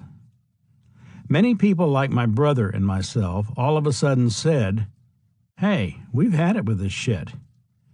It was like when you'd go into a radio station, it was no longer, "Hey, there's Alan," and "Hey, there's Phil." It was like, "Hey, what's that white motherfucker doing in here?" Some of us got tired of it and started looking in other directions, and that's when Southern rock started to emerge. When Phil announced that he thought we should go from R&B into rock and roll, I wasn't quite ready for it, to be honest. I liked rock and roll, but I truly loved rhythm and blues music, and I wasn't quite ready for the transition. I believe that this was part of the reason that led us to going our separate ways. Phil Walden was and is my bosom buddy, says Rick Hall. He's one of us Southern rock and roll boys who have a lot in common. Long before Otis Redding passed away, Walden and Hall had worked out a handshake deal that would serve them both well. Phil said to me, "Look, anything that you can find that don't have management that you produce, I'd appreciate you sending them to us. And in turn, anyone that I manage that needs a producer, I'll send them to you." To give you an example, Phil sent me Arthur Conley. We brought Arthur Conley to Rick Hall and put him on Fame Records, says Alan Walden. I believe he did 4 sides there, 2 singles. Rick decided that he didn't want to continue doing Arthur himself, but Otis believed in Arthur Conley, and he said, "I'll take Arthur Conley and go to Fame Studios with my road band and produce him myself." So Otis and Arthur Conley and I went to the studio with Otis's band. Jimmy Johnson was the engineer. We recorded Sweet Soul Music, which of course became a million seller. Otis and Phil were bosom buddies, and Alan, of course, was too, says Hall. I might have been the 4th brother in that group because we were all very close in those days. We partied together, we drank together, we hung out. But by February 1969, Otis had been gone for over a year, and Phil Walden, having gone through the negative experience of the Natra convention in Miami, was trying to find rock acts to manage and possibly sign to his yet-to-exist record company. Phil wouldn't have dared insert himself into anything I was doing because we were friends, says Hall. On the other hand, there was always the possibility of Walden becoming Duane Allman's manager.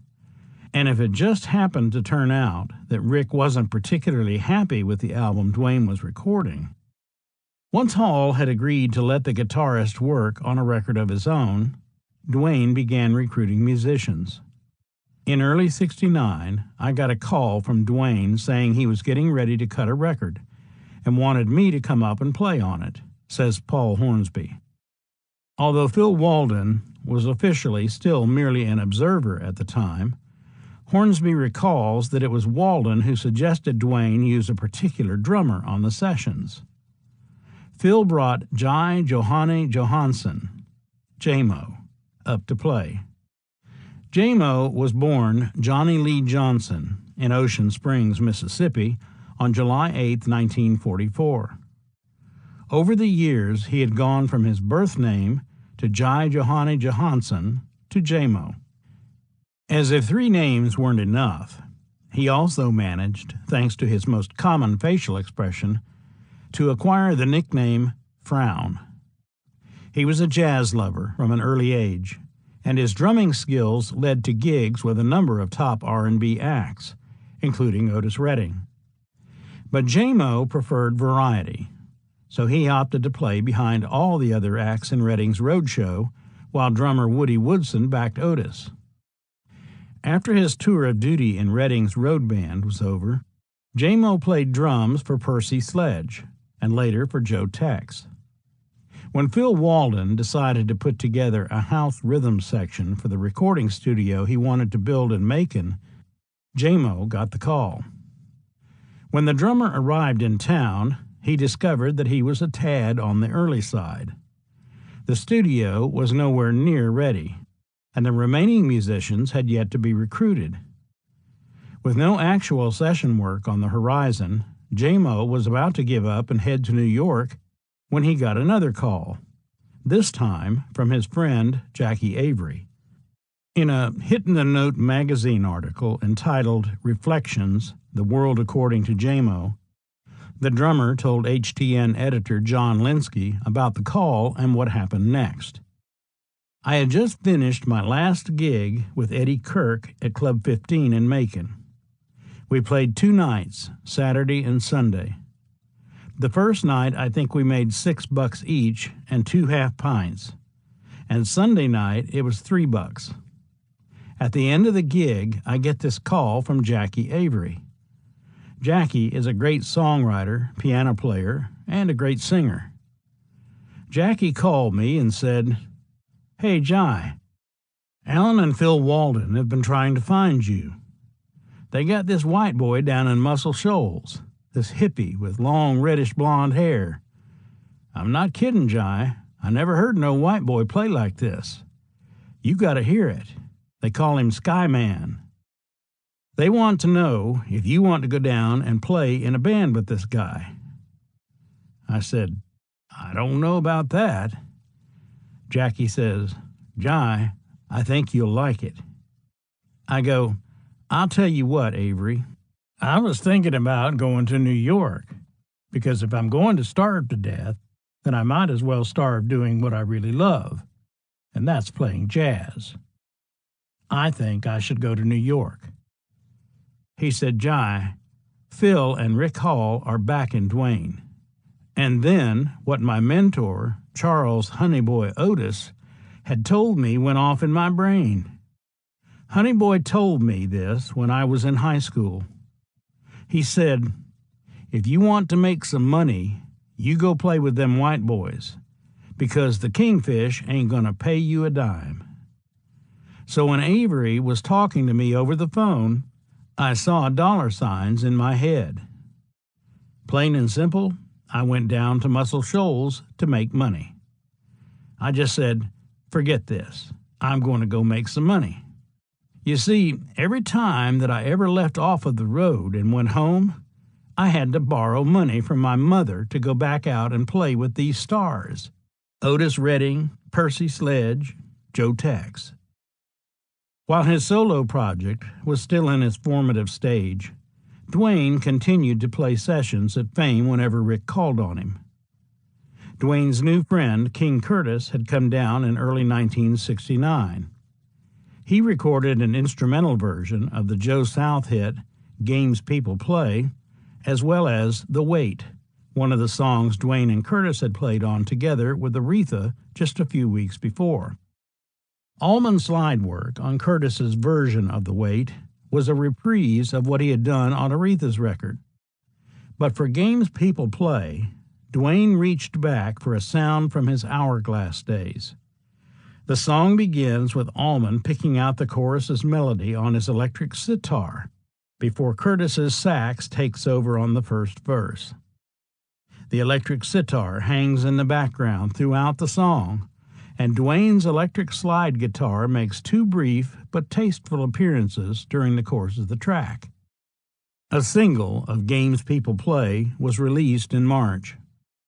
Although it touched neither the R&B nor pop charts, it made plenty of noise within the music industry, resulting in King Curtis receiving a Grammy for Best R&B Instrumental of 1969.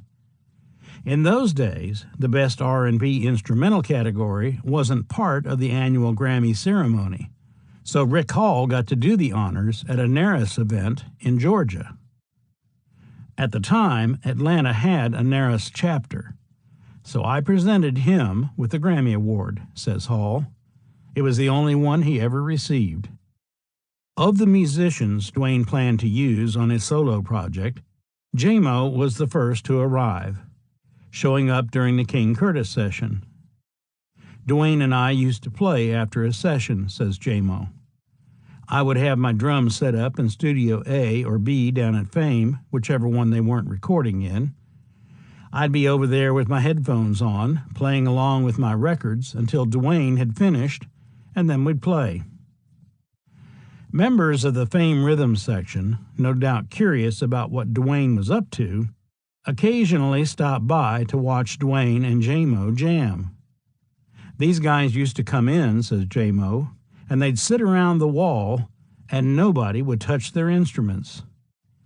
You know how Duane was. Hey, man, come on and play something. But Rick's session players were focused on the world of R&B. What Duane and J-Mo were playing was something else entirely. And then Duane called on Barry Oakley of the Second Coming to come up and join the fun. When Barry arrived, it was amazing, says J-Mo. It was like, where did this dude come from? It became a whole different ballgame, and at that point my perspective changed. For J-Mo, it was suddenly no longer about seeing dollar signs. It was about playing a new and innovative kind of music. It had been so great playing with Duane, says J-Mo, but I thought we'd never find a bass player who could do the stuff that we were doing. You know, Dickie once asked me, what did it sound like when you, Barry, and Duane were in Muscle Shoals? I told him, the closest I can relate it to is the first time I heard the Mahavishnu Orchestra. That's what went off in my head. Damn, that's the stuff that Duane, Barry, and I were doing in Muscle Shoals. In short order, however, it became apparent that things weren't going to work out on Duane's solo project quite the way the drummer had expected. J-Mo ended up not playing, says Hornsby. Rick Hall produced the stuff, and he didn't feel like J-Mo had the R&B backbeat that was needed for the project. You know J-Mo's style of playing. He's a jazz drummer. Even in the Allman Brothers Band, Butch is the backbeat drummer, and J-Mo complements him. He plays around him. So, continues Hornsby, Johnny Sandlin wound up doing the drums. The idea was to put a band together around Duane as the focal point, and Phil was talking to me and Sandlin and Pete Carr. Basically, he wanted to put the Hourglass back together. I didn't want to do it, or Sandlin, or Pete. None of us. We just didn't want to go through it again. I had things pretty much established back in Tuscaloosa. I was doing pretty well, playing in a band, playing weekends in clubs and stuff, so I wasn't hungry.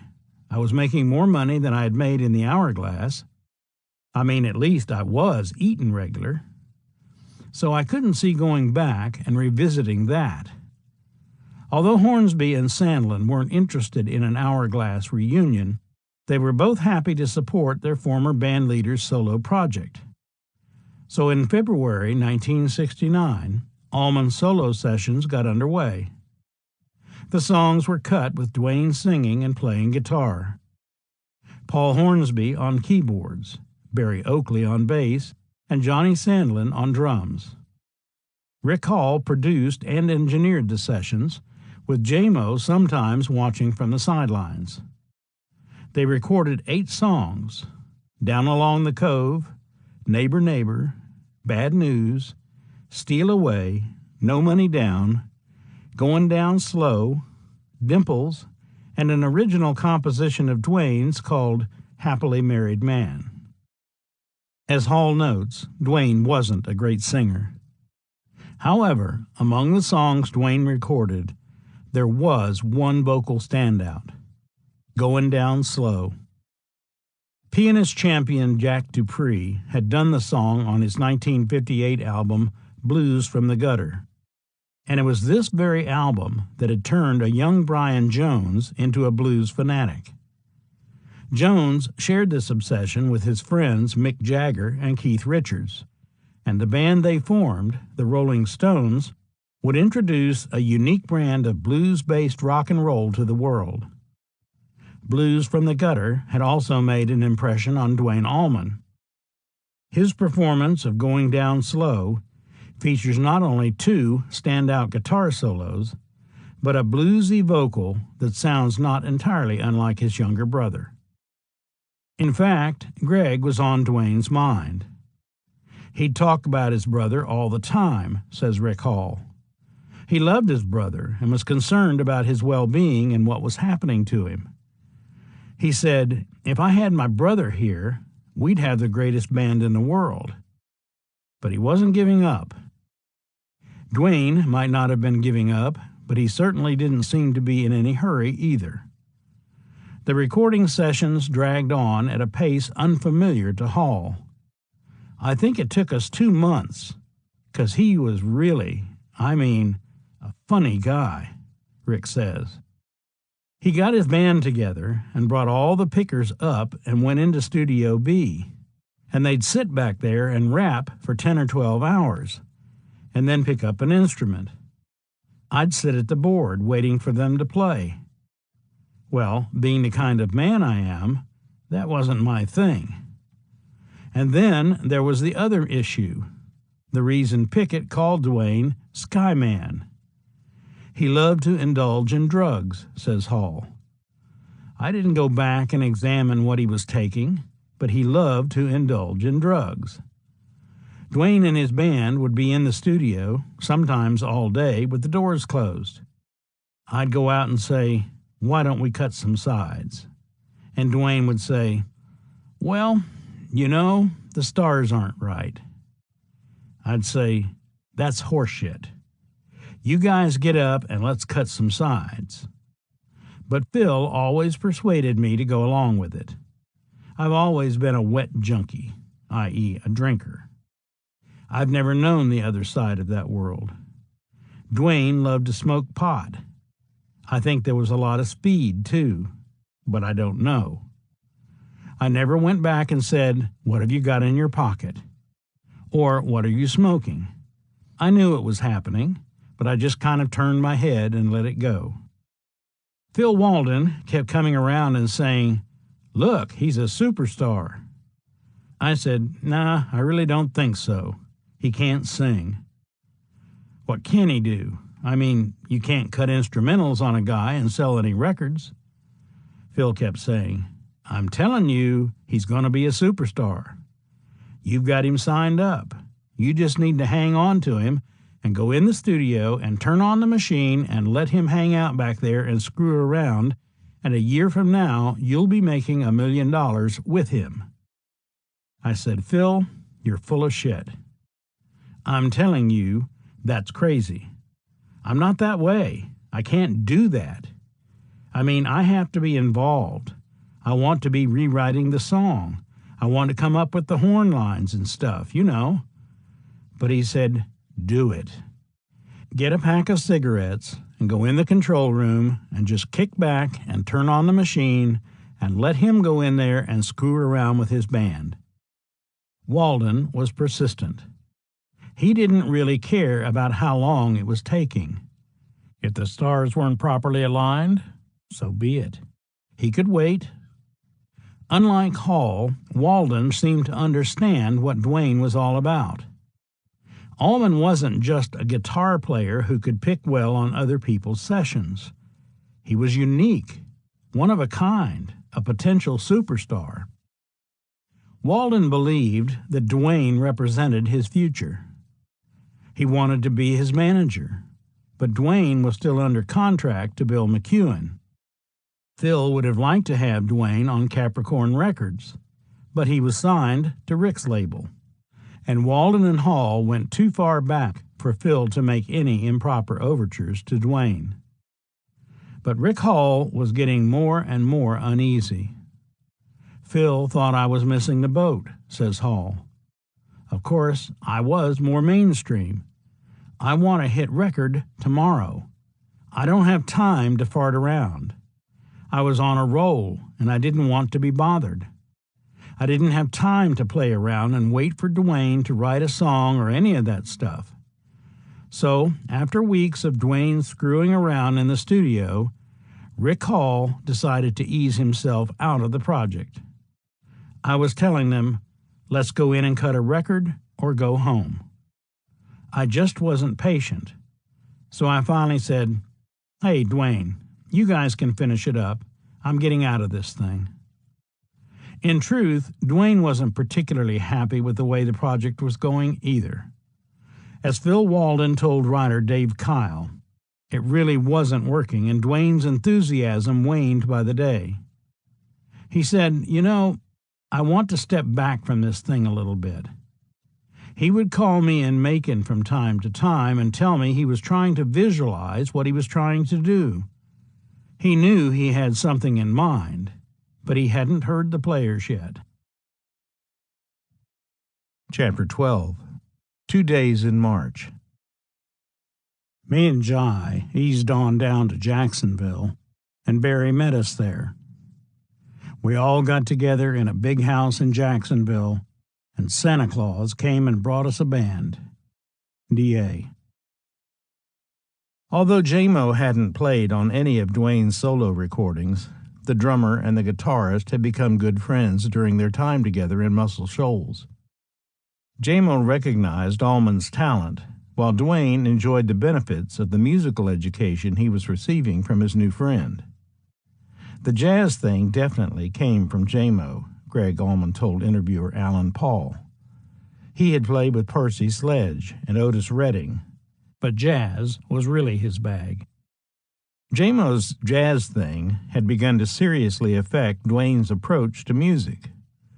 It had broadened the guitarist's musical landscape and shown him the value of extended improvisation.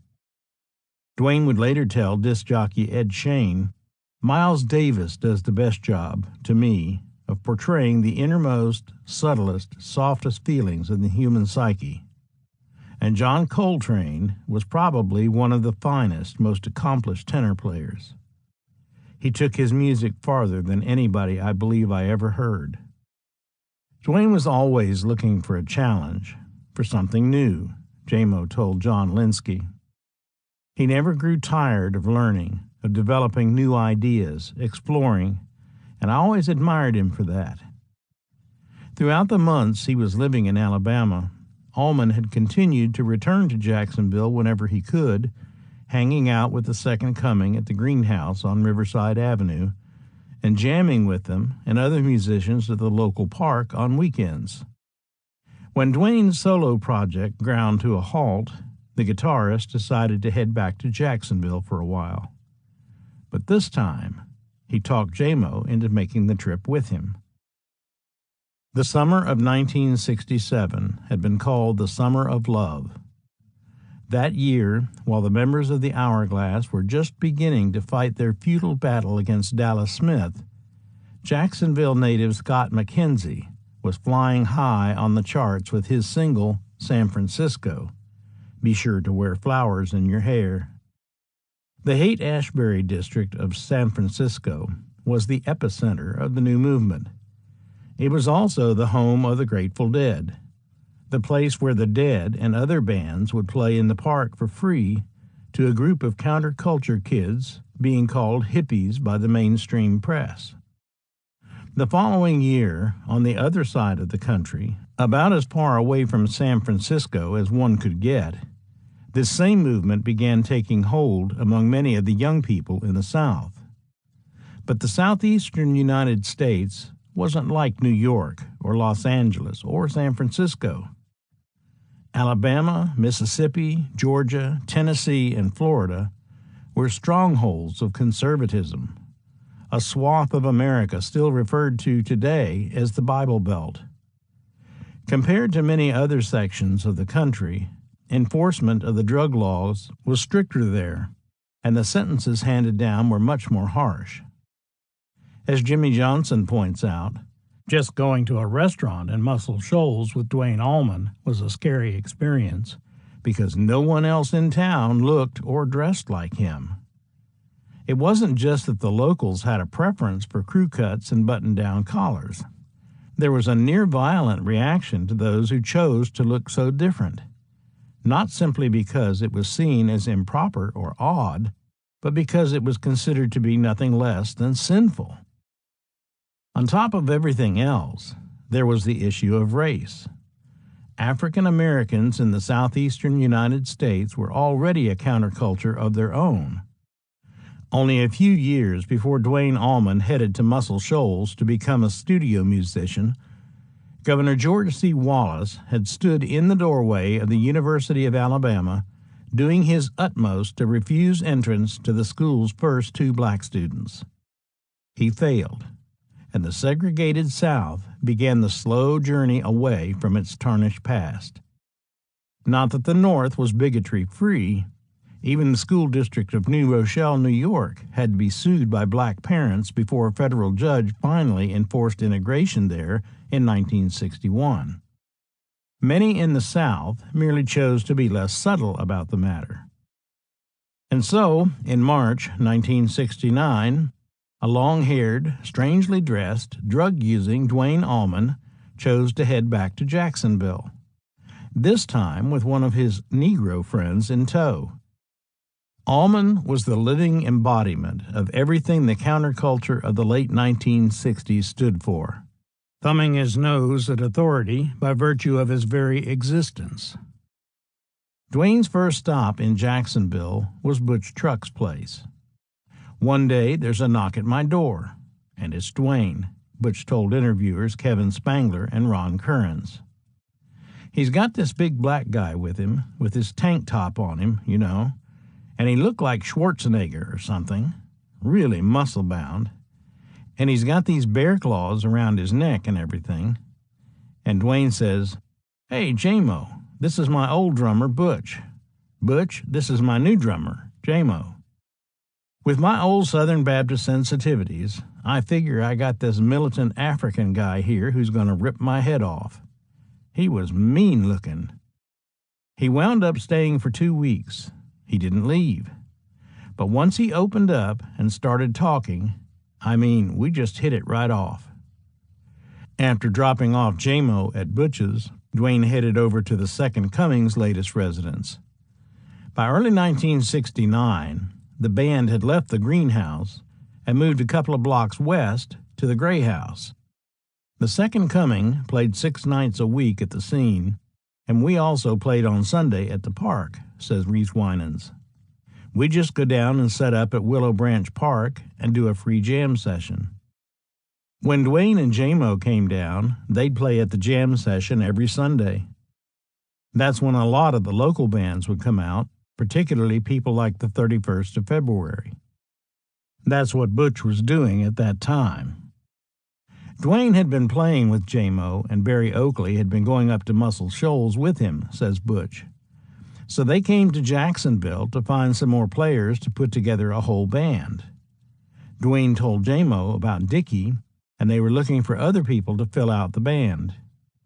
We would get together on Sunday afternoons and get all the equipment in town and set up a mountain of gear, and everybody would play. Guys from the Second Coming and Duane and David Brown and Butch were all kind of gathering in the park, says Scott Boyer. They had a stage set up, and they'd get up there and jam. Sometimes they'd play a song they knew, but often as not, it'd just be some jam thing going on. Duane was checking people out, looking to put something together. The jam sessions were made up of musicians from different bands who had never played together before, says Winans. You never knew what was going to happen. The songs would always be lengthy, and it seemed like it was a real musical journey every song. I absolutely loved playing with Duane every time I was privileged to do that in those jam sessions, and it happened quite a few times. I still remember some of the tunes that we played. Songs that don't have any names, just progressions that he would start out and we would go from there. I was not any kind of a great player in those days.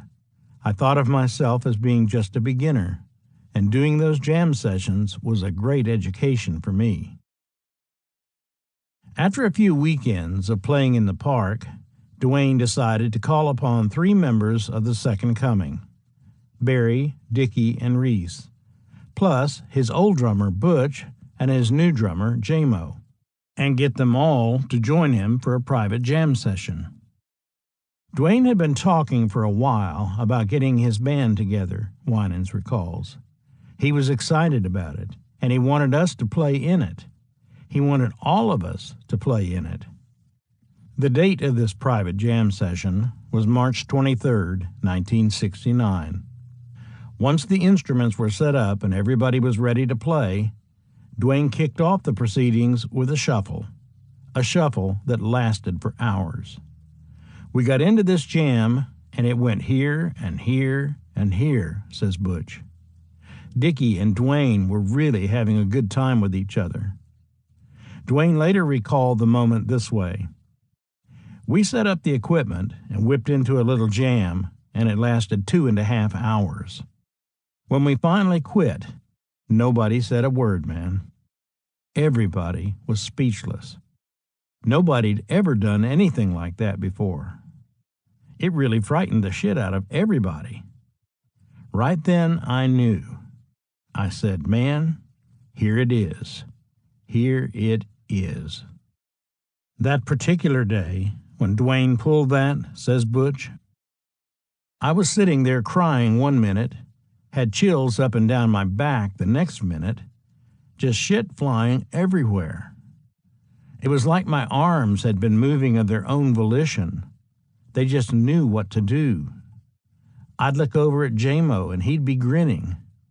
We finally finished, and I looked over at him and said, "Did you get off on that?" He just smiled. As if the musicians in the room didn't already know that something incredibly special had just happened. To see a grin on Frown's face was the ultimate confirmation.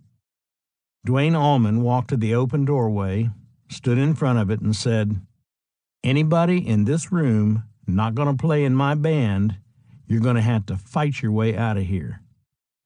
And then he added, "The only thing is, we need a singer, and my baby brother's the only one who can do it." The time had come. Duane called up Greg and managed to persuade him to get his ass back to Florida once and for all.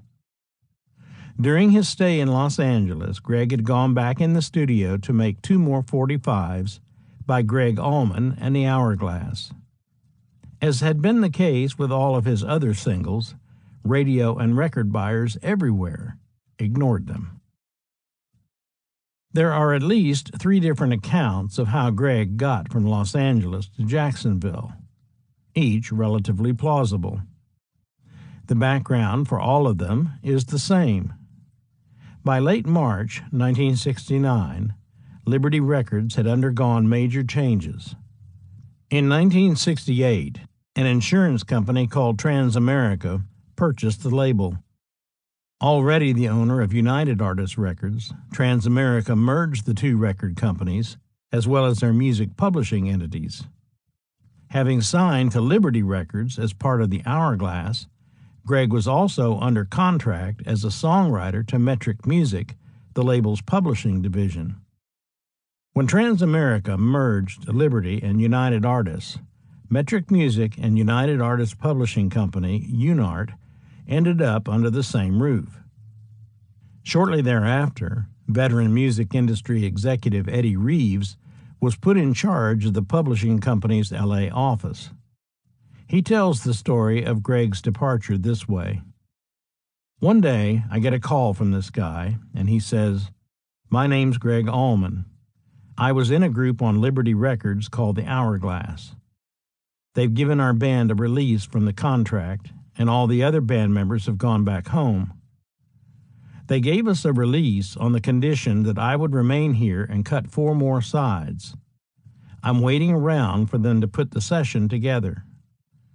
They're going to try to put another single out because they want to have a chance to recoup the investment they have made in us because we haven't sold any records. Meanwhile, while this is happening, I'm waiting around and I'm broke. I think the session's scheduled for next week sometime. But in the meantime, I need to get back to Florida. I need $300 and I don't have any money. According to Reeves, Greg offered to let the company publish 3 or 4 more of his songs, including one called Dreams, in exchange for the $300 advance. Allman went to Reeves' office and played the songs for him. Eddie liked what he heard, but he had a hard time talking the home office in New York into coughing up an advance for a former member of a now-defunct band that still owed the company money. With a lot of persuasion, Reeves was able to get Greg some of what he needed. I called him back and told him I got him $200. I said, look, I have a couple of songs by another writer that I've been looking for somebody to do the vocals on for the demos. I'll pay you $50 a song to do the vocals, and then you'll have your $300. Greg went into the studio, cut the 2 vocals, and Eddie gave Greg the money he needed for the flight to Jacksonville. And then there's John McEwen's version. In the 6 months or so that Greg was living in California, my brother Bill bought him a Chevy Corvair, because you can't get around L.A. without a car. One day, Greg comes over to my brother's house. Bill wasn't home, but I was there, and Greg was delivering the story of, "Oh, John, I got pulled over running a traffic light, and the man says that I got to take the pink slip to show the judge that I didn't steal the car because, they think I stole the car because I don't have the registration. But if I can bring in the pink slip..." So I went and got the pink slip because I knew where it was in the file and said, "Okay, Greg, I'll tell Bill." So he took the pink slip, signed it over to himself, and sold the car that day because Dwayne was putting a band together and he'd told him, "Greg, you got to come out to Florida because the players are all really good. Greg, you got to come out to Florida. The music's coming together finally. Greg, come out to Florida. We need you." So he finally heeded that brotherly call, or the call of the music. Who knows which it was? I think it was both. He sold the car and bought a plane ticket that day to fly to Jacksonville. If I hadn't given him that pink slip, he might have missed it, That's about as close as I can come to saying I helped him get his big start. And finally, there's the story Greg told Alan Paul about how the trip came to pass. Dwayne said, "I got this killer band together. We got 2 drummers. I said, "What for?" He said, "We also got a great guitar player, too." I said, "Well, what do you do?"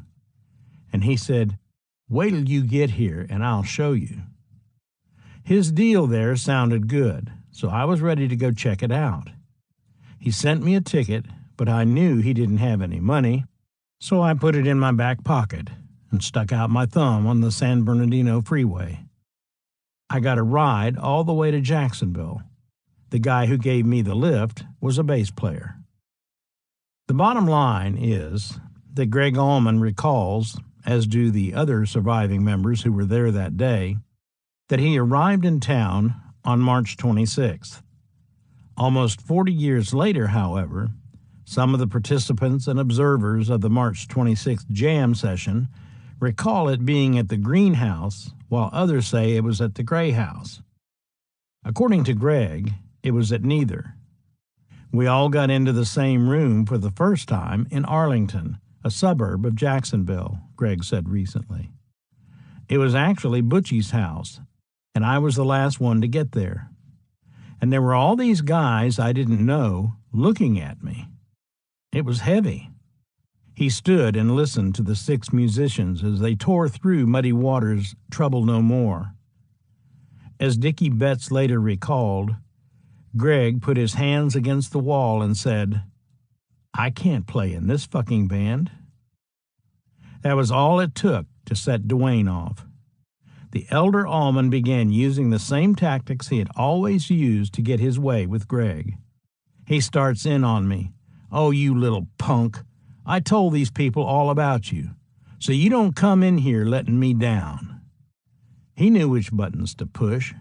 He kind of pissed me off and embarrassed me. Dwayne had written out the lyrics to Trouble No More and waved the paper in his brother's face. Greg could either continue to endure his brother's wrath, or he could just sing the song. I said, "Count it off. Let's do it." And with that, they counted off, and I did my damnedest, says Greg. I'd never heard or sung this song before, but by God, I did it. I shut my eyes and sang, and at the end of that, there was just a long silence. At that moment, we knew what we had. What they had was the soon-to-be-named Allman Brothers Band, plus Reese Winans. Dwayne had a decision to make. I don't recall the exact words, says Reese. I do recall him saying to me at one point that he didn't want to have 2 guitars and 2 keyboards. He thought that would be too much. And by the time Greg arrived in town, I think he had pretty much settled on working with Dickie. 2 guitar players meant 1 keyboard player, and that spot was definitely going to belong to Greg. To use Butch Trucks' phrase, Reese Winans was odd-manned out. Dwayne wasn't one who took pleasure in this kind of situation, and he eventually found a way to make up for having let Winans go.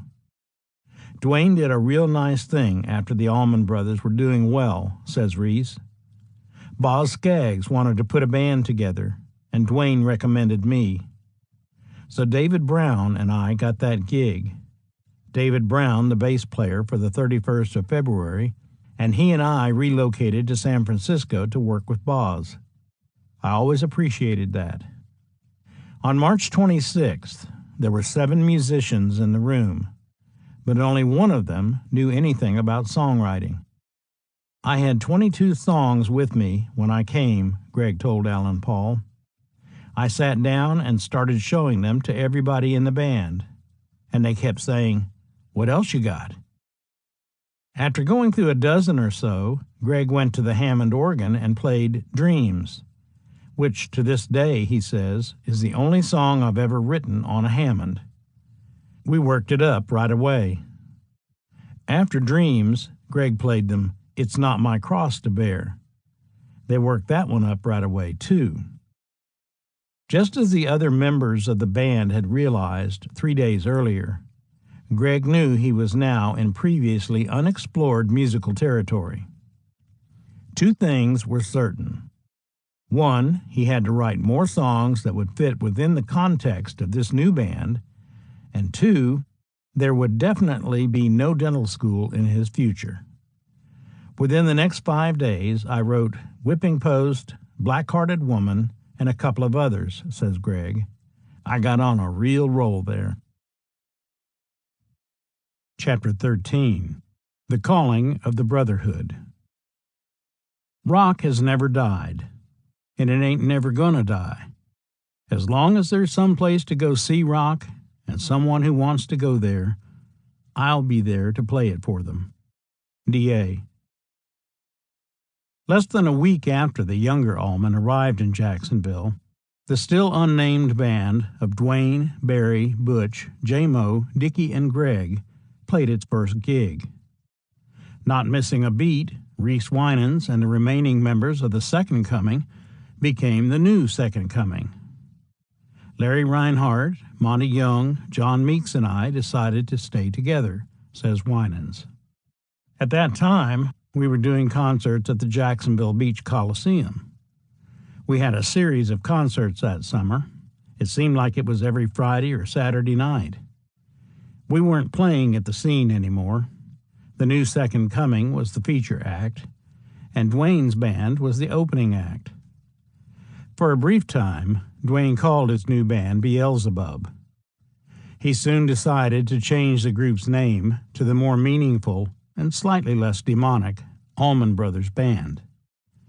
The new appellation was more than just a literal reference to the fact that Dwayne and Greg were siblings. What Dwayne had brought together was truly a brotherhood. Although it might not be nearly so obvious decades after the fact, this interracial act, formed in the South of the late 1960s, was making a bold statement by referring to itself as a band of brothers. But it was noticed then, and members of the Southern Caucasian community weren't the only ones to raise an eyebrow. Not everyone in the African American community was happy either. When I first started playing with the Allman Brothers, J-Mo told John Linsky, I had people come up to me and go, "What are you doing playing with these white boys? Why are you in a rock and roll band?" All I said was, "Hey man, these cats can play." According to Butch Trucks, Phil Walden had originally conceived of the Dwayne Allman Band as a trio like Cream or the Jimi Hendrix Experience. But Walden recalls, Dwayne called me after the famous Jacksonville Jam and said, "I've got it." What Allman had was a band twice the size of the one Walden had envisioned.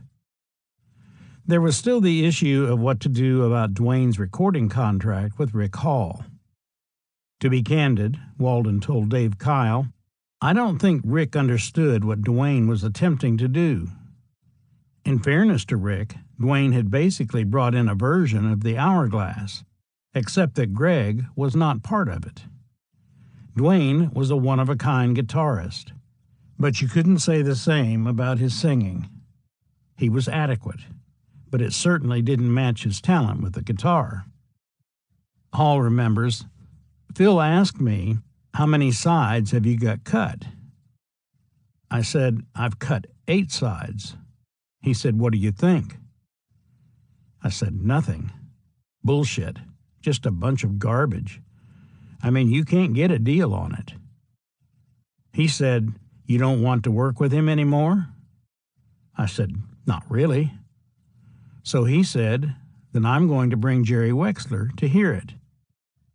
The opening Phil Walden had been waiting for had finally arrived. So Jerry and Phil came in, Rick Hall says, and Jerry says, "Phil tells me that you got some sides cut on Dwayne. Would you consider selling him?" I said, "Yeah, I'd consider it. What'll you give me for him?" He said, "I'll give you $10,000. I said, "Write me a check." Wexler recalls the event a little differently.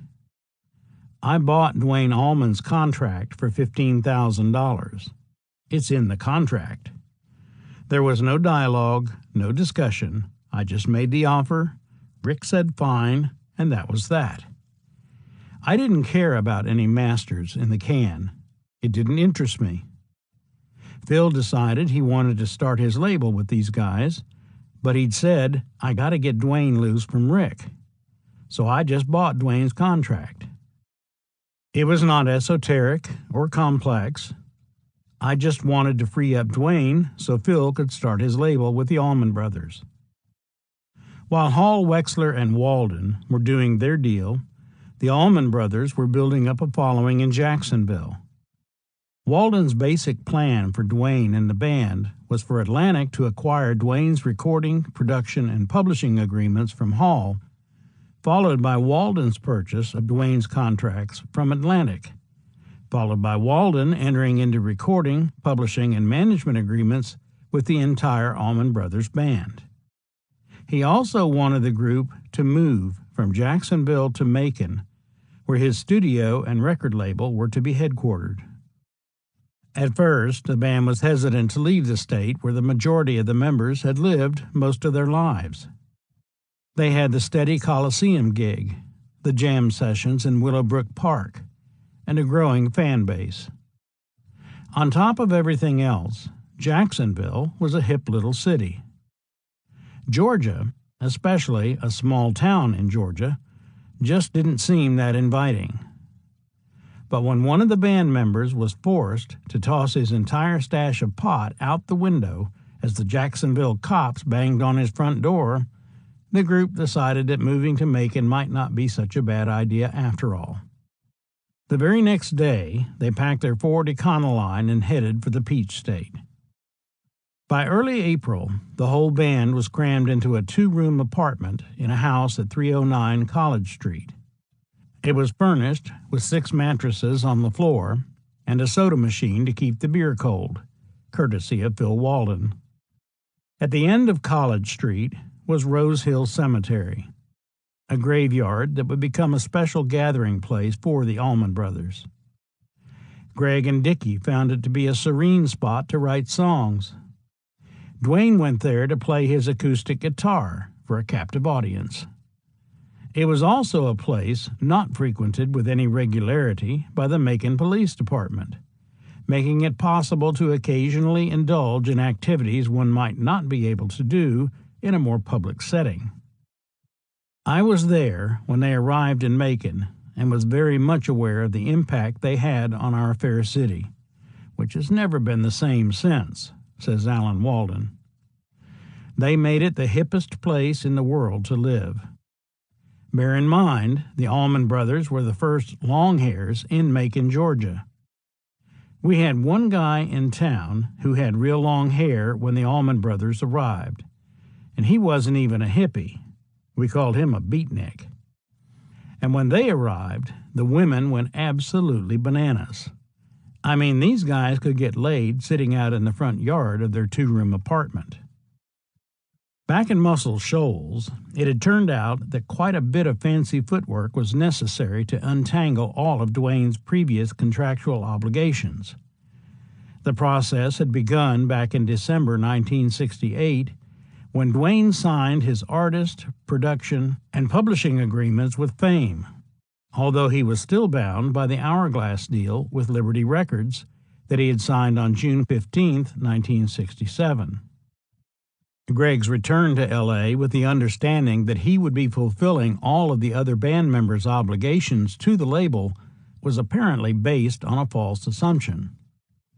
Before Dwayne's contract with Fame could even become effective, Liberty would have to release him from his 1967 deal. There was also the matter of his management agreement with Bill McEwen. Walden had been making overtures to Dwayne about managing him ever since the guitarist had signed a recording contract with Rick Hall. But neither Hall nor Walden could move forward before Allman got out from under his still effective West Coast deals. In an effort to kill both birds with one stone, Dwayne had called McEwen back in December 1968. They had quickly worked out a settlement in which Allman agreed to pay $2,500 he owed McEwen, as well as $500 to one Lee D. Weisel to discharge a debt that had been guaranteed by McEwen. In addition, Dwayne assigned his former manager all of his rights in the Hourglass name. In exchange, McEwen agreed to do more than just release Allman from his management contract. The final clause of Allman's settlement with his former manager stated, McEwen agrees and guarantees that he will obtain for Allman a release from the recording contract with Liberty Records, Incorporated. Bill McEwen worked his magic with Liberty, and on January 23, 1969, a deal was struck between Allman and his former label. The document read in part, "It is our mutual desire to effect a termination of said agreement insofar as said agreement relates to your services individually or as a member of the Hourglass, and to execute mutual releases of all claims that any of us may have against the other in connection therewith." In other words, Dwayne was finally, if not paradoxically, set free from Liberty. The release further stated, "Both you and we shall retain any and all rights and interests respectively obtained pursuant to the said agreement with regard to any record sides recorded pursuant thereto, embodying your services." With those lines, Liberty was confirming that Dwayne still had the right to be paid royalties, assuming the outstanding Hourglass advance was ever recouped, and that Liberty still had the right to release future Hourglass recordings if it so desired. For the duration of Duane's life, this clause would be meaningless.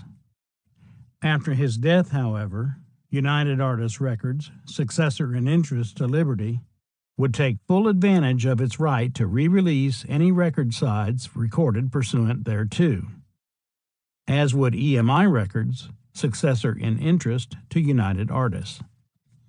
Upon the date of Duane's release from Liberty Records in January 1969, his various agreements with Rick Hall officially went into effect. And so, on May 10, 1969, Atlantic Recording Corporation and Cotillion Music Incorporated, Atlantic's music publishing arm, entered into an agreement with Fame Productions Incorporated and Fame Publishing Company Incorporated, acquiring the rights Duane had assigned to Rick. Schedules to this agreement list the 8 masters Duane had recorded, the one song he had written, Happily Married Man, and the $8,877.20 in debts Allman had incurred in studio, musician, travel, and other expenses, including the $2,500 the guitarist owed to Bill McEwen and the $500 he owed to Lee D. Weisel, as well as an advance to Duane of $925. Regarding all the monies owed by Allman, the agreement stated, "Insofar as you are concerned, we may charge same to Allman's account." Paragraph 6 of the assignment called for Atlantic to pay Fame $15,000. Hall has claimed in numerous interviews that he sold Allman's contract to Atlantic for $10,000. Writing off the nearly $3,500 in studio time Duane had managed to rack up, the remaining expenses incurred by Hall would have been a little more than $5,000, making Hall's final take from the sale very close to the $10,000 he remembers. Ironically, since on paper Hall appears to have taken on the burden of Allman's outstanding debts, the agreement with Fame implied that Atlantic still intended to charge those debts back to the artist. Jerry Wexler says Atlantic didn't charge the outstanding debts to Duane, as far as I know. But if Atlantic actually did so, it would mean that the entire cost to Atlantic for acquiring Duane Allman's artist, production, and publishing contracts was only $6,122.80. Regarding his sale of Duane's contract to Wexler, Hall now says, "I felt at the time it was probably the best deal I ever made. Of course, as history would have it, it was probably the all-time worst deal I ever made in my life." Between the time Duane's solo sessions at Fame ran out of steam in early March and Wexler purchased his recording contract from Hall 2 months later, the guitarist's earlier session work had begun to yield impressive results. Aretha's single of The Weight had been released, as had King Curtis's version of Games People Play, and Wilson Pickett's Born to Be Wild, along with the dynamic Clarence Carter. Just before Duane and J-Mo split for Jacksonville, Otis Rush had come to Fame to cut his album, Morning in the Morning, where Duane got a chance to play straight blues on tracks like Reap What You Sow. Only days after the Otis Rush sessions, however, there was a major shift in the Muscle Shoals recording scene. About the same time Duane and J-Mo were leaving for Florida, the 4 members of Rick Hall's rhythm section departed en masse to open their own studio less than 3 miles away from Fame. "The 4 of them kept appealing to me," recalls Jerry Wexler. "They said, 'We're leaving Rick. We can't take it anymore. We want to go with you.' I said, 'I can't do that, because I met you guys through him. That would be a betrayal.' They all came up to my house on Long Island with an ultimatum. It was an ultimatum of affection. They said, 'We're coming here because we want to show you that we mean it. This is the last shot.'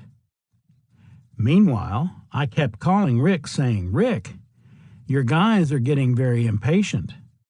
They can't take it anymore. You better shape up with them." He said, I can always get me some new pickers, blah, blah, blah. But they surprised him. They defected. It wasn't like we left him without any money or anything to do, says Jimmy Johnson. We'd cut a bunch of hits. And so we came in and met with him and said, "Hey, look, we have gotten together and bought a studio." He was shocked, but he said, "Guys, I would have done the same thing." He said, "Now, I think you've made a mistake, but hey, I would have done it myself." So that's how we split. We didn't know if we'd be a success or not. We left on decent terms, but there was a couple of strained years because there was a feeling of competition for a while. Rick Hall's biggest success came after we left, so our leaving had no effect on his career at all. All we did was go for ours.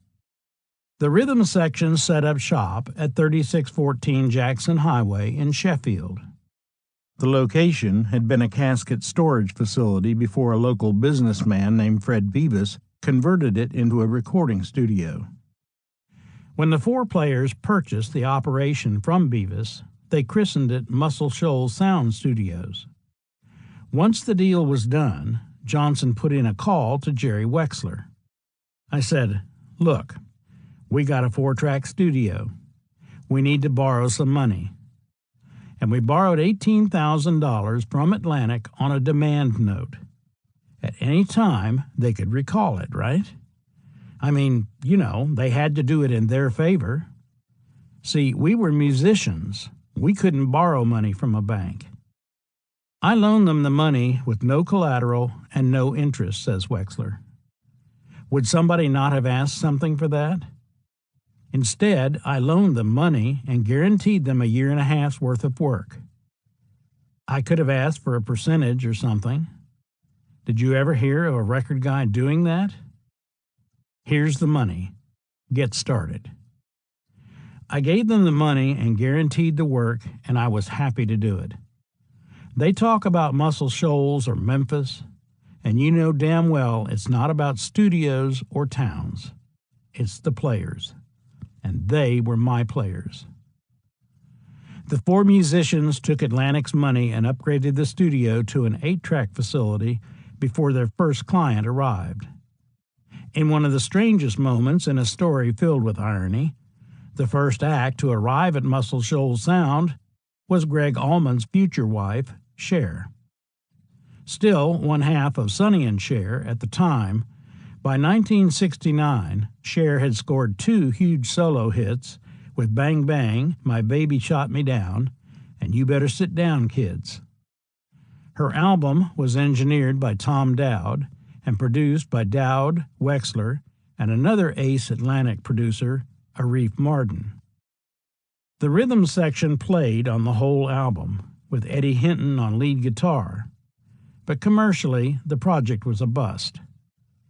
The singles all died, and the album itself, aptly titled 3614 Jackson Highway, lasted all of 3 weeks on the charts. It was strike one for Muscle Shoals Sound.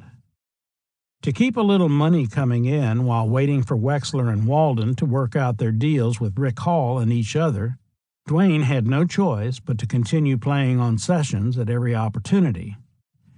In early May, the same week Atlantic finally purchased Duane's contract from Rick Hall, the guys at Muscle Shoals Sound were working with Atlantic's latest signing, Boz Scaggs.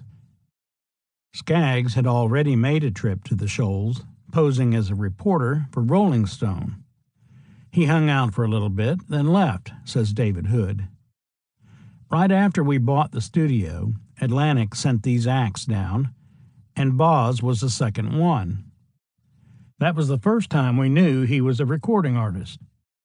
The Muscle Shoals Sound rhythm section, ensconced in their own musical world, weren't aware that Scaggs had been a founding member of the Steve Miller Band, singing and playing guitar on Miller's first 2 albums before embarking on a solo career. I had signed Boz for management, says Alan Walden.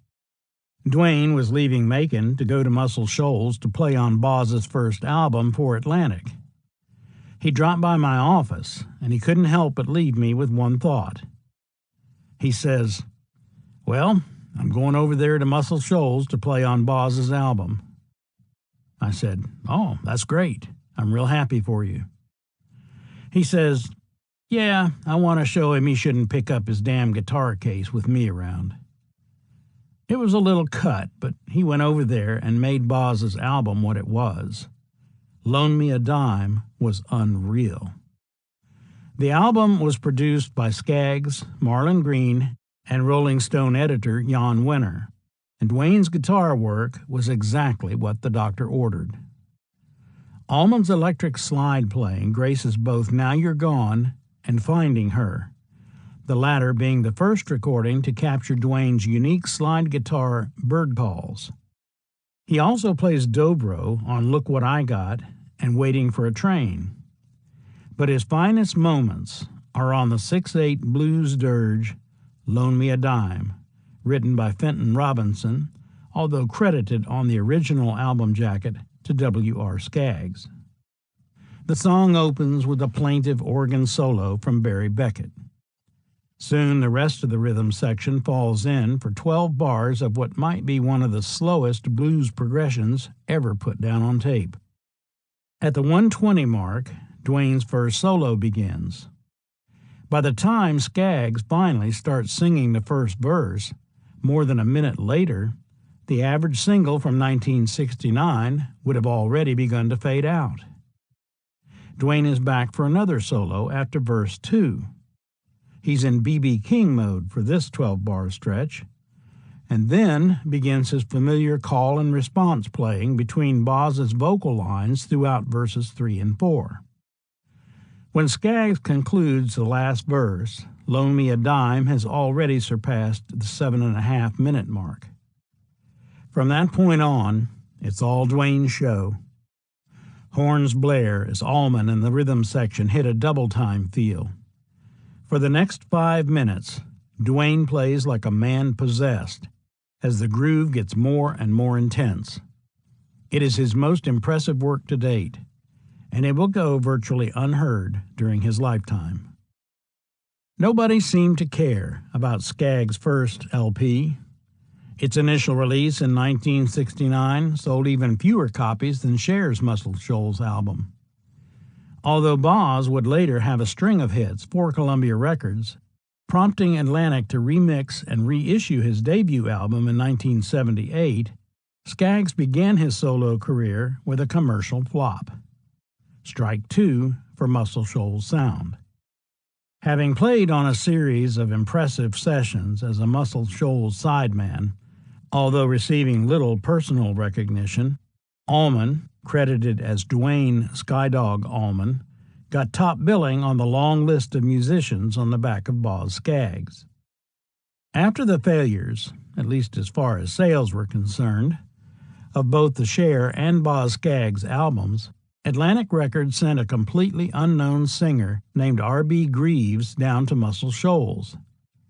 His very first single, Take a Letter Maria, exploded onto the charts in 1969, selling over 1 million copies and securing Muscle Shoals Sound's status as a hit-making studio.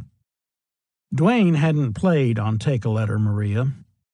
By the time Greaves arrived in Muscle Shoals, Duane and the rest of the Allman Brothers Band were already on the road. But the guitarist would continue to return to Muscle Shoals Sound between gigs with the ABB, despite having grown weary of the sideman scene. "Oh, man, studios, that's a terrible thing," he would later say. "You just lay around and you get your money, man." Specifically, referring to the Muscle Shoals Sound rhythm section, he said, "All those studio cats that I know, like one of them gets a color TV, see? And then the next day, man, they're all down to Sears or wherever. Hey, man, I'd like to look at some color TVs, you know.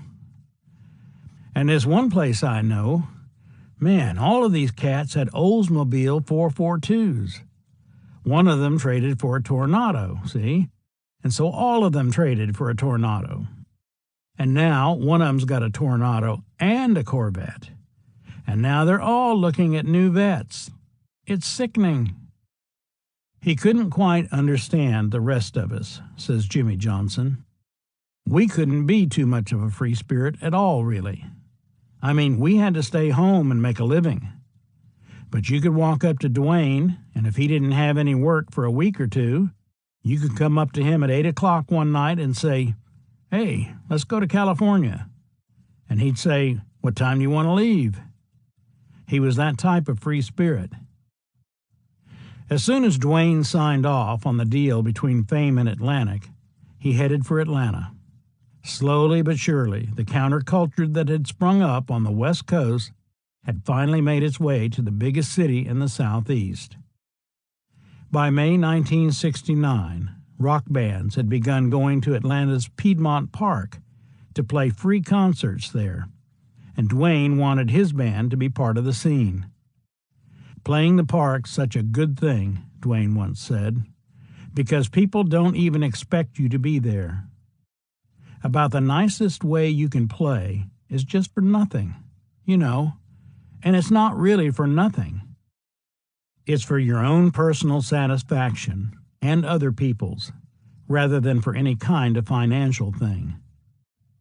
There was also one other reason. When an interviewer once asked Allman his favorite place the band had played, he responded, "Piedmont Park, Atlanta. You got up on stage and it'd be covered with dope. Piles of reefer on the stage and acid tabs, every color you could see." The Peach State was now home for the Allman Brothers Band. They had a record deal, a place to live, and Piedmont Park to go to when they didn't have paying gigs. But playing live, whether for money or not, called for a crew to help set up, tear down, and get the band from one town to the next. For an act still making little money, the band had no problem recruiting a loyal gang of roadies. Twiggs Linden, Jr., an employee of the Walden's management and booking firm, became the band's tour manager. Joseph Red Dog Campbell, a Vietnam War veteran who had first heard the band while attending Florida Junior College in Jacksonville, was soon on board as well. Kim Payne, a roadie Greg had met during his solo months in L.A., also joined up, as did Barry Oakley's old friend from the Romans, Mike Callahan. Red Dog once said, "In the old days, when Dwayne was alive, if Phil Walden called a band meeting, he wouldn't just get Dwayne and 5 other musicians. He would also get the roadies. Phil would ask, 'Do I have to meet with roadies?' Dwayne would answer, 'You called for a band meeting, and this is the band.'"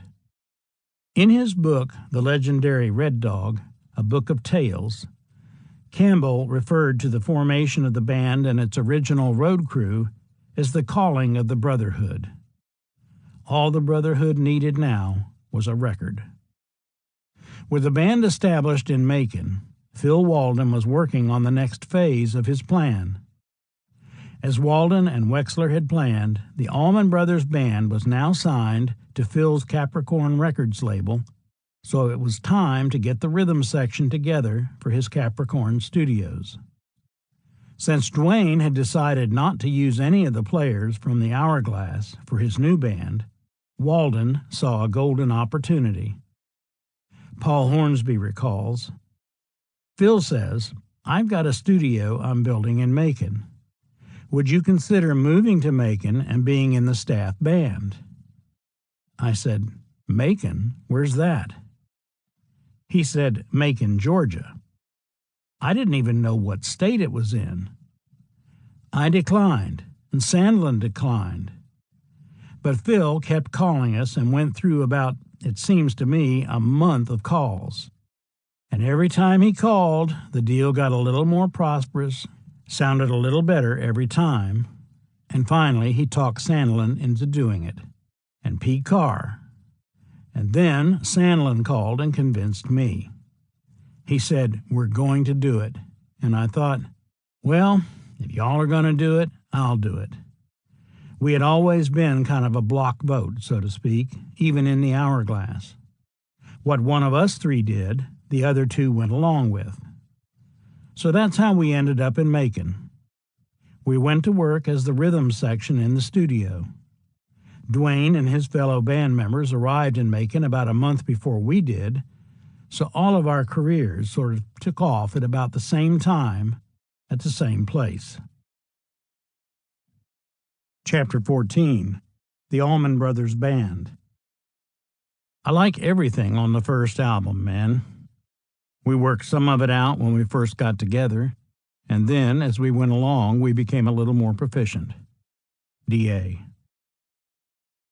When it came time for the Allman Brothers Band to record their first album, it was decided that the project would take place at Atlantic Recording Studios in New York City rather than Capricorn Studios in Macon.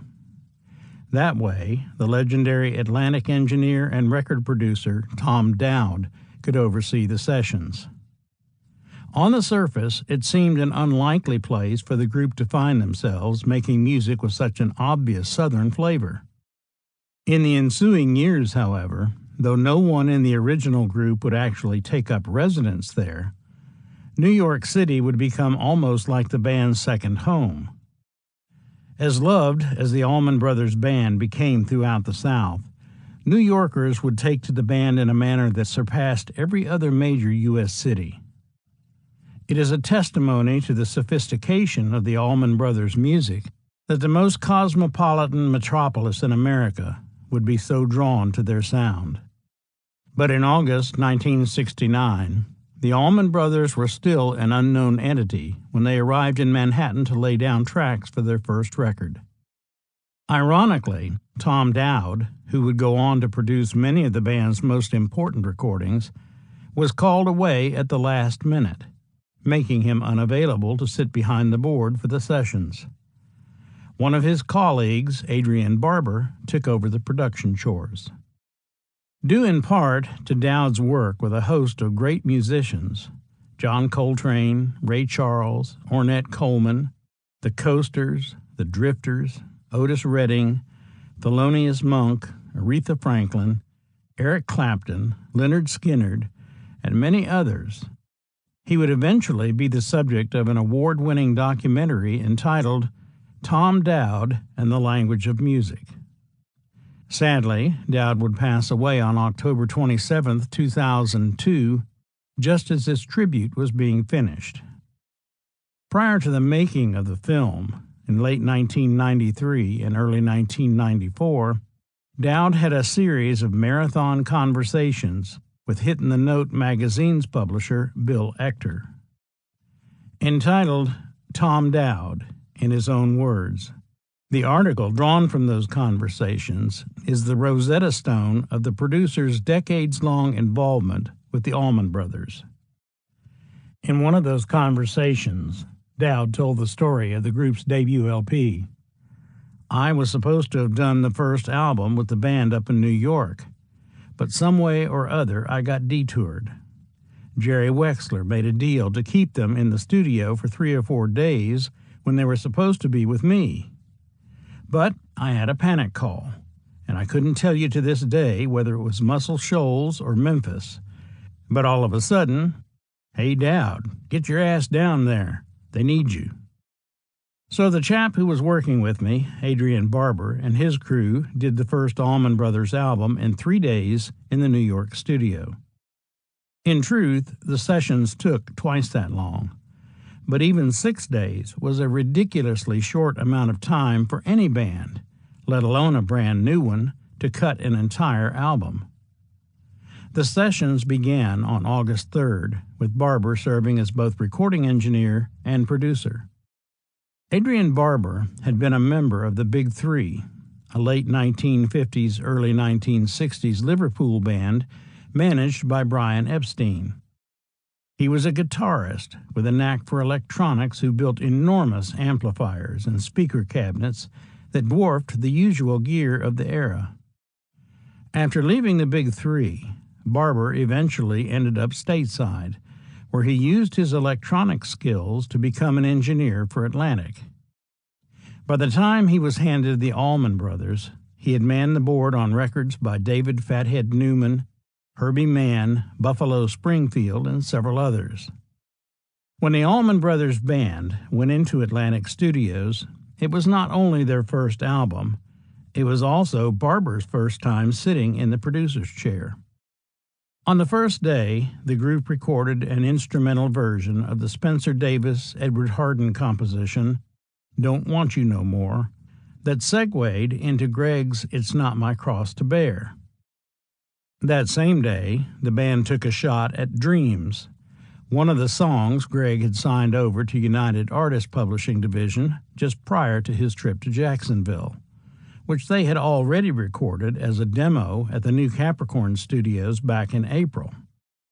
The band wasn't happy with the version they cut on August 3rd, so they decided to set it aside for the moment. 2 days later, the band was back at work, putting down another of Greg's compositions, Black-Hearted Woman, along with Trouble No More. After one more day off, it was time to tackle Whipping Post. I wrote it on an ironing board cover, Greg once said. It came so fast, I didn't even have a chance to get the paper out. That's the way good songs come. They just hit you like a ton of bricks. I didn't know the intro was in 11/4 time, Greg would later tell John Linsky. I just saw it as 3 sets of 3, and then 2 to jump on the next 3 sets with. It was like 1, 2, 3, 1, 2, 3, 1, 2, 3, 1, 2. I didn't count it as 1, 2, 3, 4, 5, 6, 7, 8, 9, 10, 11. It was 1 beat short, but it didn't feel 1 beat short because to get back to the triad, you had 2 steps to go up. You'd really hit those 2 hard to accent them, so that would separate the 3s. That's how naive I was about the whole thing. My brother told me, I guess the day I wrote it, he said, "That's good, man. I didn't know that you understood 11/4." Of course, I said something intelligent like, "What's 11/4?" Dwayne just said, "Okay, dumbass, I'll try to draw it up on paper for you." In the end, it would take the entire August 7th session for the band to record Whipping Post to their liking. On the following day, they took a shot at the number that had inspired Dwayne to take up slide playing. Statesboro Blues was a song that me and my brother had known for a long time, says Greg. The song just kind of stuck with us over the years. So when the ABB got together, Statesboro Blues resurfaced. Although the band gave it their best shot, they simply weren't able to capture Statesboro Blues in the studio with the same kind of power they could achieve when performing it live. The same could safely be said about everything they were recording in New York, but the difference in the energy level between live performances and the studio version of Statesboro Blues was so obvious that they decided to scrap the song and the session for the day. 3 days later, the band recorded Greg's composition, Every Hungry Woman. They returned to the studio one last time on August 12th to try once more to capture Dreams. This time, it all came together. They were out of their element in New York, hustled by a chap with an English accent, Tom Dowd told Bill Ector. Dowd said the process of recording under Barber's direction was perhaps intimidating, or push, shove, shove. Do what the guy says and let's get out of here.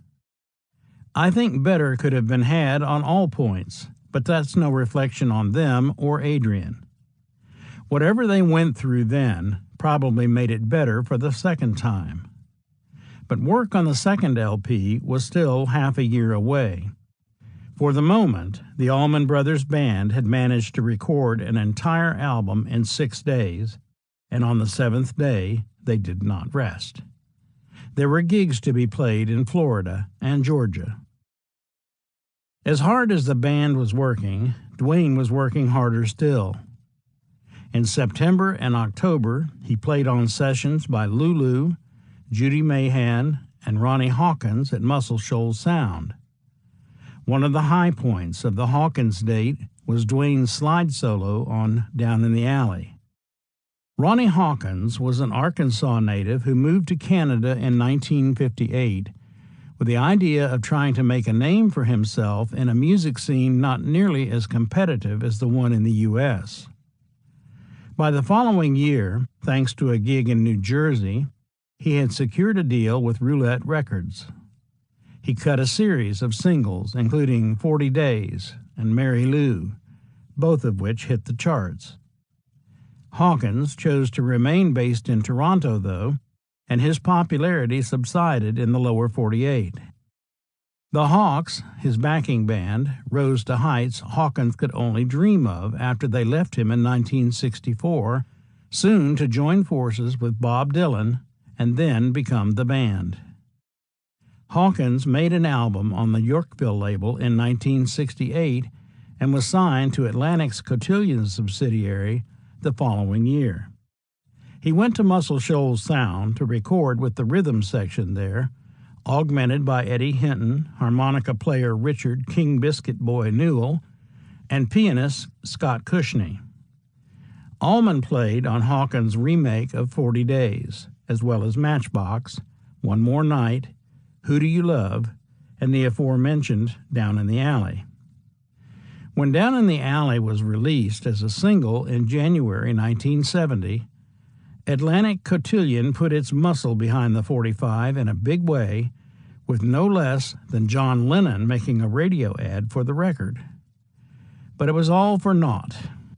Both the single and the album, Ronnie Hawkins, died with hardly a whimper. In his liner notes for the Rhino Records collection, The Best of Ronnie Hawkins and His Band, Colin Escott wrote of Hawkins' attempt to later thank Allman for putting his signature slide licks on Down in the Alley.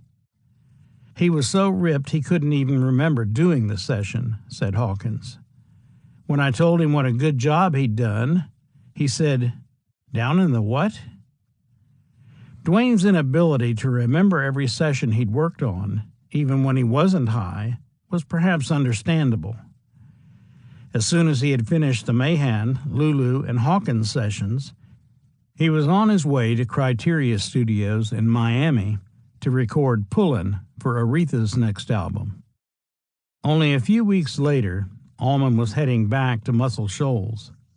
John Hammond Jr., son of the famed Columbia Records A&R man who had discovered Aretha Franklin and Bob Dylan, and who would later sign Bruce Springsteen and Stevie Ray Vaughan, among others, had been sent by Atlantic to Muscle Shoals Sound.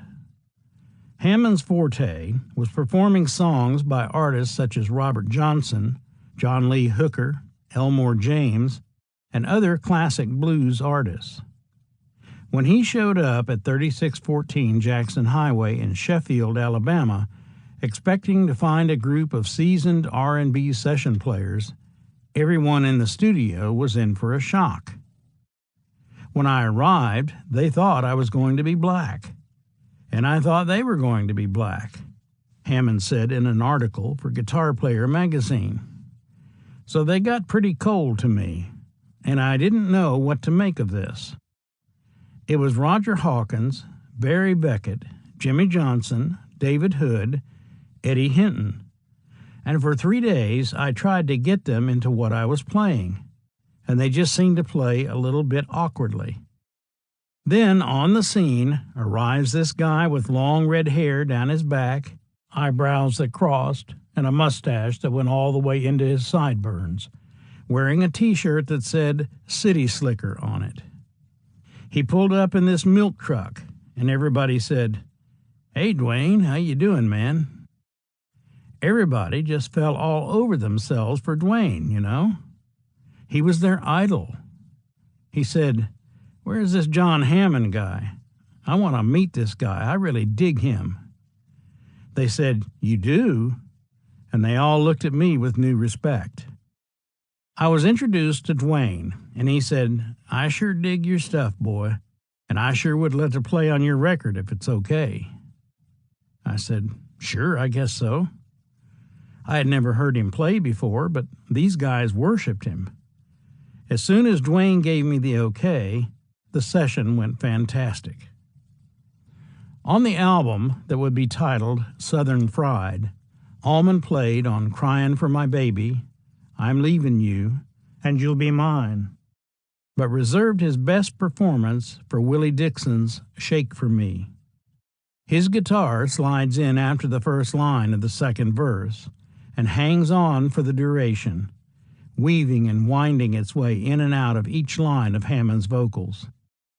Dwayne takes a slide solo after the third verse, and then, once again, his guitar responds to every line when the singer comes back for the final verse.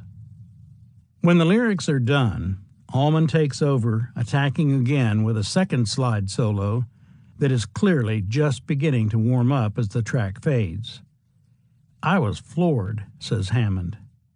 There was a lot more that was edited out in order to fit the album. I mean, he played on and on and on. He was just incredible. On November 21st, when Dwayne arrived in Muscle Shoals to introduce himself to John Hammond Jr., he might well have been feeling some apprehension.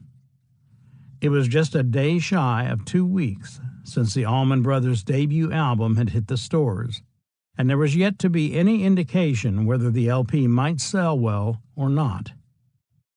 After the band had finished recording, photo sessions for the album cover were set up. Stephen Paley was the photographer, and the shots for the front and back were no problem, taken at various locales in Macon. But this was to be a gatefold LP, meaning there were nearly 25 inches of space to be filled in the album's fold-out center. The inner sleeve photo was taken in Round Oak, Georgia, down behind my log cabin there, which is also the back of Otis Redding's Big O Ranch, says Alan Walden. It was Phil's idea that they all be bathing in the creek. There was supposed to be bubbles all in the water, but the creek water was moving, so the bubbles kept blowing away, going on down the creek. They only brought 1 bottle of bubble bath, so it didn't last very long. It was a little bit risque for that time period. We had some good reviews and some bad reviews on that. In the infamous inner sleeve photograph, the entire band is naked except for Butch's hat. The creek is shallow, but just deep enough to keep the shot from looking like a Playgirl spread. Butch is the only one standing up, but Barry is sitting in front of him, keeping Butch's private parts private. The advertising campaign was interesting, to say the least. Instead of emphasizing the rather ordinary-looking front cover shot, the print ads featured one of the photos taken at the creek, along with a quote about the band being a bad bunch of electric Southern longhairs, a line from Ed Ock's Billboard review of the single Black-Hearted Woman. I remember sending out a postcard with that picture on it, says Alan Walden. It said, "The Allman Brothers will tear your head off with their new album, The Allman Brothers Band." Dwayne sent out some postcards too, including one to Jerry Wexler that read, "Thanks for your help, guidance, confidence, but most of all your friendship. Love to you and yours always, Dwayne Allman." Whatever fate held in store for the Allman Brothers Band, Dwayne and his fellow musicians had done the best they could, working with a record producer they didn't know, using a studio only Dwayne had previously worked in, thanks to the Aretha Franklin and King Curtis sessions earlier that year, and cutting 7 usable tracks over the course of 6 days. Plus, there was the matter of the album being released under the auspices of a record label owned by a manager of R&B acts making his initial foray into the rock world. In fact, the album was released on one of Atlantic's subsidiary labels, Atco. Walden hadn't even created a logo for Capricorn Records yet, so the LP had an Atco label with a barely noticeable line that read, Capricorn Records Series. At first glance, it doesn't seem that a lot of thought was put into the album sequencing. Excluding the scrapped initial take of Dreams, the first 4 songs appear on the LP in the order in which they were recorded. The first 2, of course, had to go back to back as one leads directly into the other. The opener is the Allmans' instrumental arrangement of Don't Want You No More, with the 2 guitarists playing the melody line an octave apart. Only 27 seconds into the piece, though, the tune suddenly turns into something else entirely. The guitars and bass take the band through an 8-note passage that dives into an organ solo by Greg, complemented by J-Mo on congas. This is followed by solos from each of the guitarists before the whole band locks in together, racing through an ascending unison lick followed by a series of quarter-note triplets that slow down significantly, signaling a shift in tempo. It's clear that something is about to happen, but no one, back in November 1969, could have been prepared for whiskey-voiced Gregg Allman to make his formal singing debut on an Allman Brothers record. Greg would later comment, "If you got somebody from, say, Tibet, and played them the Hourglass records, and then played an Allman Brothers record right after it, and then told them it was the same guy singing and the same guitarist, they wouldn't believe it. I can't believe it sometimes." As the band sustains the final note of Don't Want You No More, a line from Duane's guitar rides over the top, bridging into Greg's ballad, It's Not My Cross to Bear. As Duane's phrase ends, Greg's singing begins, a blues-laden shout of yeah, yeah, yeah, that's at least 2 planets removed from the same catchphrase as sung by the Beatles some 5 years earlier. This isn't an upbeat, mop-top cry of joy. This is a serious warning that a sorrowful story is about to be told. But the listener has to wait until the singer is good and ready, because in a musical move unfamiliar to rock record buyers of the time, Duane plays a wailing guitar solo that goes on for 45 seconds, the duration of an entire verse, before the singer finally returns to tell his story. Up next is Black-Hearted Woman, another Gregg Allman original, which opens with a 2-guitar riff that clearly indicates both guitarists have played a few Hendrix covers in their day. The girl Allman sings about might have a black heart, but she also sounds like a foxy lady caught in crosstown traffic. Despite this and other influences that can be heard here and there in the music, the Allman Brothers' sound is uniquely their own.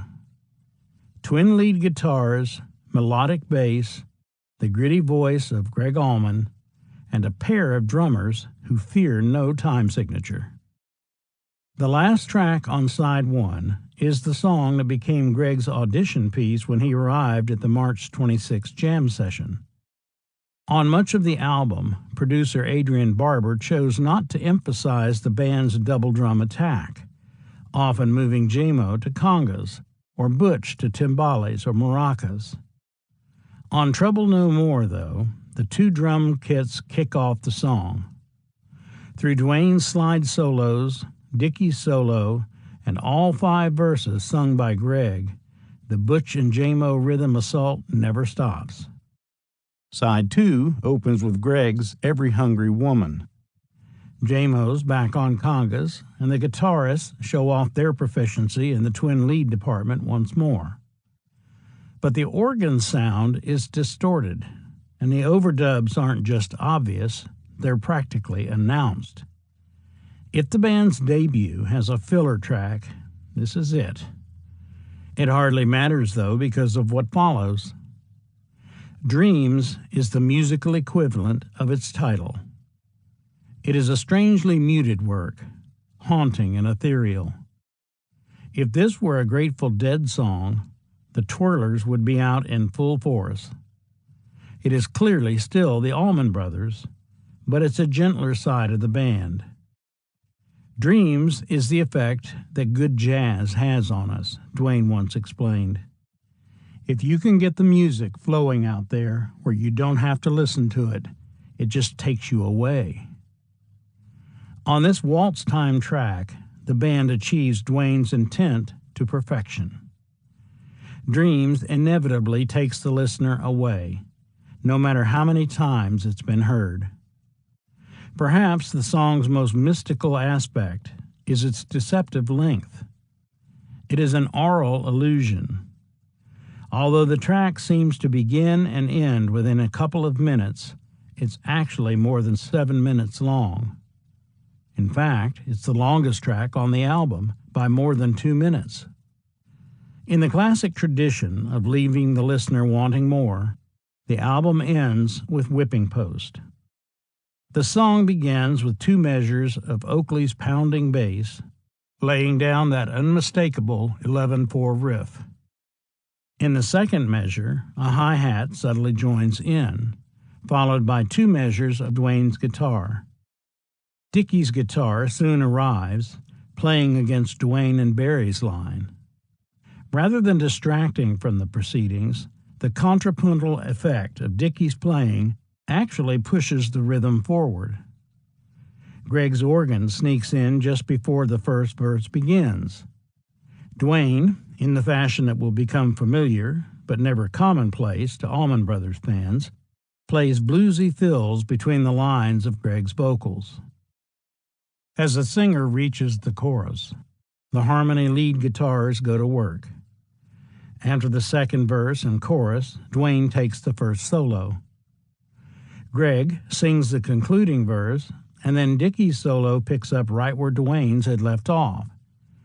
It is a moment of musical brilliance that works to perfection. At the end of Dickey's solo, the whole band joins in, starting at the tonic note and then, playing each note 4 times, climbs up the scale and into the stratosphere.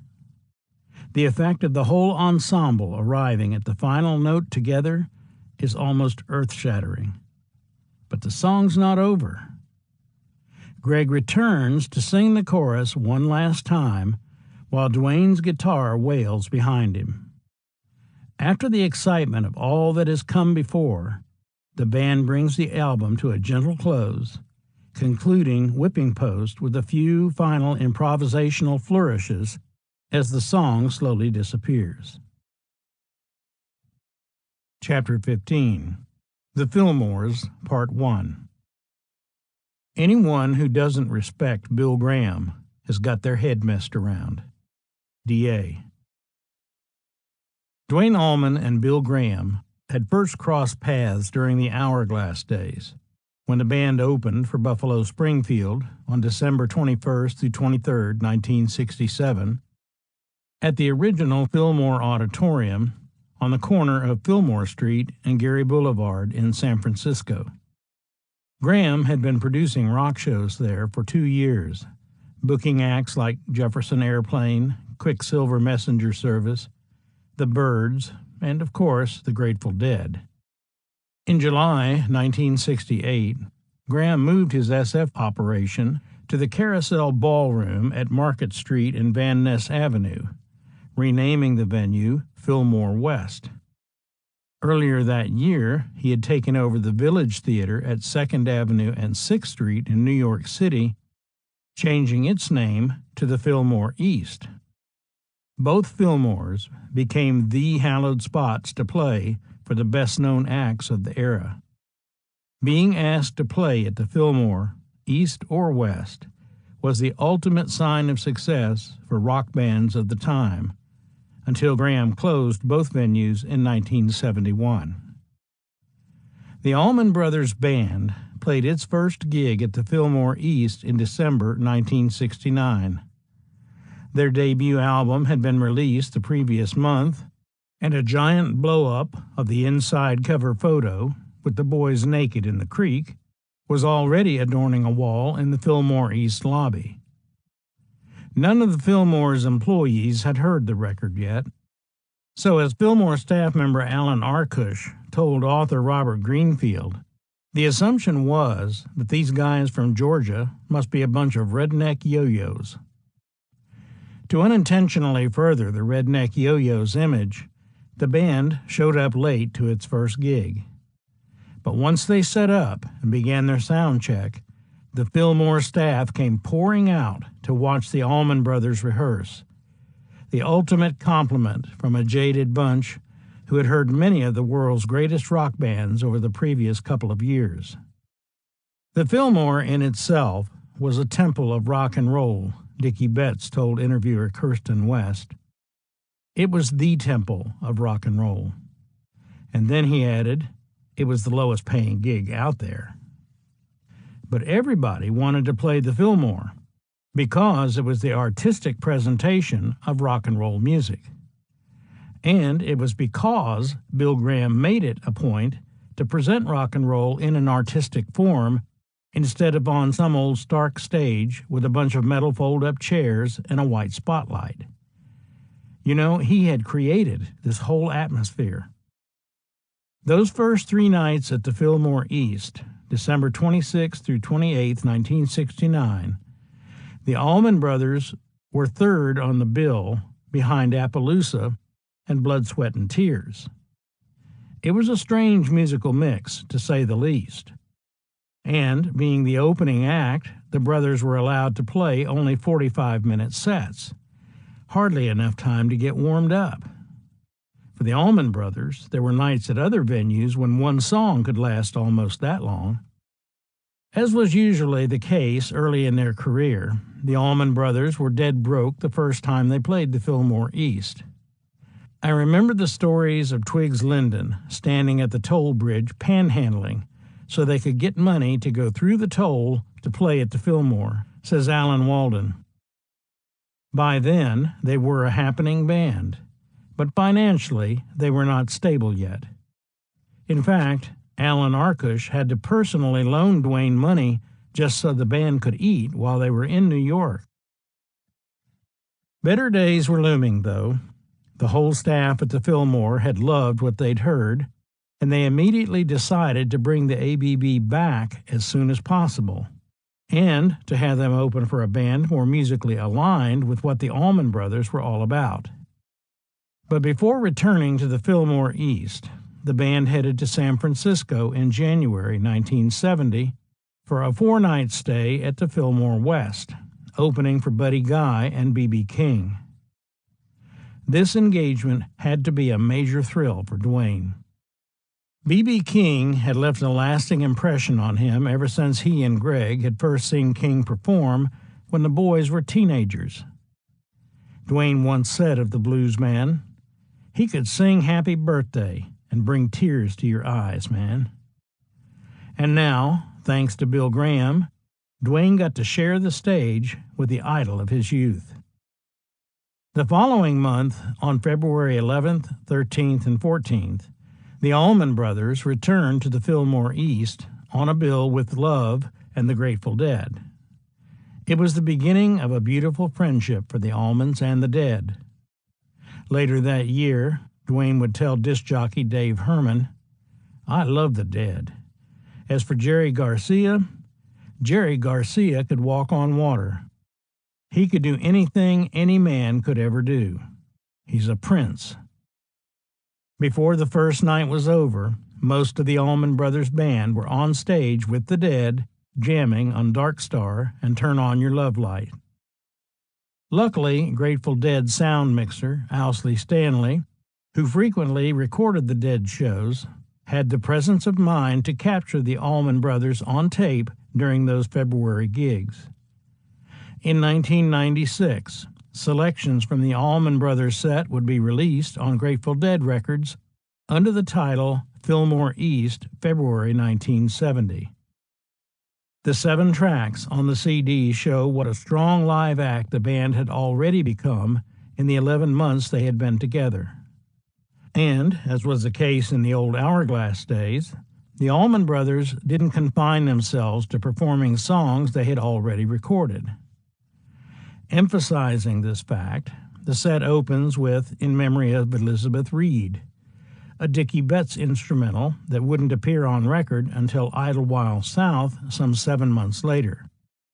It's followed by Hoochie Coochie Man, with a lead vocal by Barry Oakley, whom Duane introduces as our bad sex symbol. Duane's blossoming slide work can be heard on Statesboro Blues and Trouble No More, before the band tackles another blues chestnut, I'm Gonna Move to the Outskirts of Town. Fillmore East, February 1970, concludes with Whipping Post and Mountain Jam. The former being a rather straight reading, while the latter stretches beyond the half-hour mark, as usual. By early 1970, the Allman Brothers' improvisational process had been developed to near perfection. As off the cuff as the band's live playing might have seemed to their audiences, there was always a conscious, formal structure holding everything together. Years later, Greg explained the underpinnings of the band's on-stage work to John Linsky. All the arrangements are pre-rehearsed down to the letter, he said. But with the solos, you can take it as long as you want. When it comes to the solos, each soloist goes around twice. It's never just once. It takes twice to get out what you really want to say. Chapter 16, Idlewild South. I like the second album better myself because it's farther on up the road. D.A. Sales of the Allman Brothers' debut album started off slowly. Very slowly. In December, the band played gigs up and down the East Coast, including the initial shows at the Fillmore East, trying to kickstart the record. But by the beginning of 1970, the Allman Brothers Band was still hovering somewhere underneath Billboard's Top 200 Pop Albums chart. In January, the band played the Electric Factory in Philadelphia and the Fillmore West in San Francisco before heading to Los Angeles for Duane and Greg's first engagement at the Whiskey A Go-Go since their Hourglass days. After the dismal failure of both Hourglass albums, they must have felt somewhat vindicated when the Allman Brothers Band finally hit the charts on day 3 of the band's 4-night stay at the Whiskey. Granted, the album was barely clinging to the bottom of the top 200, but it was enough to prove that the ABB was more than a regional outfit. They were on the national album charts at last. Their first single was Another Story. Capricorn put out a 45 of Black-Hearted Woman, backed with Every Hungry Woman, stamping Black-Hearted Woman as the plug side. Releasing a 45 with the word woman in the title of both songs wasn't the most brilliant marketing move the label could have made. Along with that, Black-Hearted Woman had been whittled down from 5:08 to just over 3 minutes in an effort to appeal to top 40 radio. It didn't help. Pop radio stations ignored the single despite Ed Ochs' rave review in Billboard. After L.A., the Allman Brothers played a couple of gigs at Popalisky's in Dayton, Ohio, and 3 more nights at the Fillmore East, the aforementioned shows with the Grateful Dead, before returning to Macon in mid-February to start work on their second album. By this time, the cramped space at 309 College Street had been part of the band's past for several months. Dickie had moved down the street, while Duane had begun domestic life with Donna Roosman in an apartment a block and a half away from the band's original crash pad. Their daughter, Galadriel, named after a character in J.R.R. Tolkien's Lord of the Rings trilogy, had been born in August 1969.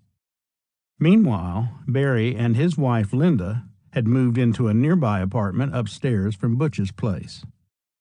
Late in 1969, Linda Oakley, Barry's sister Candace, and Donna found a potential new residence advertised in the paper. The house was located at 2321 Vineville, and it was huge. In December, Linda made the rental deposit for the place that was soon to be known by the band members, their families, the roadies, friends, and associates as the Big House. Not the most creative name in the world, but certainly appropriate.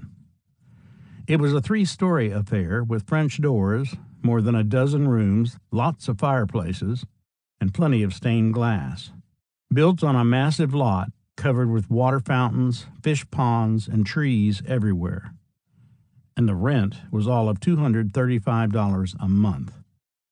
The big house was initially home to 3 family units: Dwayne, Donna, and Galadriel, Barry, Linda, and their daughter, Brittany, and Barry's sister, Candace and Greg. Candace and Greg being romantically involved at the time. The band members and their children got to bedrooms, but there were often guests at the big house, including the occasional roadie crashing on the living room sofa. Barry was determined to make the big house a real home for everyone living there. He put himself in charge of organizing the meals, starting with the purchase of a dining room table large enough for the crowd that gathered at the house on those few occasions when the band wasn't touring.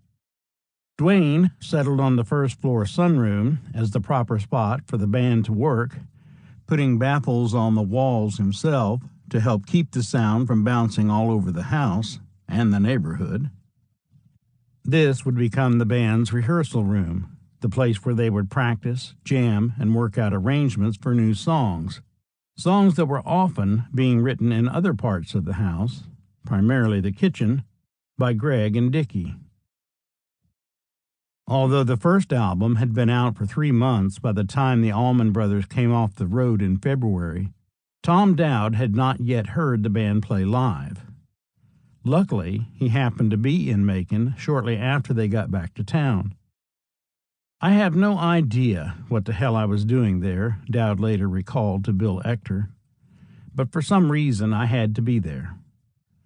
I came walking out of the hotel one day, and I heard this band in the rehearsal room at the studio. I walked on down the street to Phil Walden's office and asked him, "Who the hell is that I just heard in the rehearsal room?" He says, "It's the Allman Brothers." I said, "Do me a favor. Tell them to stop playing. Put them in the goddamn bus and ship them to me in Florida. They are ready to record. They're wasting their time in there. They'll lose it." So he shipped them down to Miami, and we commenced recording somewhere in early 1970. And that's the way we started Idlewild South. In truth, although several of the album's tracks would be cut at Criteria in Miami, the first tracks Dowd produced were recorded in Macon. Johnny Sandlin remembers the first Idlewild South session well because he was under the impression that he was to be co-producer of the project. Dowd and I would do it together, Sandlin told Michael Buffalo Smith in a Grits magazine interview. That's how it was put to me by Phil Walden. Unfortunately for Sandlin, nobody had put it that way to Dowd. So when Tom came in to produce the album, in my head, I was there to co-produce it with him, Sandlin continued. I didn't know until the end of the first day when I was trying to discuss things with him, which you would do if you were a co-producer, but you wouldn't do as a bystander. He didn't seem interested in what I had to say. I felt like it was strange. Then, at the end of the session, I think it was Greg who said that Phil had decided that Tom should do the record. I felt like the biggest ass in the whole world. Johnny Sandlin would go on to play a vital role in Allman Brothers' recording sessions in years to come. In fact, he would eventually produce the biggest hit single of the band's career. But for now, with the exception of one song, Tom Dowd would be producing Idlewild South. The band cut the album between February and July 1970, working in recording dates around a touring schedule that was becoming more and more hectic as the group's popularity increased. The first album had hung on to the charts for just over a month, peaking at a less than impressive 188 on the top 200. But word was beginning to spread that you didn't want to miss the chance to hear this Southern band with the incredible slide guitarist. In April, the ABB played 2 nights at what could safely be described as the hippest venue in Cincinnati. Ludlow Garage was just that, a former garage-turned-rock venue on Ludlow Avenue in the city's Gaslight District. It had opened as a concert hall in 1969, run by a collective determined to give the locals an opportunity to hear and see the latest rock groups. Santana, Dr. John, Neil Young, Alice Cooper, and a host of other hot acts of the day played there during the venue's 2-year lifespan. But, as would later be the case with the Fillmore East, the group the garage's organizers favored above all others was the Allman Brothers. Even with a pack of roadies who looked too hardened to be allowed to join the Manson family, the band always brought with them a certain atmosphere of Southern charm that endeared them to club owners around the country. Ludlow Garage was one of our favorite gigs back then, Dickie once said. That was a real dungeon, but it was a great place to play. Just a great crowd. We always had a good gig there. During the Allman Brothers' visit to Ludlow Garage in early April, the show was recorded through the soundboard on a TIAC A6010 reel-to-reel machine. The 8 songs taped that night would, with one exception, remain in the can for the next 20 years. When Polygram Records finally released Live at Ludlow Garage 1970, on a 2-CD set in 1990, Allman Brothers fans got a taste of what the live band was truly like at the time. The set list is a familiar collection of songs from this era, including Dreams, Statesboro Blues, Trouble No More, Every Hungry Woman, I'm Gonna Move to the Outskirts of Town, and Hoochie Coochie Man. In memory of Elizabeth Reed failed to make the album due to technical problems with the recording, but there is a rare opportunity to hear Duane sing on Dimples, an old blues tune written by John Lee Hooker. It's the only ABB recording with a vocal by Duane, and can also be heard on the Duane Allman Collection and Anthology Volume 2. The showpiece of the record is a monumental mountain jam captured in its 44-minute entirety, a version that some critics feel eclipses the one on the band's 1972 album, Eat a Peach. Mountain Jam fills the entire second CD of Ludlow Garage. Based on the melody of the Donovan song, There Is a Mountain, it's a wide-open jam that gives everyone in the band a chance to shine. Duane and Dickie weave in and out of each other's solos, frequently unleashing harmony leads. Greg stretches out on the B3 before Duane and Dickie come back for more, with Dickie at one point playing a lick that sounds very close to what would become the lead line of Ramblin' Man some 3 years later. 1/4 of the way through the track, Butch and J-Mo soloed together for nearly 6 minutes before Barry comes in with his own lengthy solo, showing his truly exceptional melodic skill on bass. At no point does this sound like a band playing just for the sake of filling time. Every note seems to make sense. No matter how far any one solo is extended, the piece never becomes tedious. And just at the moment when it sounds as if someone is about to head too far off the trail, suddenly the whole group reunites on the theme.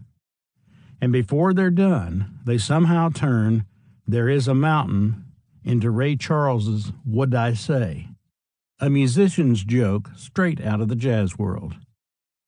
Finally, after more than 40 minutes of carrying the audience along on an incredible musical journey, the band returns to the theme one last time, and Mountain Jam is over. It is the most apt title imaginable. The same month the band played at Ludlow Garage, Duane went to Criteria Studios in Miami to work with Delaney and Bonnie and Friends.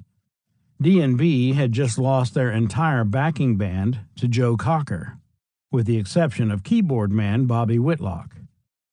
But it was time for a new album, so Delaney pulled together the best musicians he could find under the circumstances, including Jerry Sheff and Ronnie Tutt, the bass player and drummer from Elvis Presley's TCB band.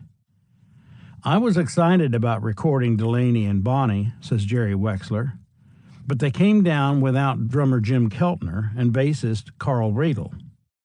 They came with Tut and Chef, very routine rhythm players. They were downbeat players. They didn't understand syncopation. So then Delaney said to me, "Why don't you get Ry Cooder?" Ry was a good friend of mine. I called Ry, and Ry couldn't do it. I said to Delaney, "I got somebody that you won't regret."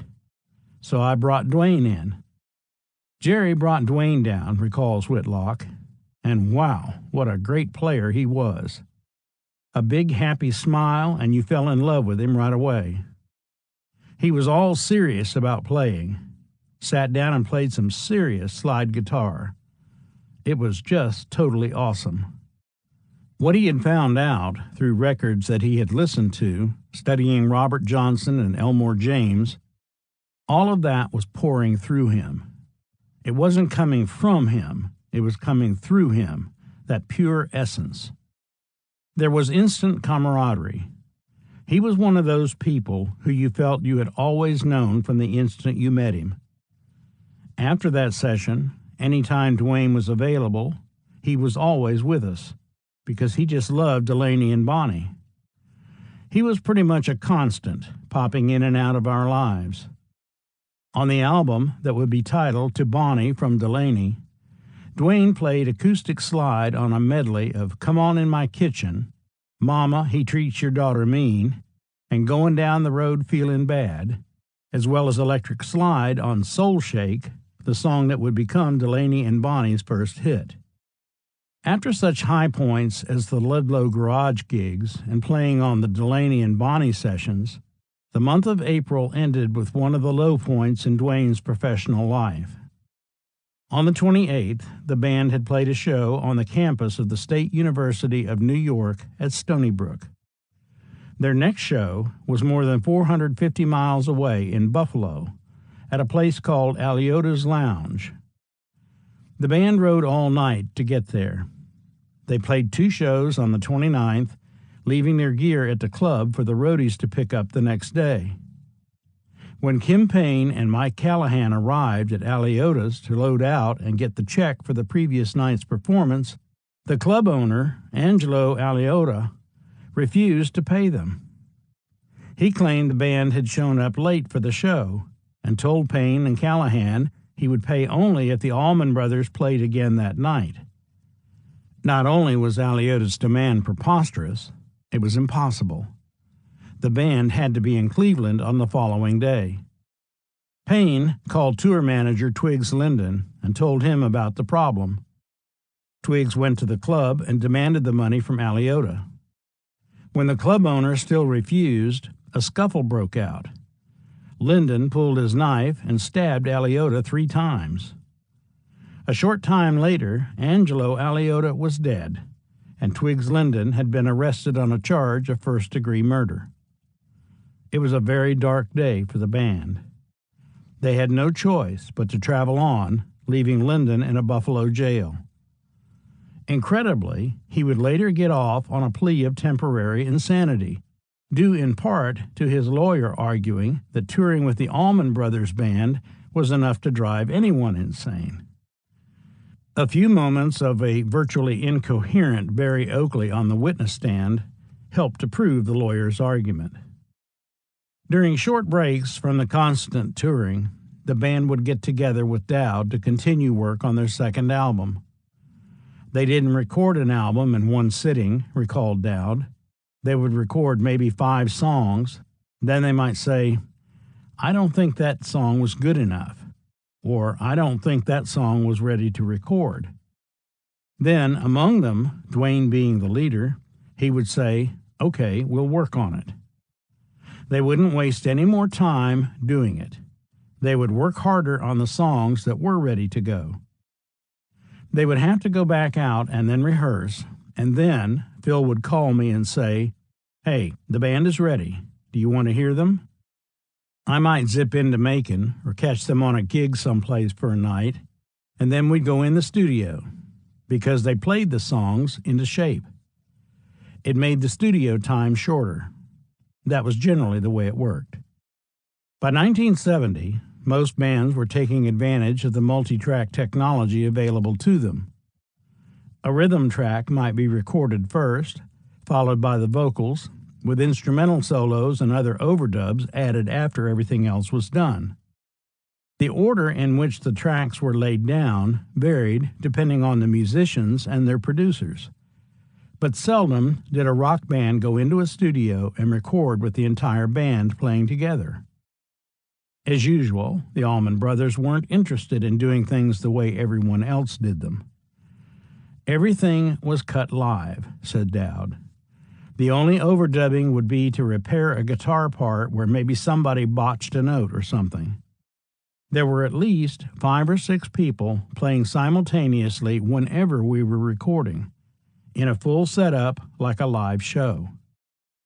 The idea is that part of the thing of the Allman Brothers is the spontaneity, the elasticity. The parts and the tempos vary in a way that only they are sensitive to. Although they managed to get several tracks cut in early 1970, finishing the second album wasn't an easy task. They had to get on the road to support themselves, Dowd recalled. They were working 300 days a year, so they would just blow in and do some songs and blow out. That was it, in and out, just like that. On top of the rigors of road life with the Allman Brothers, Duane was still being called upon to contribute to other artists' recording sessions.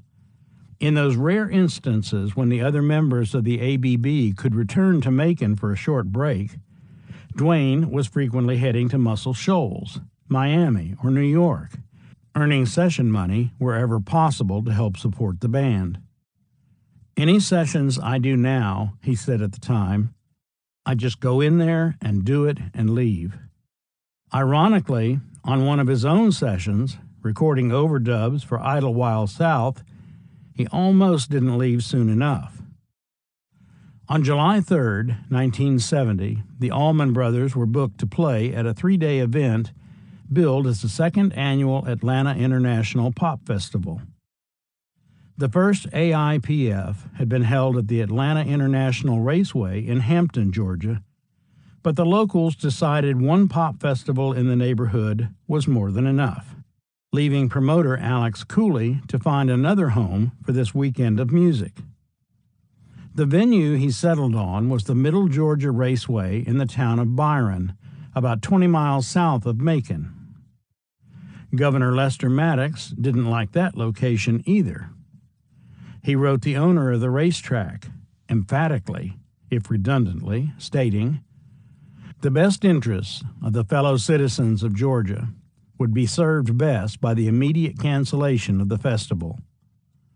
Racetrack owner Lamar Brown declined the governor's request, paving the way for Cooley to put a fence around the track, a couple of dozen acres in all. The promoter also brought in hundreds of porta potties, as well as securing several hundred nearby acres as a campsite. The people had more of a tribal concept about themselves at that time, Dickie Betts once said. People gathered a week before the music started to camp and just make ready for the festival. Attending the festival wasn't just about hearing the music, said Betts. It was more like a celebration of life. By the time of the second AIPF, the Allman Brothers were practically superstars in the state of Georgia. Prior to the ABB, successful rock bands had emanated from San Francisco, New York, Los Angeles, and other parts of the country. The South had produced a host of notable R&B and soul artists, but a Southern band that played rock and had a record deal and a growing following, that was unheard of. The band's fellow Southerners were proud of their home state heroes. So Cooley, a promoter who knew his audience, booked the Allman Brothers to open the festival on July 3rd and then take the stage again to close it 2 weeks later. For everybody but Duane, getting to Byron required only a short drive from the big house to the band's Winnebago. Duane, had a slightly longer longer halt. Had finished a gig. He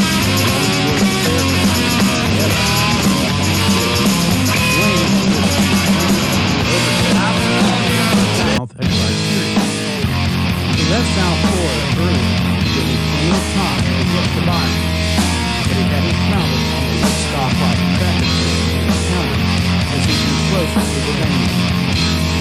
As the minutes ticked away, it became clear that his Ford Galaxy wasn't going to make it through the backup that stretched for miles along the highway. A motorcycle, on the other hand. Dwayne pulled into a truck stop, hailed a ride on the back of a bike, and arrived at the second annual Atlanta International Pop Festival only moments before the band was due to hit the stage. The Allman Brothers, along with Tom Doucette, the harmonica player Dickie kept running into, in Florida back in the pre-Second Coming days, pulled out all the stops for their first set.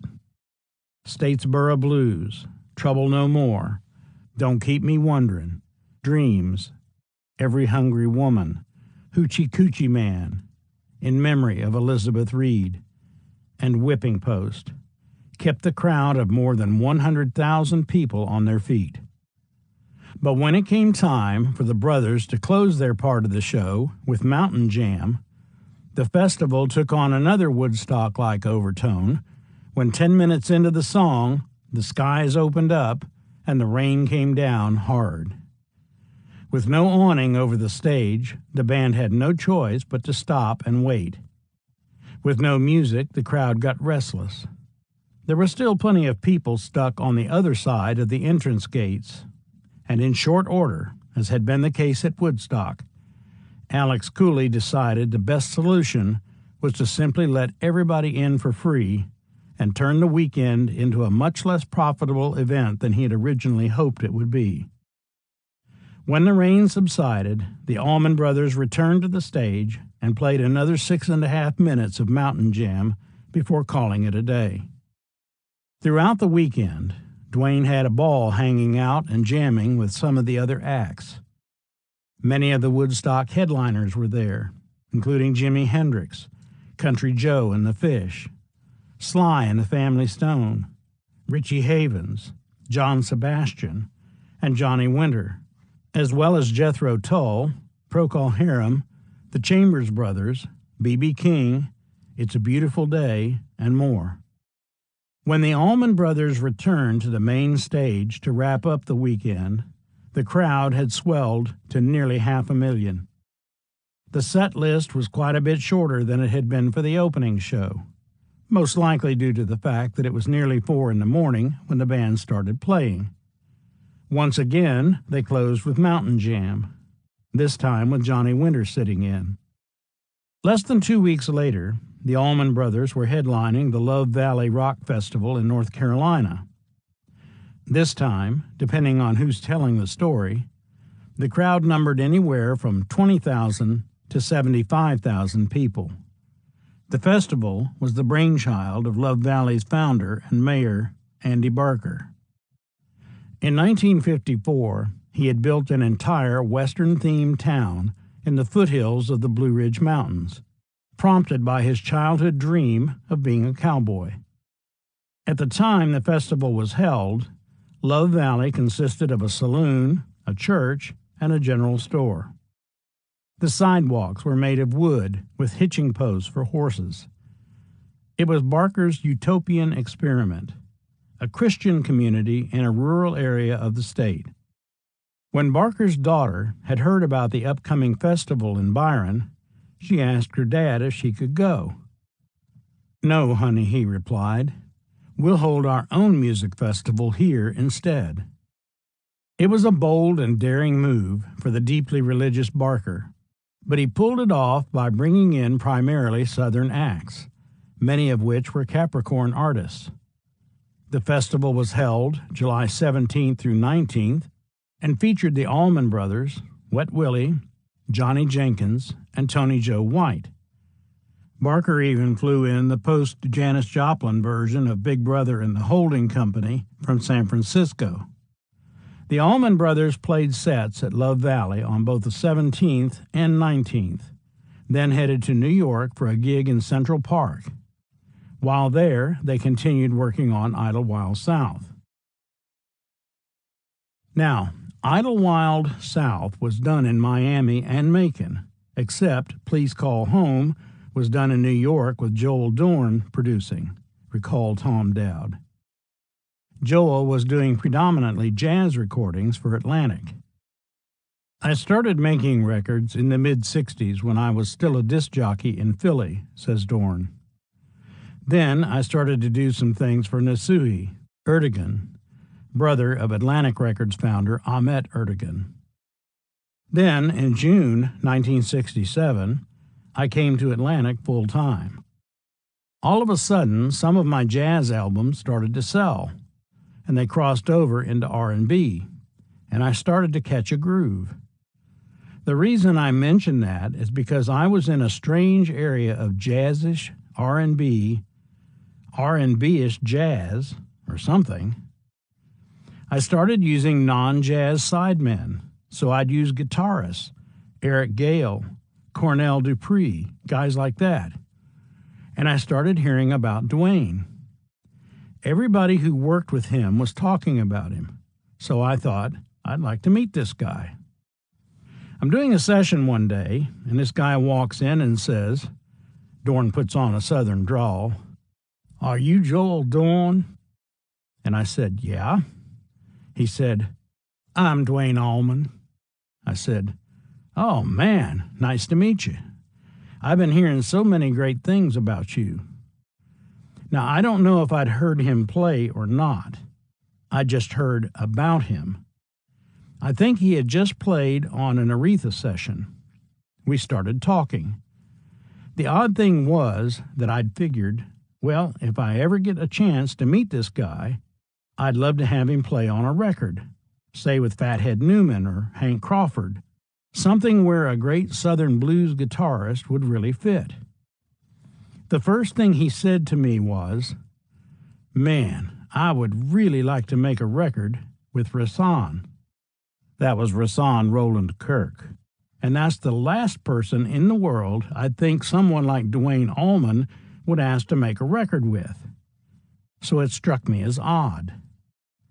And then he said, "Yeah, I like the stuff you made with him.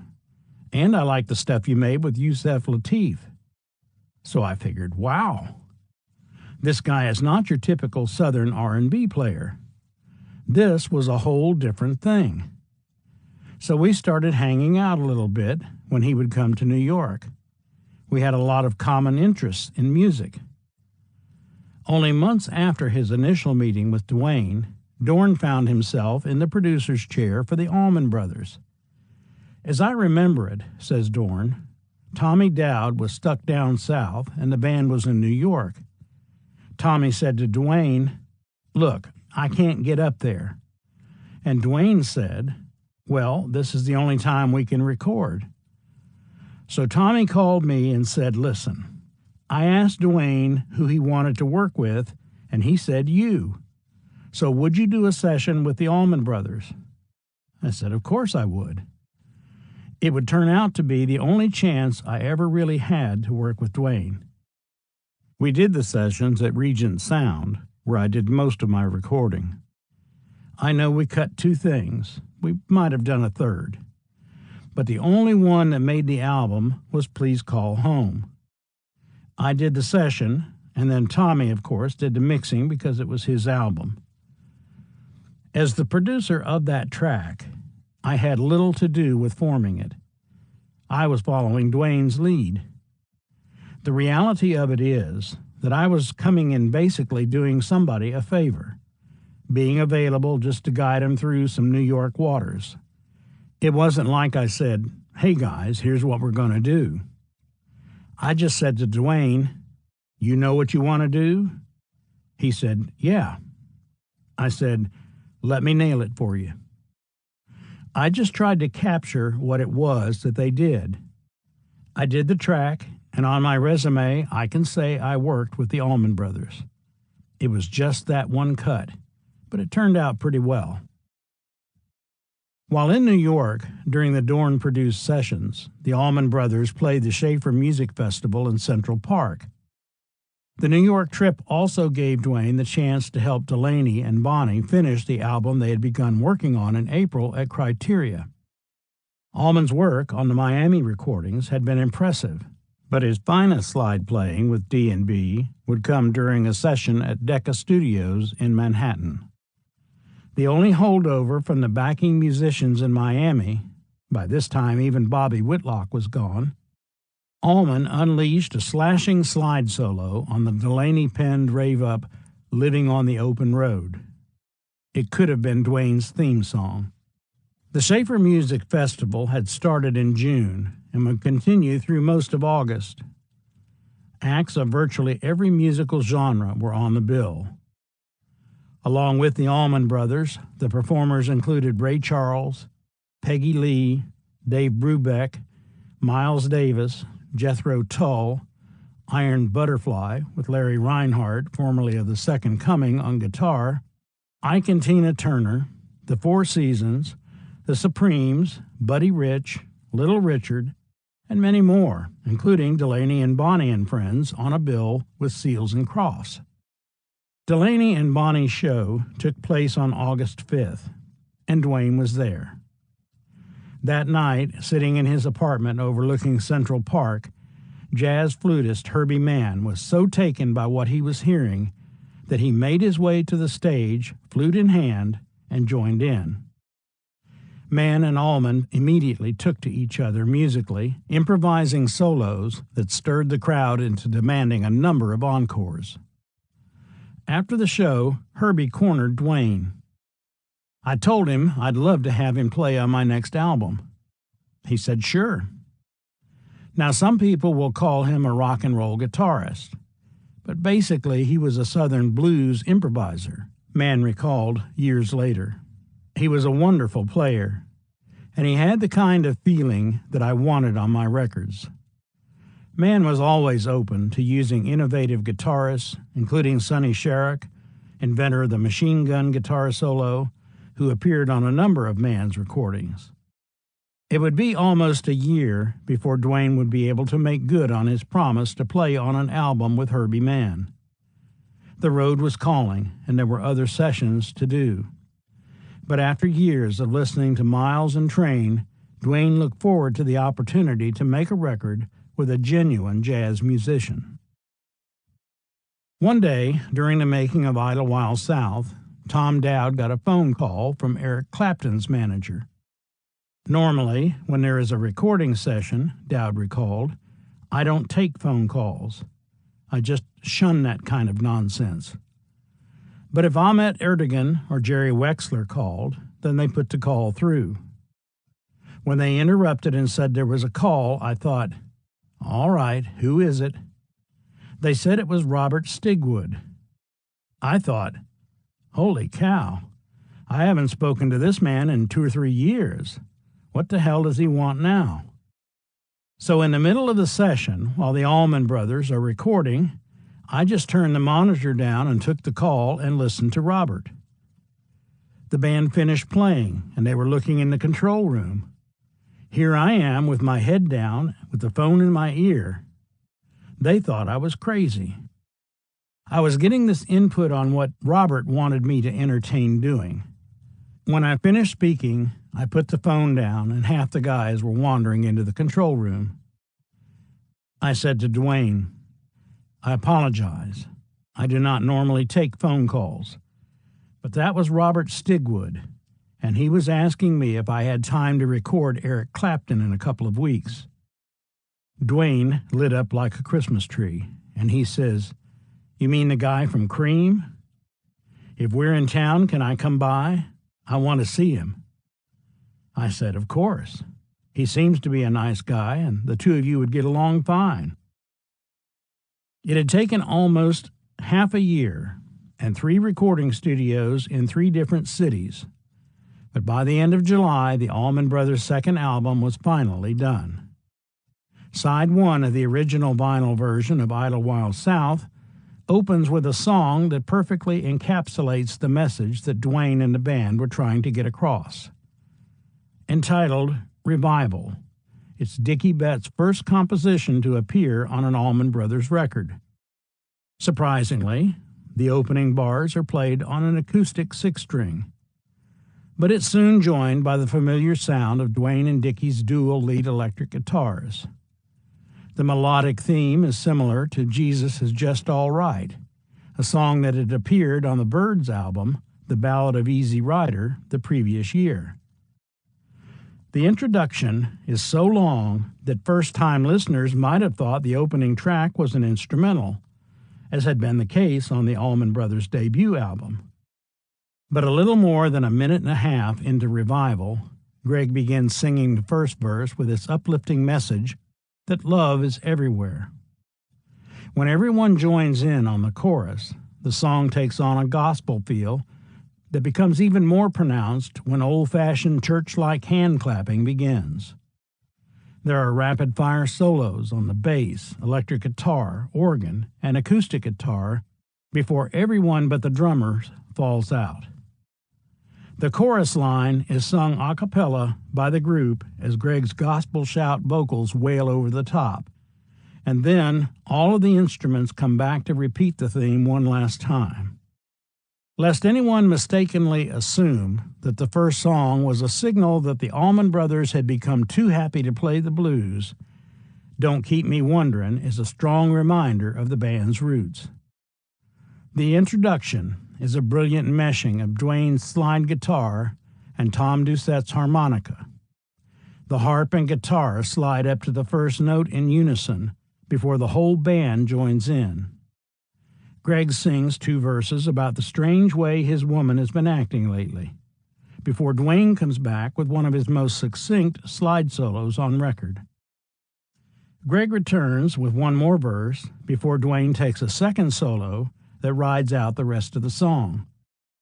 At one point, he slides up to the G above high C, hammering away on that single note for 2.5 measures before a flurry of 16th notes leads back into the rest of his solo.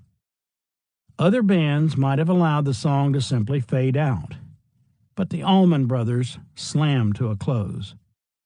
As Dowd pointed out, this was a band that played live in the studio, and Don't Keep Me Wonderin' is an excellent example of how well the process worked. The next track, Midnight Rider, is among the very best of Greg's compositions. Co-written by roadie Kim Payne, it's the tale of a desperate man on the run. According to Greg, the lyrics weren't based on anyone in particular. It wasn't like a who or what. It seemed like the type of thing you'd listen to when you're traveling. I've always kind of dug that. The track was laid, and the lyrics just kind of found their way into the groove. The song is primarily acoustic. It's an unexpectedly mellow piece for a rock band, and especially this rock band. It would later be a hit for Joe Cocker, Willie Nelson, and even Greg himself when it was released as a single from his first solo album. It would go on to be covered by Bob Seger, Alison Krauss, Stephen Stills, Waylon Jennings, Hank Williams Jr., and many others. It should have been the Allman Brothers Band's first smash hit single. But when the 45 came out, it inexplicably failed to touch the charts at all. The A-side closes with Dickie's second contribution to Idlewild South, in memory of Elizabeth Reed. It's the first studio recording of a piece that had already become an important staple of the band's live act. The instrumental opens with Greg's organ, Barry's bass, Butch on drums, and J-Mo on congas. Duane and Dickie enter, playing the melody line together. Elizabeth Reed goes through a couple of tempo changes and some tricky melodic work before Dickie takes the first solo. This is by far the most complex composition the band had attempted to tackle up to that time. Dickie's playing is followed by a tranquil organ solo from Greg. And then Duane takes the song to a higher plane before Butch and J-Mo are featured via a brief drum conga duet. The whole band returns to reiterate the theme before concluding the song. Years later, Dickie would comment, "From the beginning, we were influenced by the jazz players. Just go back and listen to Elizabeth Reed, and I think that will be clear." Another influence on the song was Rose Hill Cemetery, the final resting place of one Elizabeth Reed Napier. Betts originally wrote the piece as a tribute to a woman he was secretly seeing at the time, but he chose not to put her name in the title, he says, because I didn't want to get shot. The second side opens with Barry Oakley's Johnny Winter-inspired vocal showcase, Hoochie Coochie Man. Cut less than 2 decades after Muddy Waters made his landmark recording of the Willie Dixon composition, the Allman Brothers version is almost twice as fast, and everyone sounds hell-bent on plowing through the song with as much intensity as possible. There's no room for congas here. Both drummers pound their kits from beginning to end. Oakley sings lyrics that are only an approximation of what Dixon originally wrote, but no one seems to care. This track is all about feel, and by the time it's over, the Allman Brothers have proven they can play blues rock better than any band around. The Joel Dorn-produced Please Call Home is such a stark contrast to the song that preceded it, it's almost a shock to the senses. A beautiful ballad with gut-wrenching vocals by Greg, Please Call Home ranks among the younger Allman's finest songs. If Midnight Rider hadn't been on the same album, this is the song that might have gotten all the cover versions. Duane's mournful guitar work behind Greg's singing exemplifies why he was in such demand as a session player. No matter what style of song was being performed, he always seemed to be able to create the perfect accompaniment. The album ends on an up-tempo note with Leave My Blues at Home. After opening with Greg playing a gospel-like acoustic piano intro, the drums and guitars come in, quickly turning Leave My Blues at Home into an almost straight funk piece. Greg sings 2 verses and a bridge with lyrics so esoteric only he seems to know what he's talking about, before the 2 guitarists break into a twin-lead melody that recalls the guitar riff of Revival, beautifully tying the entire album together. Butch and J-Mo share a short drum feature that takes Greg into the final verse, and then Duane and Dickie trade lightning licks as the song slowly fades out. The second album's title refers to a house near Macon that the band had rented at one time. Scott Boyer and Chuck Lavelle would later take up residence there. It was like a hunting cabin, says Boyer. The back of the house had a porch that was built out over a man-made lake that was maybe 5 or 6 acres. It was a cabin made out of old pine wood, and it had been there a long time. The floor had sort of a manta ray thing going on. It sloped down from the fireplace, which was in the middle of the house, and came up at the edges. It had 1 bedroom, and there was a kitchen that you'd have to walk through to get to the bedroom. Then there was 1 big room that had a bathroom in the near corner. I don't know exactly how old the place was, but it looked like it had been around for a while. The Allman Brothers used it as a rehearsal facility. That and a place to go maybe to consume a little something that wasn't quite legal. There were parties out there. It was in the middle of 130 acres of land. There weren't any houses next door for anybody to hear what you were doing. Hell, they had target practice out there. Butch almost shot his foot off one night practicing a quick draw. When I moved in, there was a hole in the floor next to the fireplace where he'd been practicing. He accidentally pulled the trigger while the gun was in the holster, and the bullet went in the floor about a half-inch outside of his foot. It didn't hurt him, but if his foot had been over a couple of inches, it would have been bad. The house got its name from the constant flow of people coming and going. Prior to being renamed JFK, New York's International Airport had been called Idlewild. Thus, with so many folks constantly passing through the Allman Brothers rehearsal and party house, the band had christened it Idlewild South. After all of the work on the second album was done, Duane shrugged his shoulders and said, "You know, a great record is easy to make.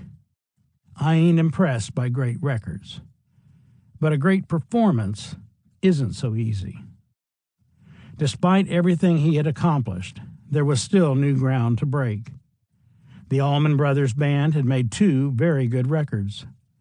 Now, Duane's dream was to find a way to capture the band's ferocious power in a live setting and put that on vinyl. The perfect marriage of a great record and a great performance. It was only a matter of time. Chapter 17. Duane, Eric, and Layla. I'm as satisfied with my work on Layla as I could possibly be. I was glad to have the opportunity to work with people of that magnitude, with that much brilliance and talent. D.A. By August 1970, Eric Clapton was being hailed as one of the greatest guitarists of all time. Clapton's resume was, in many ways, the history of British blues rock. After gaining star status as a member of the Yardbirds, he left the band in 1965 to become one of John Mayall's blues breakers. After that came Cream, the power trio with Jack Bruce on bass and Ginger Baker on drums. The very concept that Phil Walden had originally envisioned for Duane's band, although the guitarist wisely chose not to move in that direction. Tom Dowd first hooked up with Clapton in 1967 when he engineered Cream's second album, Disraeli Gears, the classic LP that included Tales of Brave Ulysses, Strange Brew, and Sunshine of Your Love. Dowd worked with the trio again on their next release, the half-studio, half-live double album, Wheels of Fire, which featured White Room, Crossroads, and a nearly 17-minute take on Spoonful, the latter 2 songs having coincidentally been recorded by the Allman Joys some 2 years earlier. Cream disbanded in late 1968 and was followed shortly thereafter by Clapton's next group, Blind Faith. Frequently referred to as the first rock supergroup, Blind Faith consisted of Clapton and Baker from Cream, Steve Winwood from Traffic, and the lesser-known Rick Gretsch from the equally lesser-known band Family. Blind Faith released 1 album in 1969 and went on tour that same year. Clapton was growing restless, though. Although his fame was based on his blazing electric guitar work, thus the intentionally ironic nickname Slowhand, his ears had begun to catch the beauty of the subtle ensemble work of the band. In the summer of 1969, Delaney and Bonnie and Friends were touring with Blind Faith. Although George Harrison has frequently been credited for bringing Delaney and Bonnie to Clapton's attention, Bobby Whitlock disagrees. Opening up for Blind Faith, that's where we met Eric the first time. I don't care what anybody says, but George never came into the picture until we were actually on tour. Perhaps the anybody Whitlock is referring to is his old bandmate, Delaney Bramlett. When George came to see us with Alan Pariser, I got to say hi to him, Bramlett told interviewer Dave Kyle. Whitlock strongly disagrees. It was Graham Parsons who came with Alan Pariser. If it had been George Harrison, I would have jumped over my keyboards to meet him. Pariser came up to me, continued Bramlett, and said, "Can I manage your group? I think I have a way to get you started." That was when Jerry Wexler had said he wanted the act. I told Pariser we were getting ready to do some stuff with Atlantic Records, and he said, "Well, I know Jerry. Let me see if I can work something out." Then he asked if I knew of a group called Blind Faith, which of course I did. He said, "What do you think about me arranging for you to be the opening act for them?" That sounded like a pretty good opportunity. We opened for Blind Faith and blew 'em away everywhere we played, says Whitlock. It was all about Delaney and Bonnie. You got to understand, the band was Jim Keltner, Jim Gordon, Jim Price, Bobby Keys, Rita Coolidge, Leon Russell, me, Delaney and Bonnie, and J.J. Cale. It was a pretty stout band. We were a tough act to follow, and Eric loved us. We were hanging out in hotel rooms, playing and doing that thing before the gig, after the gig, on airlines, on the bus, wherever we were playing and singing, no matter what. Eric liked the whole camaraderie of it. About 4 or 5 shows into that tour, Bramlett recalled, Eric asked me, "Would you mind if I come out and just jam with you guys while you're playing tonight?" I said, "No, I don't mind at all. That's how I put the group together. It's called Friends. So come on and play." Pretty soon, every show, he was out there picking with us. You know, riding on the bus with us, jamming and having fun. Finally, he said, "Can I join your band? Would you take me as your guitar player?" We were in Toronto, Whitlock says. We were opening for Blind Faith, and Delaney pointed at Eric and said, "What do you think about him playing guitar with us?" I went, "What?" He said, "Yeah, what do you think about him playing in our band?" I said, "Well, he's going to have to do something about those pink pants, that's for sure." He had on pink silk pants and high-heeled boots and his hair all frizzed out. After Blind Faith broke up in October 1969, Clapton got rid of the pink pants and became one of Delaney and Bonnie's friends, formally joining the band for some dates in Europe. His decision resulted in the awkwardly titled album Delaney and Bonnie and Friends on Tour with Eric Clapton, and ultimately in the formation of Derek and the Dominoes. In January 1970, Clapton went in the studio with all of Delaney and Bonnie's then current band members, including Leon Russell, Carl Radle, Bobby Whitlock, and Jim Gordon, to make his first solo album, Eric Clapton.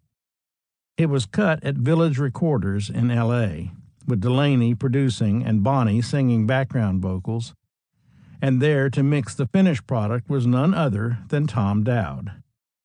Clapton then headed back to England to be a guest artist on other people's records while waiting for his own album to come out.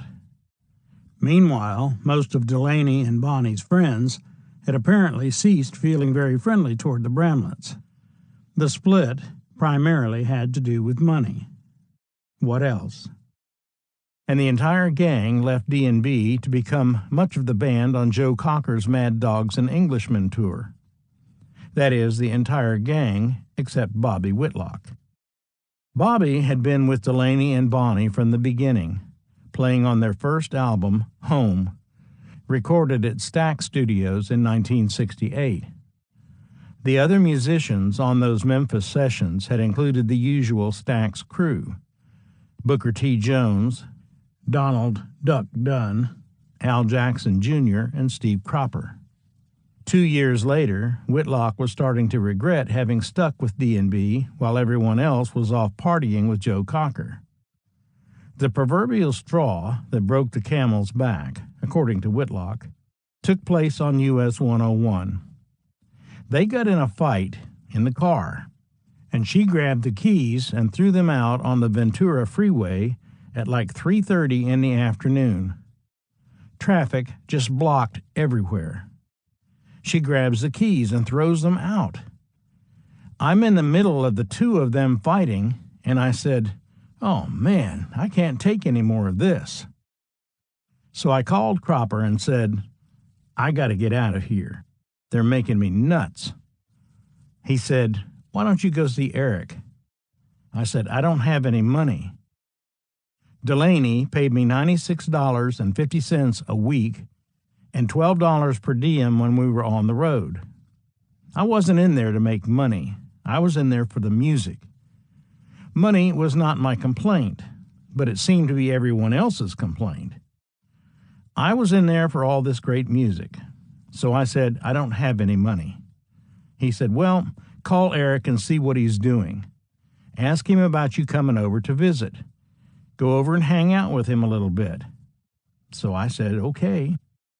I called up Eric and said, what are you doing?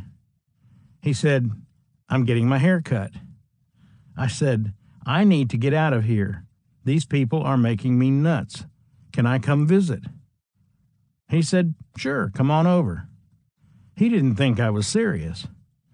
So I called Steve Cropper back and he said, come on over. Cropper said, well, I'll have you a ticket there tomorrow. The next morning, there was a ticket at the airlines waiting for me. That afternoon, I went and caught a plane. I didn't have but $150, and I planned on just going over for a few days and hanging with Eric. That was it. When I showed up, he couldn't believe I was there. I said, well, you said come on over.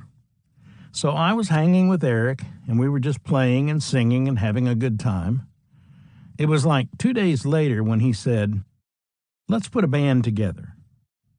And I said, great. Everybody was still out with Mad Dogs and Englishmen. So we went in and talked with his manager at the time, Robert Stigwood, and Eric said, Bobby and I are going to put a band together, but we need some cash. So we got us a cash flow going. He had one already, but I didn't. I wasn't hip to all that. But we got a few pounds in our pockets, and we sat around and played and sang. While formulating their plan, Whitlock and Clapton stayed busy with session work. We did P.P. Arnold sessions, Doris Troy sessions, all sorts of different things, Eric and I, says Bobby. I lived with him for 6 months out at his country house, Hurtwood Edge. We talked about having Jim Gordon and Carl Radel in our band. Actually, Jim Keltner was going to be our drummer. I made the phone call to him, but he was doing a Gabor Szabo album. Jim Gordon and Carl had just come off the road from Mad Dogs and Englishmen. Eric and I, we were just chomping at the bit, ready to play. And then came a call from George Harrison. When it came time to do All Things Must Pass, George said something to Eric about what's the possibility of getting Jim and Carl and Bobby. And Eric said, I imagine it'll work. We were the core band for All Things Must Pass. Had it not been for Steve Cropper, odds are none of that would have ever happened. The quartet of Clapton, Whitlock, Radel, and Gordon were soon to be known as Derek and the Dominoes. In fact, the band cut a single, Tell the Truth, backed with Roll It Over, using Harrison's producer Phil Spector, while the All Things Must Pass sessions were in progress. It was just entirely too fast, Whitlock says of that recording. We did it with Phil Spector's wall of sound, and it just was not us at all. We withdrew the single and upset everybody, but we could because, hey, that wasn't us. It sounded terrible and wasn't a good representation of the band. We didn't even mean for that to come out. We recorded it and then the label put it out. So we said, pull that thing now. Tell the Truth, which would appear in its better-known version on Derek and the Dominoes' Layla and Other Assorted Love Songs, was an early Whitlock Clapton composition. We were always jamming, says Bobby, and I had written Tell the Truth, all but one part of the last verse. See, Dwayne had showed me all these open tunings. I was breaking strings left and right, trying to get open C, open D, open A. When Dwayne was playing, his thing was open E, and that's pretty standard open tuning. I was messing around with it out at Eric's place one afternoon, different inversions, trying to make something. So with Tell the Truth, all of those chords, everything is backwards. I was up all night writing this thing. Between hearing strings snap and listening to Whitlock laboring over the song until dawn, Clapton had gotten very little sleep. The next morning I told Eric, "Man, I've got this great song." And he says, I know. I already have my part," says Whitlock. Then he hit me with the last part of the last verse, and that was it. That's how that particular song came together. With Harrison's album in the can, Derek and the Dominoes began the first leg of a UK tour. Meanwhile, even though Cream was gone, there were still recordings to be exploited, resulting in the release of Live Cream in April 1970. Right on its heels, Clapton's solo album came out. What better time than now to have Robert Stigwood call Tom Dowd and set up a recording session at Criteria Studios. This was the phone call Dowd had taken in the middle of one of the Idlewild South recording sessions. Clapton, Whitlock, Radel, and Gordon arrived at Criteria in August and went to work. They had been there only a few days when Tom Dowd's phone rang again. As Dowd recalled in his interview with Bill Ector, "It's Dwayne, and he says, 'Hey man, are they there?' I said, 'Yeah, they're here.' He said, 'We're going to be playing tonight. Can I come by?' I said, 'It's not a problem. We'll have a ball.' I put the phone down and thought, I better pump Clapton. So when he went by, I said, 'Hey, Eric, there's a guitar player chap from a band called the Allman Brothers that I record for Atlantic, and they were here a couple of weeks ago, and they heard you were coming, and that was Dwayne on the phone.' Eric says, 'You mean the guy that plays on the back of Hey Jude?' I said, 'Yeah, they're doing a concert, and he would like to come by after the concert and see you play.' And Eric looked at me and said, 'I want to see him play. When are they playing?' I said, 'In about an hour.' He says, 'Let's go.' So we go down to the concert. They had this barricade set up with sandbags and 4-foot-high railings for the photographers and so forth. We crawled in on our hands and knees and sat with our backs propped up against the barricade. So we were 3 feet from the stage, looking almost straight up. When we walked in and sat down like that, Dwayne was playing a solo, and the band was grinding along pretty good. Dwayne turned around, opened his eyes, and stopped dead in the middle of the solo. Dickie is chugging away on rhythm, and he doesn't know why Dwayne stopped. Betts looked at Dwayne, saw him staring down at someone, followed his eyes to Clapton, and then turned to face his amp, knowing he'd be unable to play too if he had to watch Clapton watching him. Dwayne and Dickie like to fell down, Whitlock says, laughing. They looked out, and there was Eric and me and Jim and Carl and Tom. As it turned out, Dwayne Allman had no reason to be nervous. Eric was completely blown away, Whitlock says. It was nothing for me because I'd been knowing and playing with Dwayne for a couple of years. They go through the rest of the show, Dowd recalled. The show is over. Then we all meet backstage and we're talking, and I said, "Well, we're going back to the studio because we have to listen to a couple of more things we were working on today." Dwayne says, "Can I come by?" By the time we got to the studio, it was probably 12:30. Along with Dwayne came the whole goddamn band. All of a sudden, there's Eric and Dwayne, and they're strapping on guitars and trading licks and showing each other, No, put it on this string. Do it this way. This is how." And they're swapping stories with each other while they're playing. I said, "Hey, keep tape on the machine. Just keep it rolling." Into the morning and on into the early afternoon, they were still chopping along with each other. They had a good time, and they were talking and swapping instruments and doing all kinds of things. Two kindred spirits met. They came and jammed, and it was that brotherly love thing right away, recalls Whitlock. They recorded a bunch of it. I remember Greg did some piano. I played piano. I played organ. And it was just a bunch of all-nighter stuff, just jamming. Sometime over the course of the night and day, while the two bands were hanging together at Criteria, Dowd played some of the Idlewild South tapes for the assembled musicians.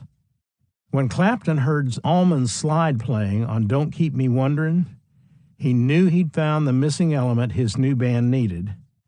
It was just immediate, says Whitlock. Like, hey man, this guy is great. On August 28th, the Allman Brothers were scheduled to play the first of a string of shows in Pensacola, so Duane had to move on. But before he could get out the door, Eric asked him to come back and play on the remaining sessions. Duane said he'd be back as soon as the stretch in Pensacola was over. In his absence, the quartet cut I Looked Away, Bell Bottom Blues, and Keep On Growing. Upon Duane's return, the 5 musicians recorded the rest of the album. The Allman Brothers had more shows coming up, as usual, but Clapton's record wasn't finished yet. For the first and only time, Duane Allman voluntarily missed a couple of ABB concerts, opting to stay and play with Derek and the Dominoes.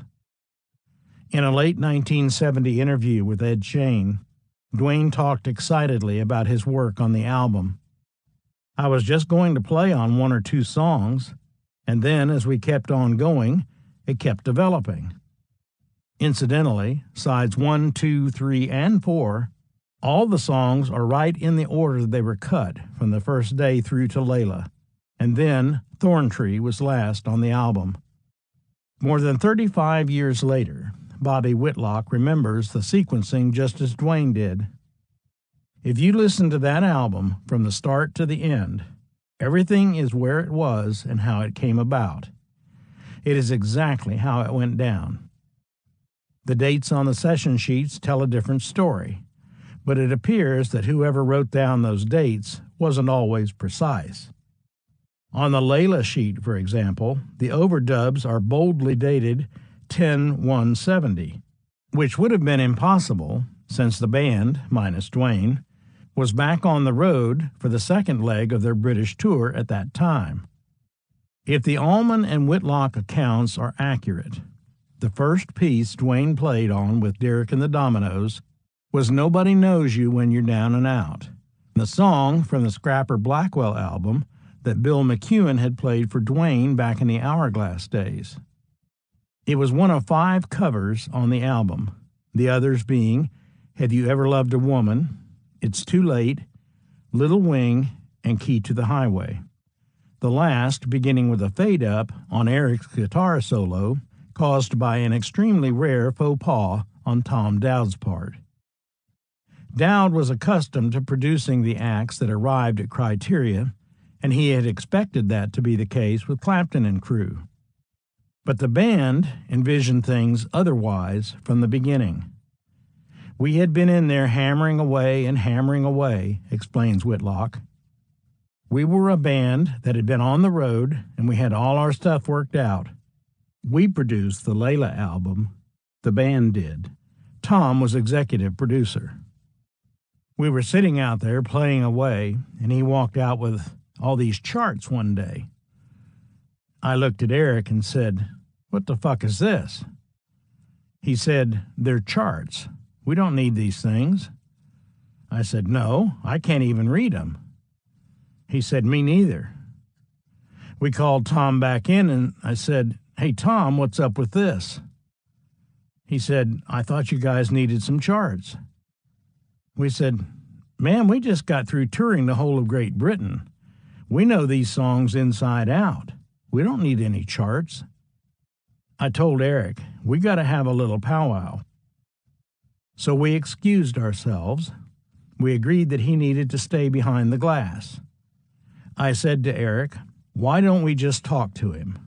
Tell him to stay back there. We'll produce the record. He'll be executive producer.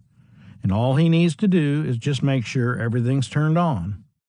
And if anybody comes in here, whether it's you, by yourself, me, Carl, whoever comes in, he'll turn on the tape. It's just tape. Then we'll have everything." It was my suggestion to Eric to have Tom turn everything on and leave it on. The only time that he didn't was on Key to the Highway, and that's why it fades into the song. That's the only time that he didn't have it on. Had we not recorded all of that, we wouldn't have had all of those outtakes. Several of the outtakes Whitlock refers to were released as 2 additional CDs of material on the Layla Sessions 20th Anniversary Edition in 1990. As the Layla Sessions progressed, so did the drug use. There was a whole lot of nonsense that went down in the hotel, says Whitlock. A lot of drugs went down, man. We were always experimenting, doing probably a whole lot more of everything than we should have. We were invincible, according to us. That whole sex, drugs, and rock and roll thing was more like drugs and rock and roll, truth be known. I haven't known too many people who do a lot of drugs and drink a lot who have much sex. They didn't give us 6 months to live, and that included Eric, because during those sessions is when he started his heroin thing. According to Clapton, the record label had booked the band into a hotel that turned out to have a little nest of dealers in there who supplied us. After Ahmet Ertegun got word of how intense the drug use was becoming, he flew down to Miami and begged the band members to straighten out. But it was to no avail. Tom Dowd later said, "I would be a blind fool if I said that they didn't use drugs and that there weren't drugs there. I'd also stand up and say this about that collection of people. If we're breaking off tonight and I say, 'All right, 2 o'clock tomorrow, let's start,' I'm going to tell you, everybody was there between 1:30 and 1:45 waiting for 2 o'clock to make the first sound. They were ready to play. It didn't matter if it was Dwayne, Eric, or whoever. And I don't care if they went out the night before on a stretcher or in a police car. The next day, they were there. These people accepted the responsibility of being entertainers and the responsibility of, we've got this studio, we've got this chance, let's take advantage of it. They weren't saying, you get here first because you take longer to tune up. They weren't copping out on each other." Among the ironies surrounding the Layla Sessions was the band's decision to record Jimi Hendrix's Little Wing.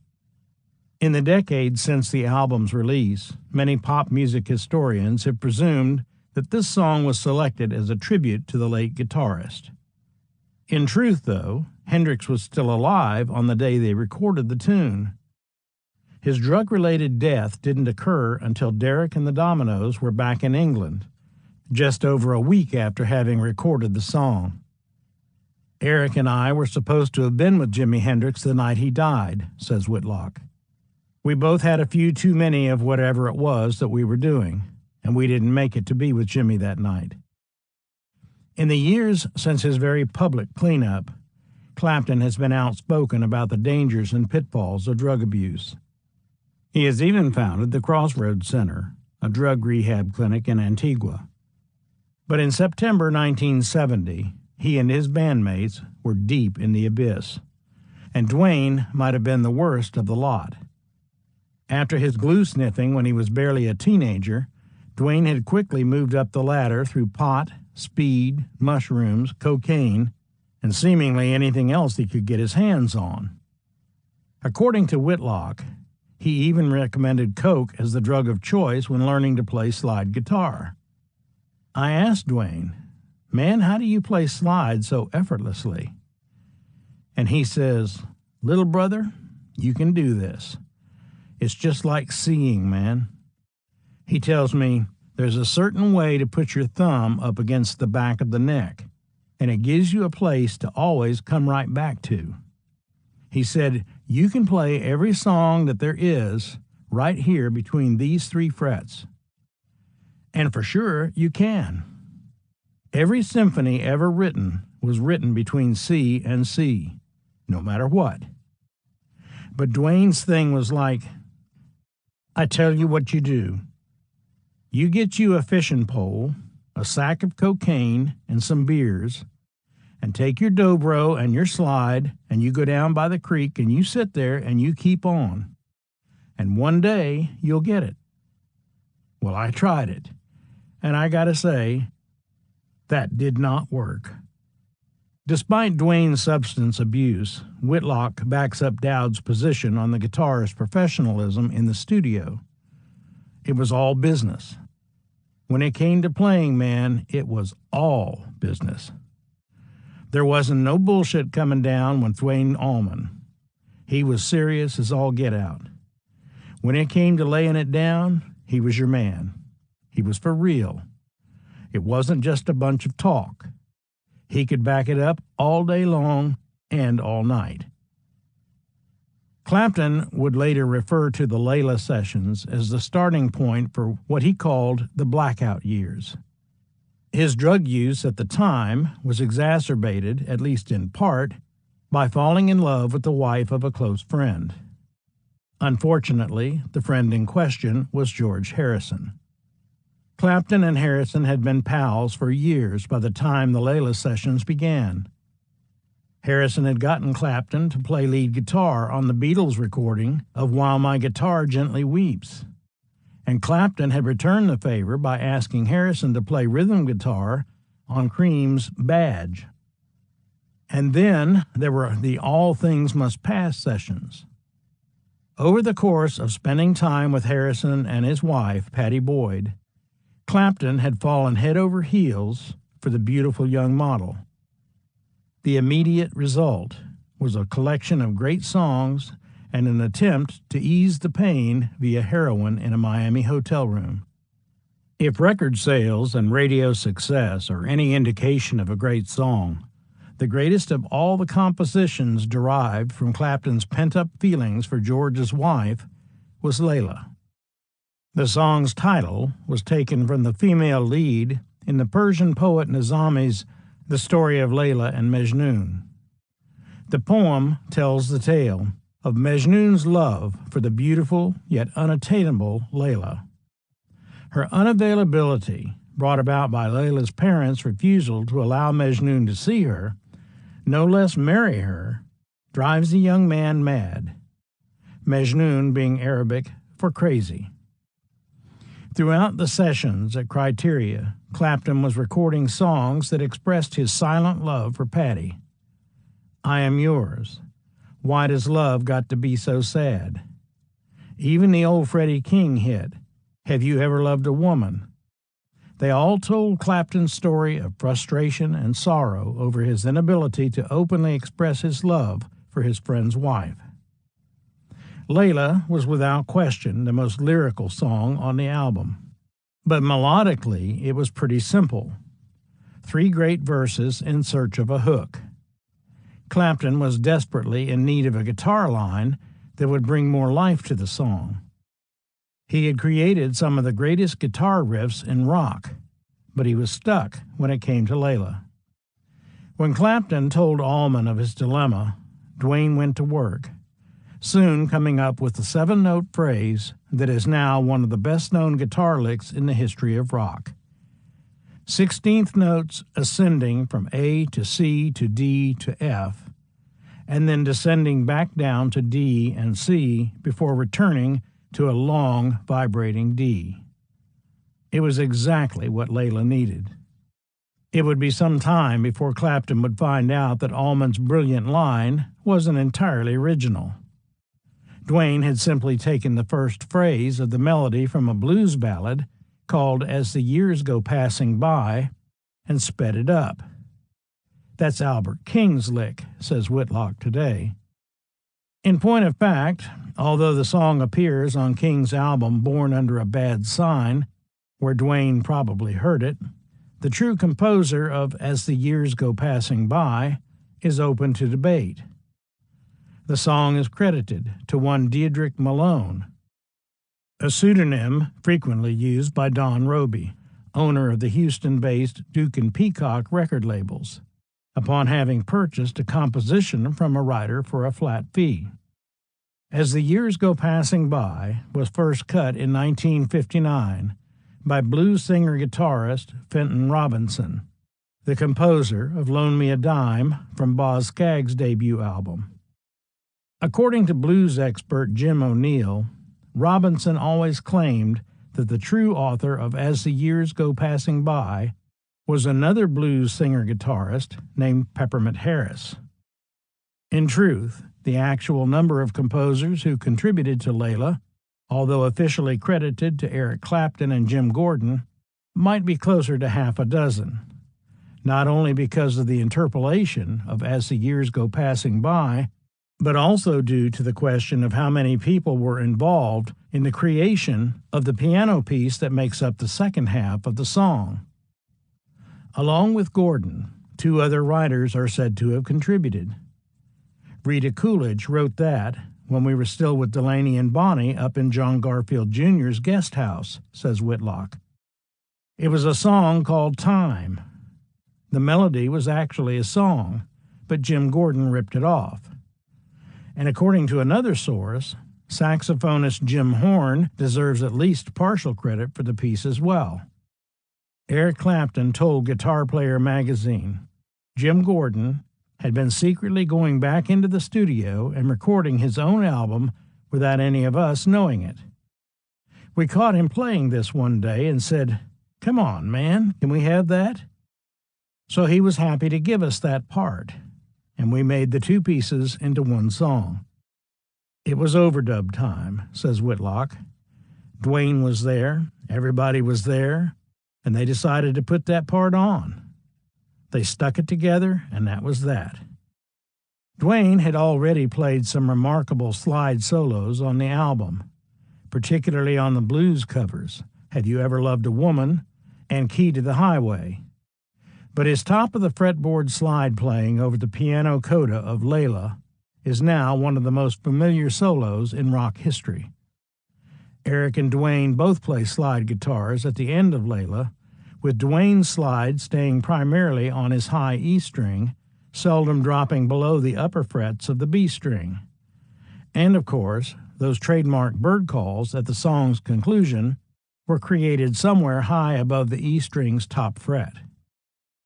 A short time after the album's release, when an interviewer remarked that it was difficult at times to tell who was playing which solo, Dwayne responded, "Here's the way to really tell. He played the Fender, and I played the Gibson.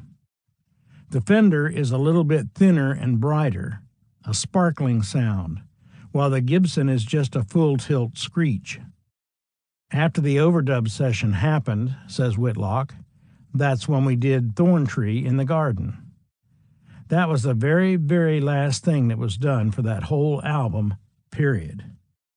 The thing about Layla, studio-wise, I don't think we spent as much as 3 weeks in the studio, said Dowd. Then Dwayne and the Dominoes had to go on their merry ways. We put a schedule together where I mixed the whole album down in their absence, and then they came back and listened. When the overdubs were done, we remixed them, and boom, it was done. And that's it, goodbye, and put it out. During and immediately after the recording of Layla and other assorted love songs, Clapton and Whitlock did their best to get Allman to come on board permanently. Derek and the Dominoes was a great band, says Whitlock. Dwayne's addition to it just pulled that band together and made the whole thing unique. We tried to get him to leave the Allman Brothers, but he wouldn't do it. He said, "The only way I'll do it is if I can bring my brother." I said, "No, we don't need 2 keyboard players. But boy, you'd be a great addition." How could Dwayne argue with that logic?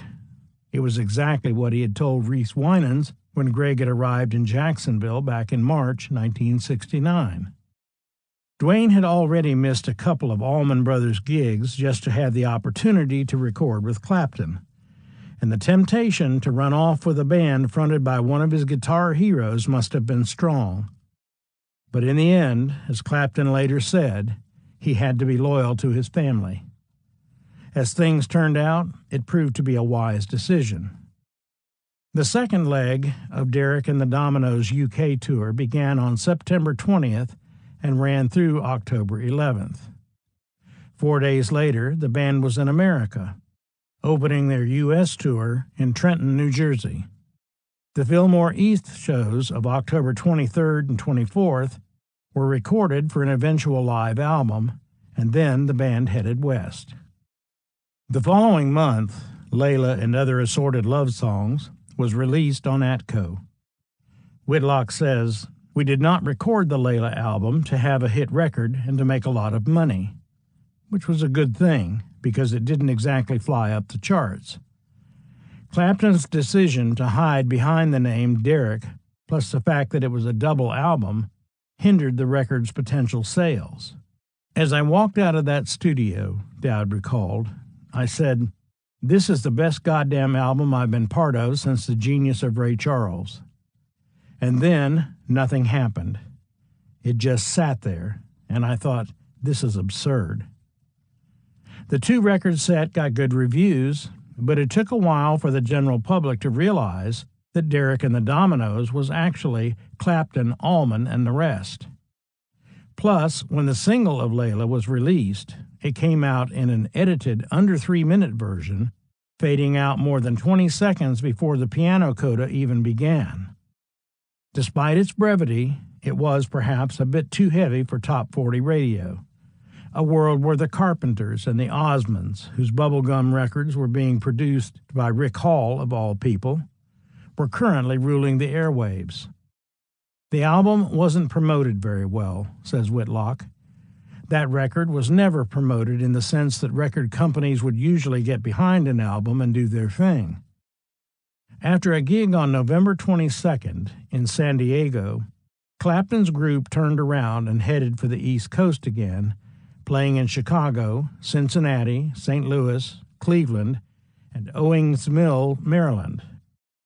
Finally having a short break from the Allman Brothers' constant road schedule, Duane caught up with the band at Curtis Hickson Hall in Tampa, Florida on December 1st, and then played with them again the next night in Syracuse, New York.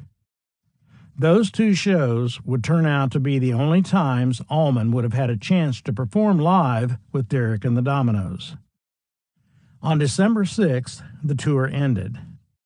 Unbeknownst to anyone in the group, it would be their final concert. In April 1971, Clapton, Whitlock, Radel, and Gordon went to Olympic Studios in London to begin work on a second studio album. They recorded Got to Get Better in a Little While, Evil, One More Chance, Mean Old Frisco, and Snake Lake Blues. But the atmosphere was all wrong. So wrong, in fact, that Clapton's reaction was to simply stop going to the studio. The drugs had finally won out over the music. The truncated version of Layla had struggled about halfway up the top 100 singles chart before sliding back down and fading away. The album would eventually fare better, slowly but surely climbing into the top 20. Sadly, Duane would already be gone for over half a year before mainstream radio finally caught on to the beauty and power of the full-length version of Layla. It became a hit on its own, Whitlock says. There was a guy at a college station who started playing the album cut over and over, like Dewey Phillips did with Elvis's That's All Right, Mama. And it just took off. And the next thing you know, boom. But you know, before this thing became a hit, the band had broken up and Duane was dead.